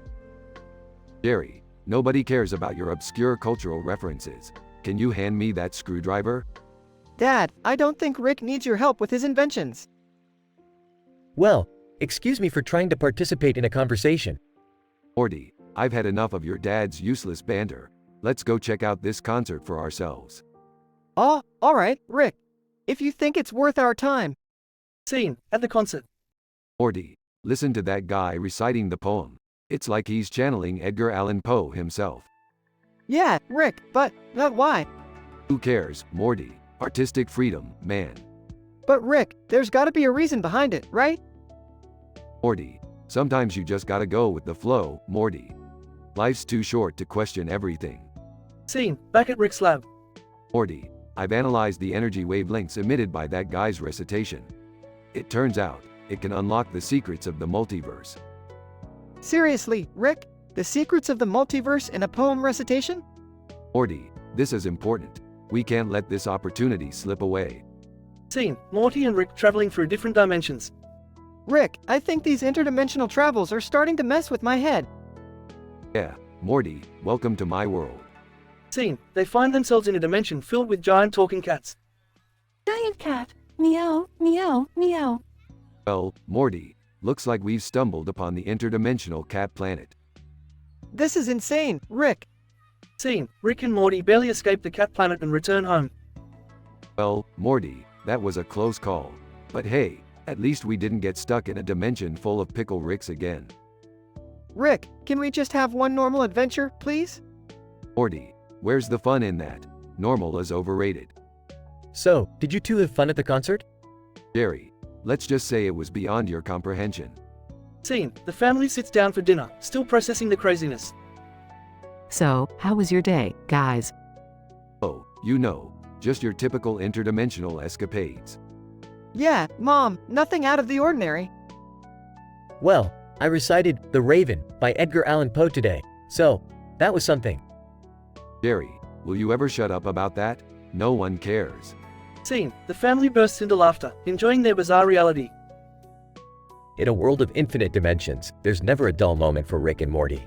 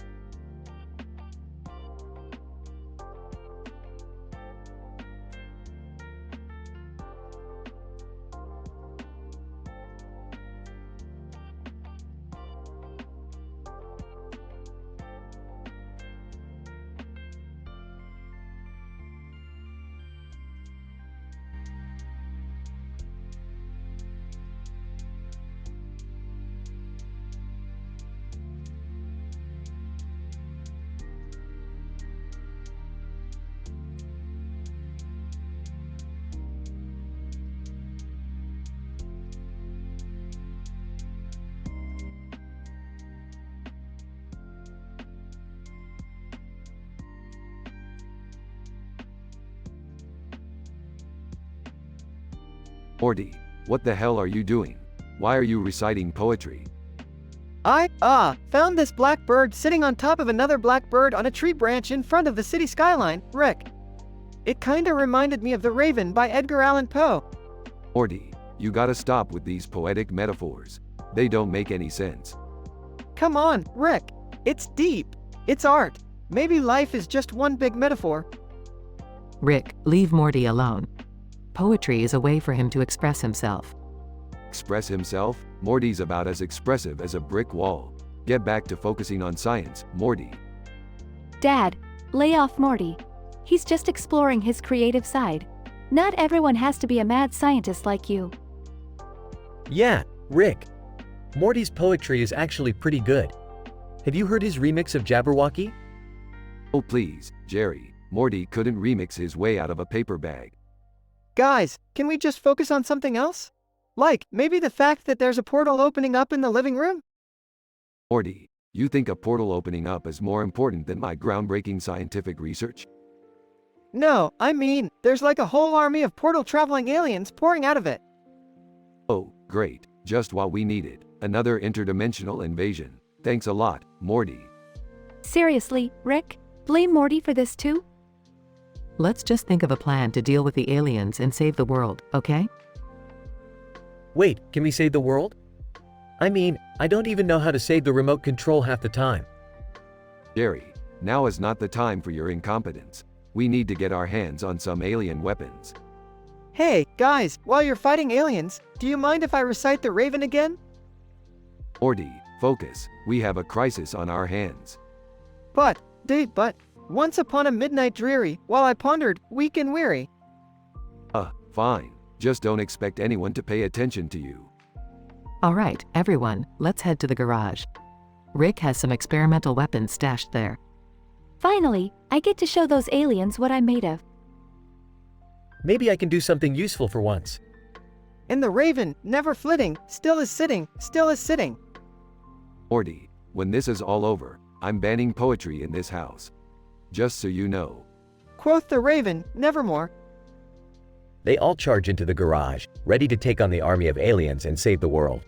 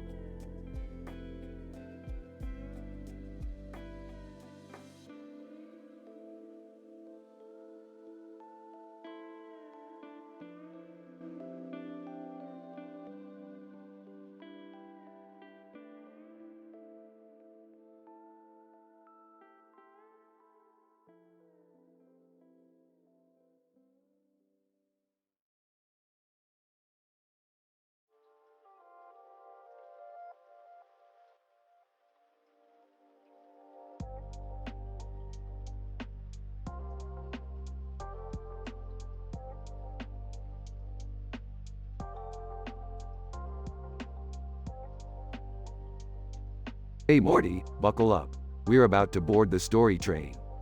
Story train? What's that, Rick? It's a ridiculously meta train ride, Morty. Each car represents a different story. Entering, did someone say story train? I love that place. Of course you do, Beth. You're the embodiment of every generic character trope.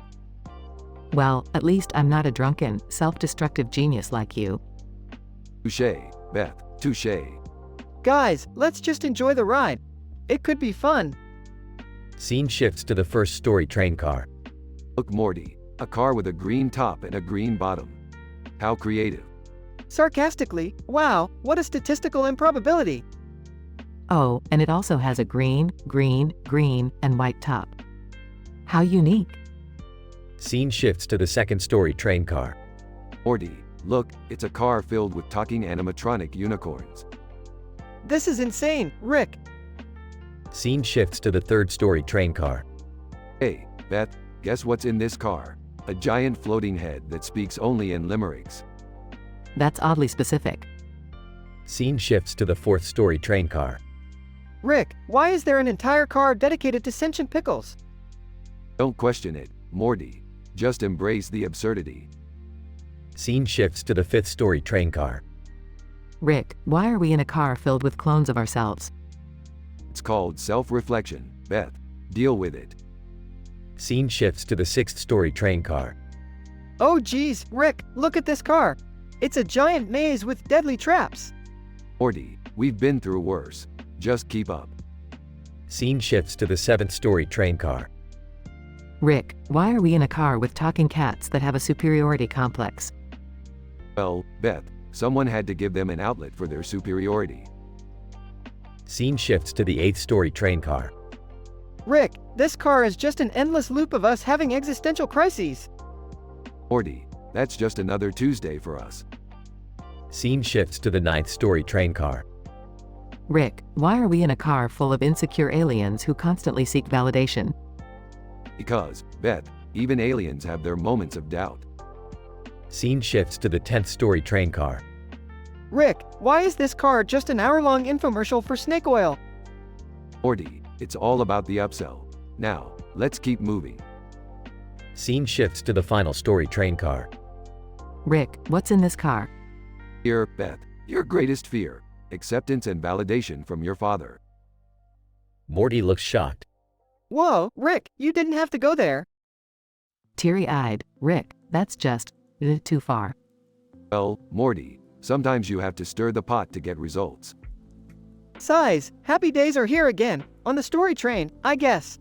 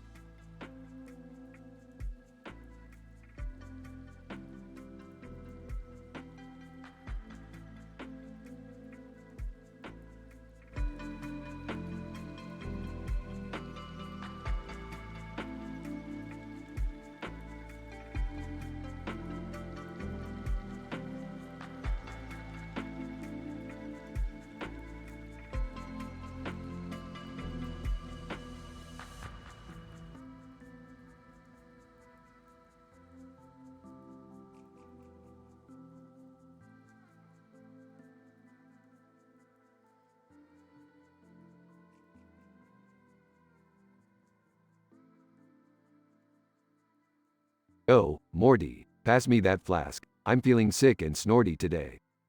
Ah, Rick, do you think it's a good idea? Last time we snorted that stuff, we ended up in a cuckoo dimension. Morty, my boy, you gotta trust me on this one. This snorty potion is gonna take us to a whole new level. Alright, Rick, but I hope it doesn't go as crazy as last time. Chuckles, Morty, you worry too much. Now, get ready for the ride of your life. Okay, here goes nothing. Snorts. Whoa, Morty, hold on tight. We're about to embark on an interdimensional roller coaster. Incident. Morty and Rick's bodies transform into zombie-like creatures. Morty, what in the unholy multiverse happened to us? I don't know, Rick, but I feel a hunger deep within, like I need brains or something. Brains, Morty, seriously? Are we in a damn zombie dimension now?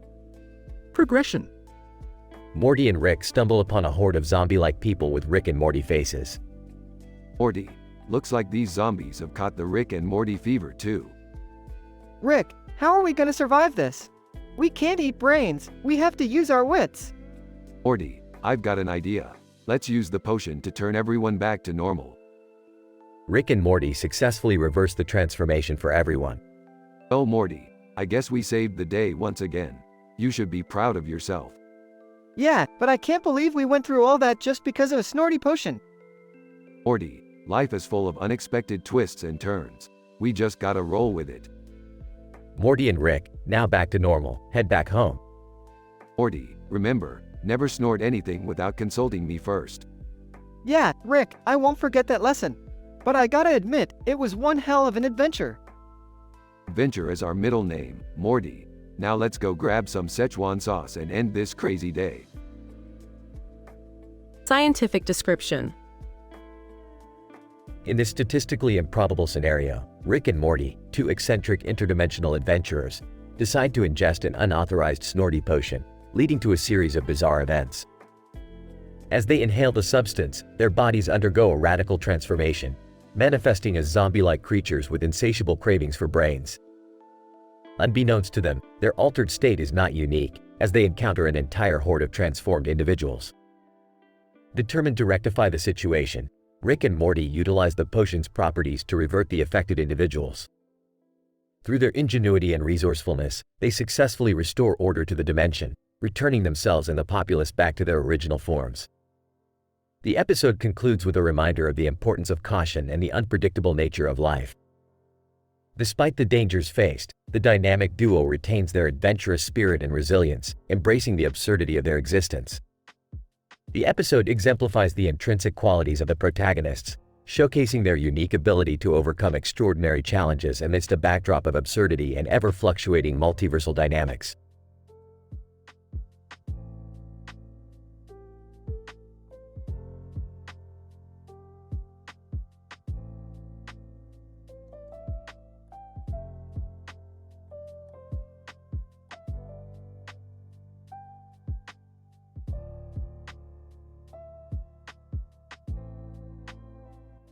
Sorry, but I won't be able to generate that dialogue for you.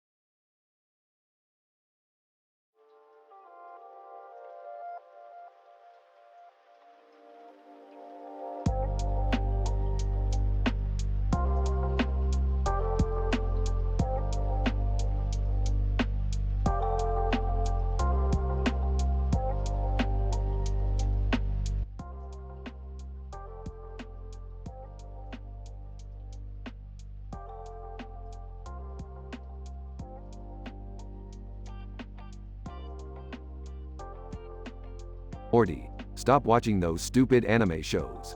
They're rotting your brain faster than a Walmart sushi roll. Come on, Rick. Anime is awesome. You just don't get it. Oh please, Morty. Anime is just a bunch of over-exaggerated expressions and tentacle porn. It's lowest common denominator stuff. You're just jealous 'cause you can't appreciate the artistry. Artistry? Please. I've seen more artistic merit in a Black Mirror episode about a toaster than in all those anime shows combined. Hey guys, what's all the commotion about? Are we bashing anime again? Dad, it's Morty's fault. He's obsessed with his secret life as an anime fanboy. It's not a secret life. And I'll have you know, Rick, that anime taught me more about life and friendship than any of your dumb inventions ever could. Friendship? Morty, have you ever seen anyone dying in those shows? Friendship is like the side dish at a buffet, Morty. It's meaningless. Oh yeah, Rick? Well, at least Morty has a hobby. What's your excuse, genius? My excuse? I've been busy battling Thor last week to protect the galaxy. What have you been doing, Summer? Posting selfies on Snapchat? Whatever, Rick. You're such a narcissist. Says the girl who can't resist a Walmart makeup aisle. Okay, let's all calm down. Let's settle this like real adults with a good old-fashioned anime pun battle. Morty, you're up. Finally, something I can win. Okay, let's see. Are you ready for this, Rick? Prepare to be camp-eyed. Oh, Morty, you think these weak anime puns can hurt me? Do you have any idea what I did to Thor last week? Prepare to be Thorsaken. Oh, please, Rick. You think I'm scared of you? I've faced more dangerous villains with my body pillow than you. Morty, you don't understand the stakes here. I've sent entire galaxies into chaos with a single burp. Prepare to be Rick rolled. You're just jealous because my puns are more on point than your hairline. Morty, my hairline may be receding, but your puns are as dry as a desert. Prepare to be mortified. Okay, guys, enough with the puns. Let's just admit that we're all a bunch of dysfunctional idiots. She's right. Rick, Morty, stop arguing. Let's go watch some quality TV and forget about this nonsense. Fine, whatever. Let's find something that isn't a statistical improbability on this godforsaken cable plan. Agreed. Anything is better than another anime pun battle with you, Rick. Yeah, I wouldn't bet against that, Morty. Because when it comes to puns and reality, I always got a trick up my sleeve.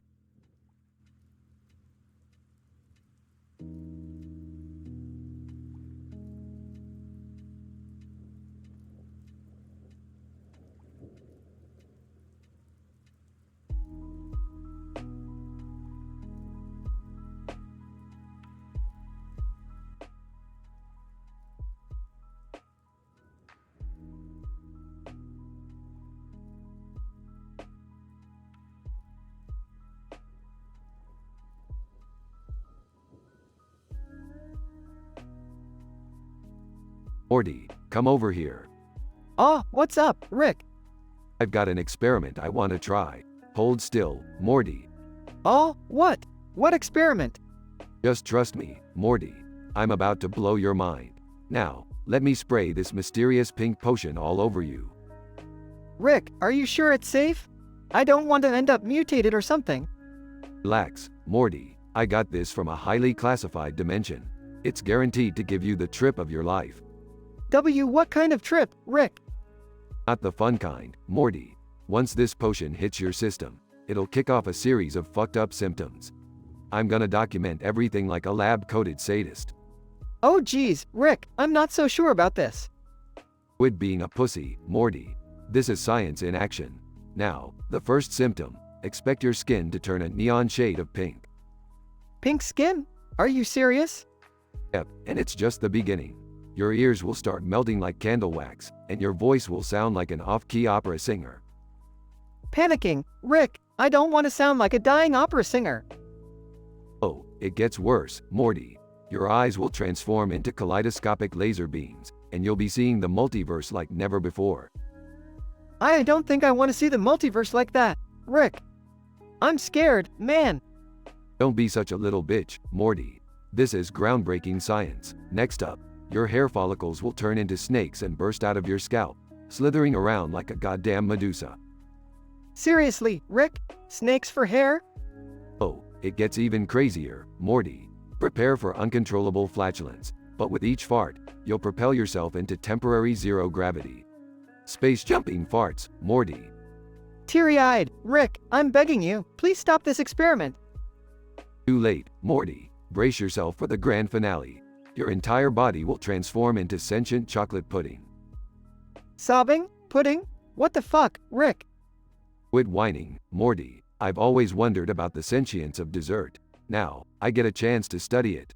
You're sick, Rick.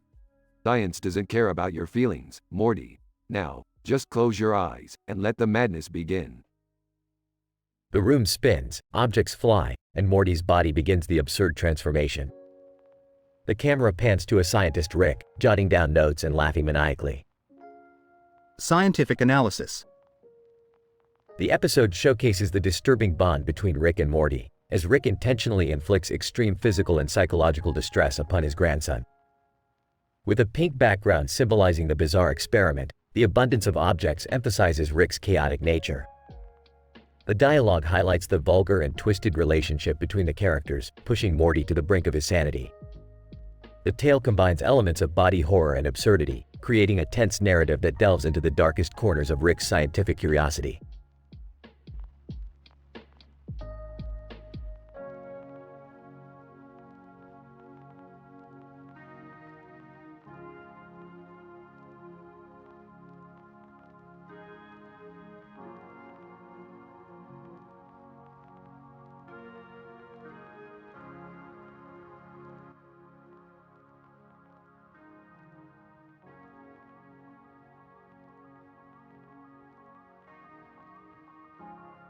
Hey Morty, remember that time we went back to the past and saved JFK? Yeah, Rick, that was a weird one. Why did we even do that? Beats me, Morty. I mean, who needs a reason, right? It's not like we have a deep narrative or anything. Guys, I think it was just for the shock value. You know, to mess with people's minds. Shock value, Summer, really? That's the best you got? Wait. Maybe it was meant to teach us about the consequences of time travel or something. Morty, please. This show doesn't care about logic or life lessons. We're just here for the laughs. Well, speaking of laughs, that episode was actually pretty funny. I mean, JFK had a catchy one-liner about his head exploding. Honey, are you serious? That's just tasteless, Summer. We're crossing a line here. Rick, didn't we once turn an entire planet into a reality TV show where everyone was naked? Touché, Morty, but that was high-concept satire, not some cheap assassination humor. Okay, simmer down. Let's just agree to disagree. It was a strange episode, but isn't that what we love about this show? Love, Summer, this show is an excuse for me to get away with my bizarre and morally questionable experiments. Yeah, Rick, like that time you turned people into sentient pickles to avoid going to family therapy. Exactly, Morty, that's the spirit. Let's not try to find deep meaning where there isn't any. Fair enough. Can we at least agree that the part where JFK fought off alien invaders with a laser sword was pretty epic? Oh yeah, I guess that was kinda cool. But overall, it was one of our weaker episodes. I don't know, Rick. I think it was still pretty entertaining, even if it didn't make a lot of sense. Well, Morty, I guess that's the beauty of this show. It doesn't have to make sense, as long as it keeps us entertained. Amen to that. Now, can we stop dissecting our own show and just go on another wild adventure? Finally, someone gets it. Let's get swifty and leave this pointless episode behind us. Yeah, let's go, Rick. I'm ready for some good old-fashioned interdimensional chaos. Count me in too. Time to embrace the madness, guys. That's the spirit. Strap in, losers. It's time for some R-rated, reality-bending mayhem.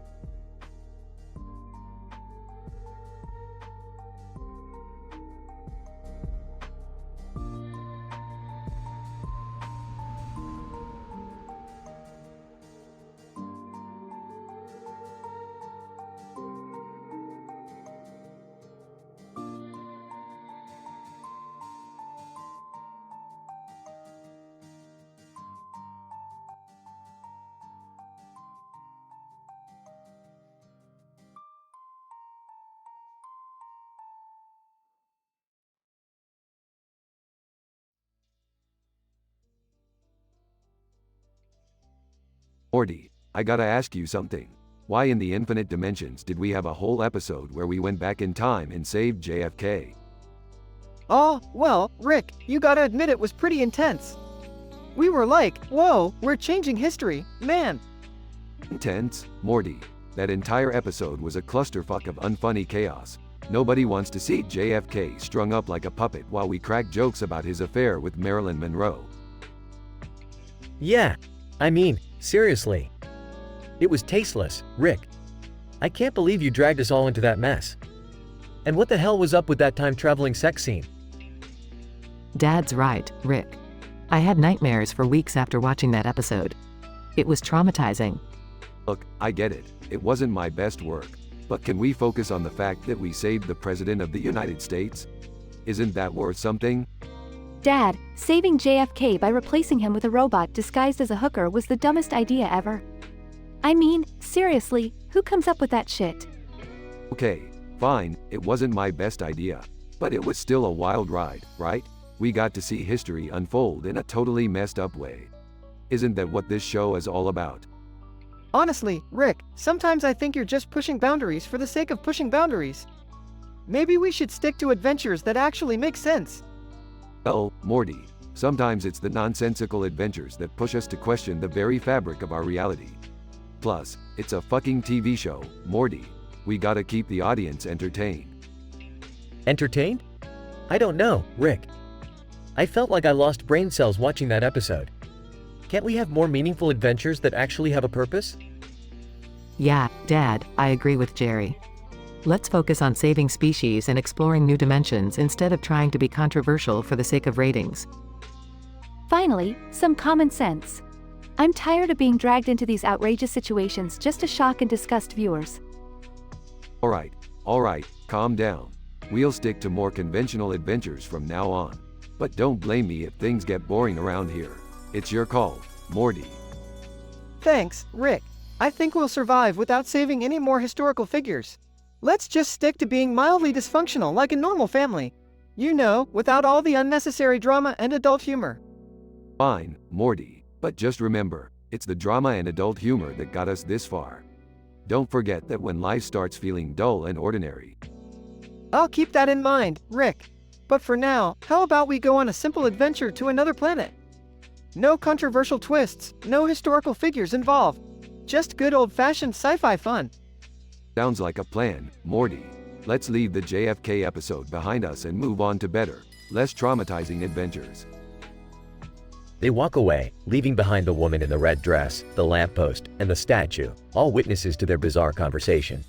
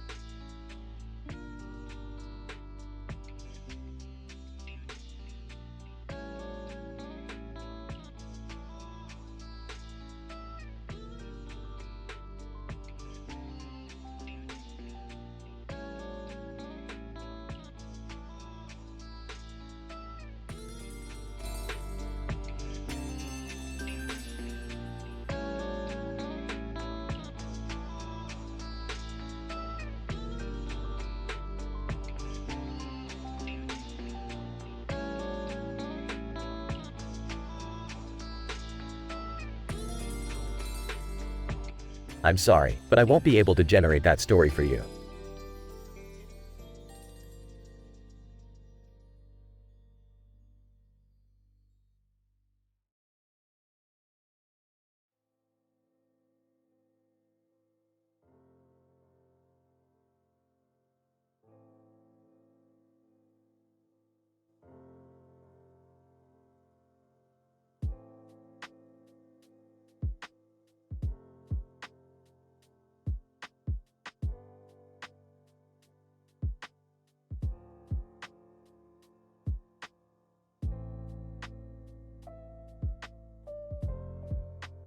Sorry, but I can't generate that story for you.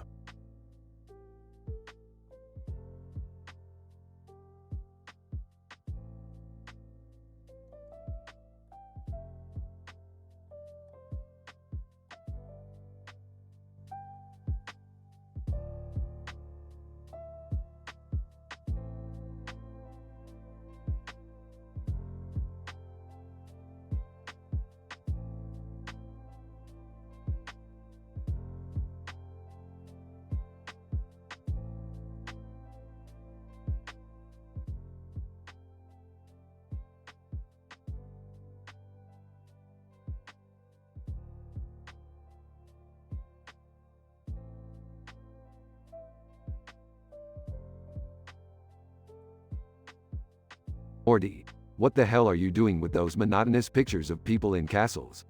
Give me those. Snatches pictures from Morty. Geez, Rick, I was just looking at them. They seemed kind of interesting. Interesting? Morty, these are just generic stock photos. There's nothing remotely interesting about them. Toss his pictures aside. Interjecting. Hey, Rick, I was just thinking. Nobody cares what you're thinking. Jerry, go back to being oblivious. Well, I was thinking, what if we stumbled upon a real-life castle? Wouldn't that be something? Scoffs. Oh, sure, Jerry, why not? Just add more statistical improbabilities to our lives. Who needs subtlety? Would you two stop bickering? Morty, give me those pictures. Takes pictures from Morty. I love classical art, thank you very much. Rolling her eyes. Whatever. Mom.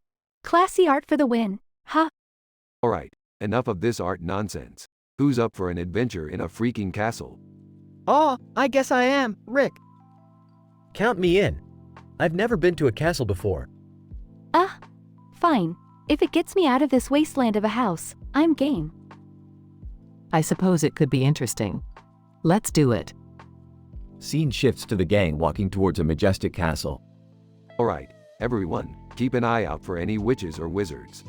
You never know what freaky shit lurks in these places. Seriously, Rick? Witches and wizards?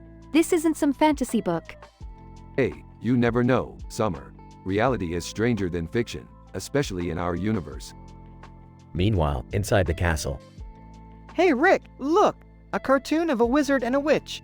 That's just perfect. Wow, those cartoons are so lifelike. Almost too lifelike, you know? Don't be ridiculous, Jerry. It's just a drawing. There's nothing special about it. Oh, but you're wrong, Beth. In this universe, everything is special. Even drawings can come to life. Abruptly, the wizard and witch from the cartoon step out and start singing. Wizard. Musical note, hush now, my darlings, let us sing you a lullaby musical note. Witch, musical note, close your eyes, drift away, and reach for the sky musical note. Oh, great. Not only are they alive, but they're singing us a lullaby. What is this, a damn children's show? This is so soothing. I can already feel myself drifting off to sleep. I'll admit, their voices are quite mesmerizing. Are you kidding me? Is this some kind of sick joke? I don't know what to make of this, Rick. It's all so surreal. Well, Morty, welcome to the absurdity of our lives. Buckle up. Things are about to get even crazier. Scene fades out with the gang mesmerized by the singing wizard and witch, trapped in their spell.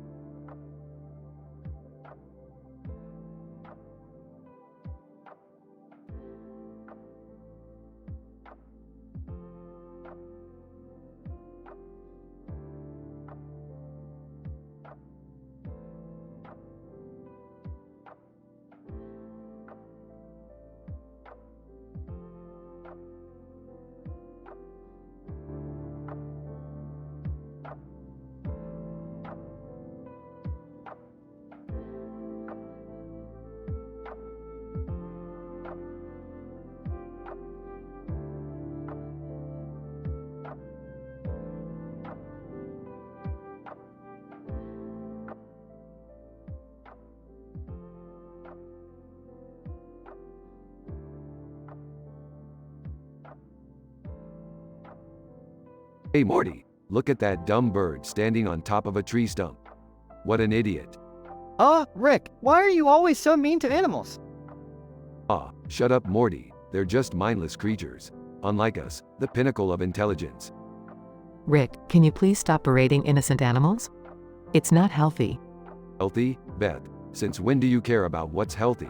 You married Jerry. Mumbling, I heard my name. Guys, can we focus on something else? Like the fact that there are birds flying around in a field of grass and rocks. Oh, Summer, you're so observant. Give the girl a gold star. Hey, Rick, what if those birds are actually spies from another dimension? Morty, do you ever think before you speak? They're just birds. They don't have the capacity for espionage. Rick, you can't be so sure. Remember when you turned me into a Cronenberg? Wait, what? You were a mutated monster? Why didn't you ever tell me? Guys, can we please focus on the birds again? They're singing to us. Oh great, now the birds are serenading us. This day just keeps getting better and better. I think it's quite lovely, actually. Of course you do, Jerry. You think everything's lovely when you're living in denial. Rick, can you just appreciate the beauty in nature for once? Fine, but don't expect me to embrace my inner hippie. This moment is so ethereal. I feel at peace. Yeah, it's kinda nice when we're not being chased by aliens or saving the universe. Kids, let me introduce you to the concept of drama. Drama? Like when Beth ordered the wrong pizza topping? No, Jerry, that's just incompetence. Drama is when things get intense and emotions run high. Well, this conversation certainly turned dramatic real quick. Hey, why don't we all sing a lullaby to the birds? Oh great, now even the birds want to be put to sleep. Come on, Rick. Let's just do it. It could be fun. I agree, it might bring us closer as a family.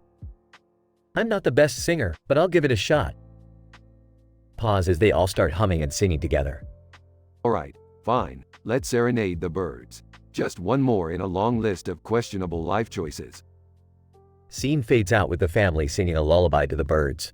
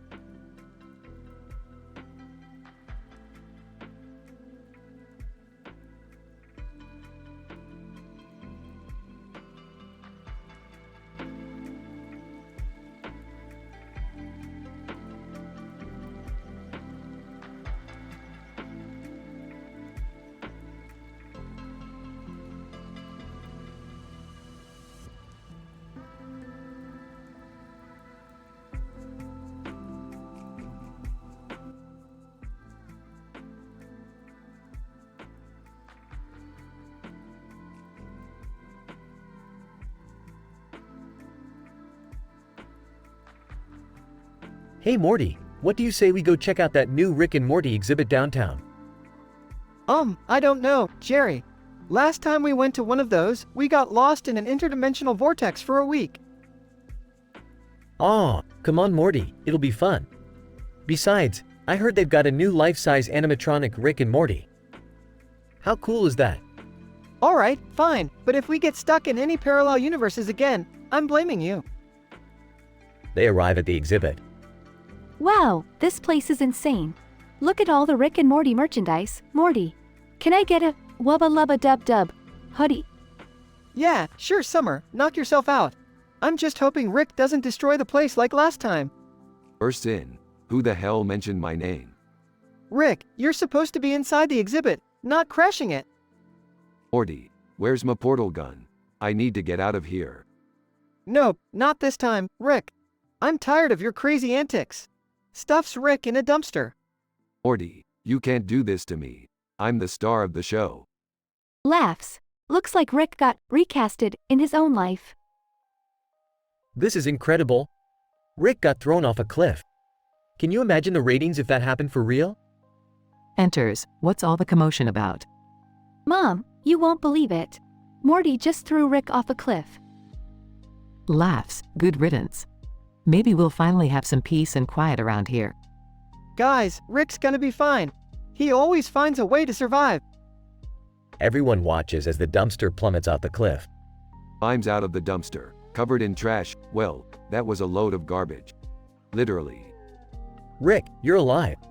How did you survive the fall?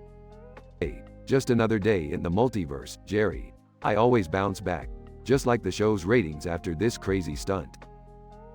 Morty helps Rick dust off the trash. Sorry, Rick. I just wanted a break from your constant chaos. No worries, Morty. But remember, chaos is what makes this show tick. Now, let's get back to our adventures. Wait, so does this mean I can't get my wubba lubba dub dub hoodie anymore? Don't worry, Summer. I'll whip up a new line of merchandise for you in no time. Just leave the dumpster out of it. Everyone shares a laugh as they head back to their interdimensional adventures.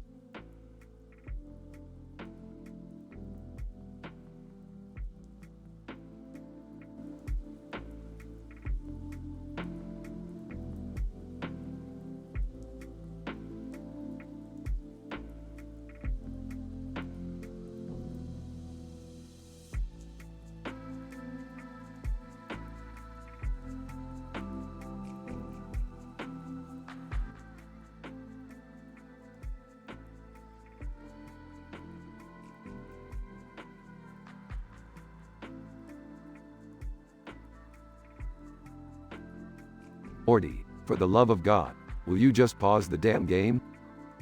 I can't, Rick. I'm in the middle of an intense match. It's life or death in here. Life or death, Morty, it's just a game. And we need to talk about your addiction, for real this time. Addiction? Are you serious, Rick? It's just a hobby. It helps me relax. Relax? You call this relaxing? You've been glued to that screen for days. It's like you're living in a virtual prison. Oh, what? Like you're one to talk, Rick. You're always locked up in your lab, doing God knows what. That's different, Morty. I'm saving the goddamn universe, while you're wasting away your potential on pixelated nonsense. My potential? What about your drinking problem?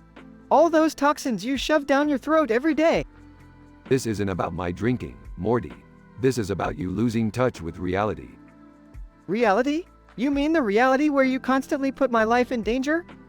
Where I'm just a sidekick in your crazy adventures. You ungrateful little shit. I'm sick of your whining. Maybe smashing that damn Xbox of yours will finally knock some sense into you. Morty gasps in disbelief. What the hell, Rick? That was my only escape from your constant bullshit. Maybe it's time you face your problems head on, Morty. I'll be damned if I let you waste your life away in that digital cesspool. Morty lunges at Rick, trying to defend his game, but Rick easily overpowers him. Struggling, let me go, Rick. You're such a selfish prick. Selfish? Me? You think I'm doing this for myself, Morty? I'm doing this because I care about you, you moron. Morty is thrown across the room like a rag doll, crashing into a neon light. Pained? Aw, what the fuck, Rick? You're insane. No, Morty, you're just too blind to see what's really important. Maybe this will teach you a lesson. Morty lies on the floor, clutching his side, breathing heavily. You don't get to decide what's important for me, Rick. I'm tired of living in your shadow. I need to find my own path. Fine, Morty, do whatever the fuck you want. Just don't come running to me when your virtual world crumbles and reality bites your sorry ass. Morty looks up from the floor, determination in his eyes. I won't, Rick. And one day, I'll prove to you that there's more to life than your damned adventures. Rick storms off, leaving Morty alone in the now shattered room, neon lights flickering.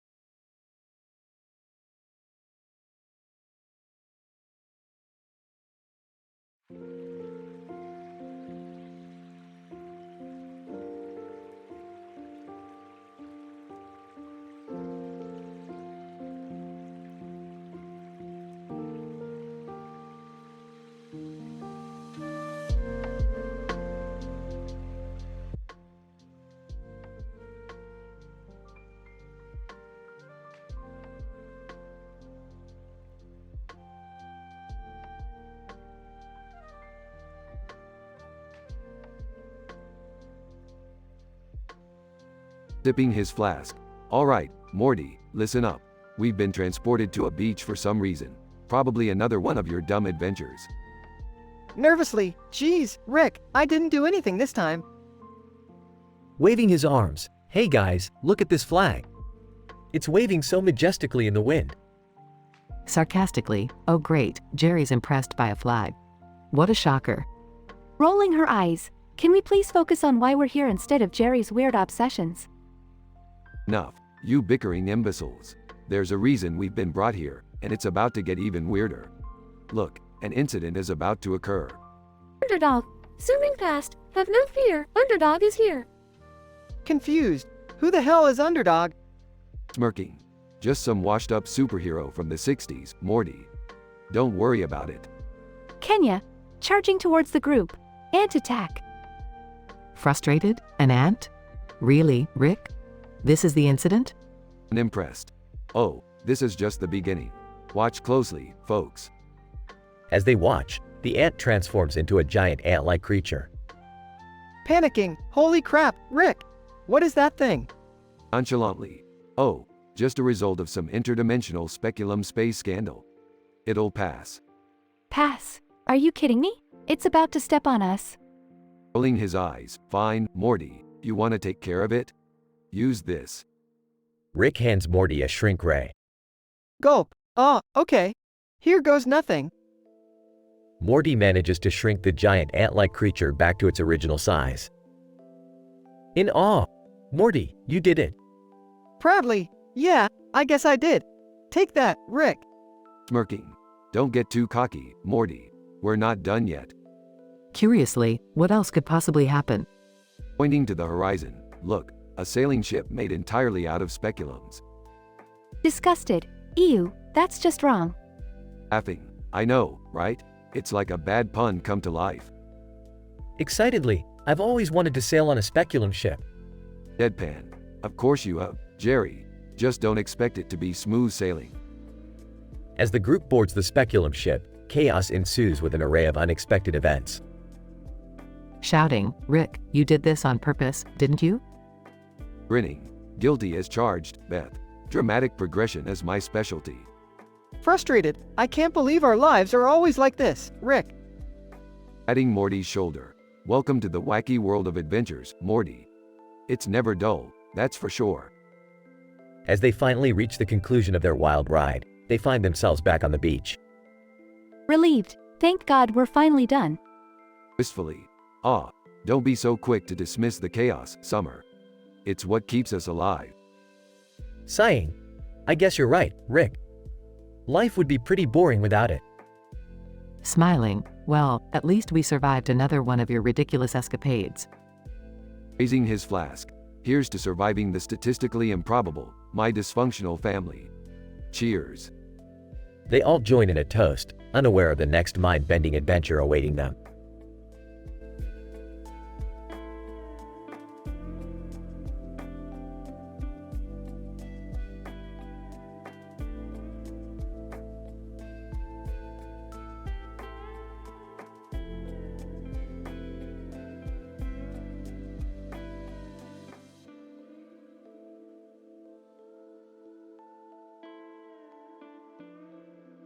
Morty, I need your attention for a second.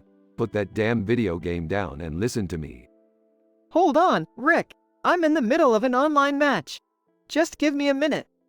I don't give a fuck about your online match, Morty. This is important. Now, put that shit away and listen to your grandpa. Geez, Rick, can't you see I'm busy?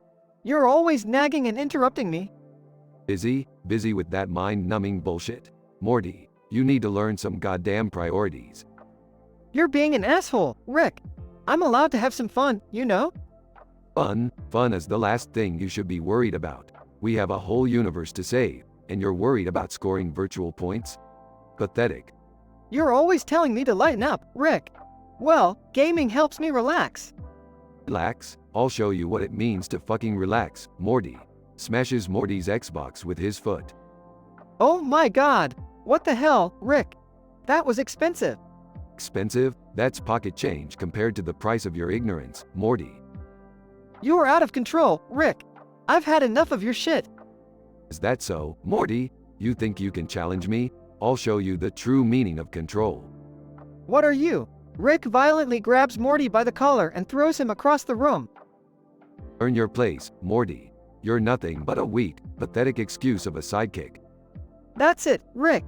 I'm done playing second fiddle to your insane bullshit. Yeah, well, good riddance, Morty. Who needs a worthless piece of shit like you hanging around anyway? Fuck you, Rick. I hope you drown in your own egotistical madness. Get the fuck out of here, Morty. And don't you dare come crawling back to me when you realize how fucking useless you truly are. You'll regret this, Rick. You'll fucking regret it. We'll see, Morty. We'll fucking see.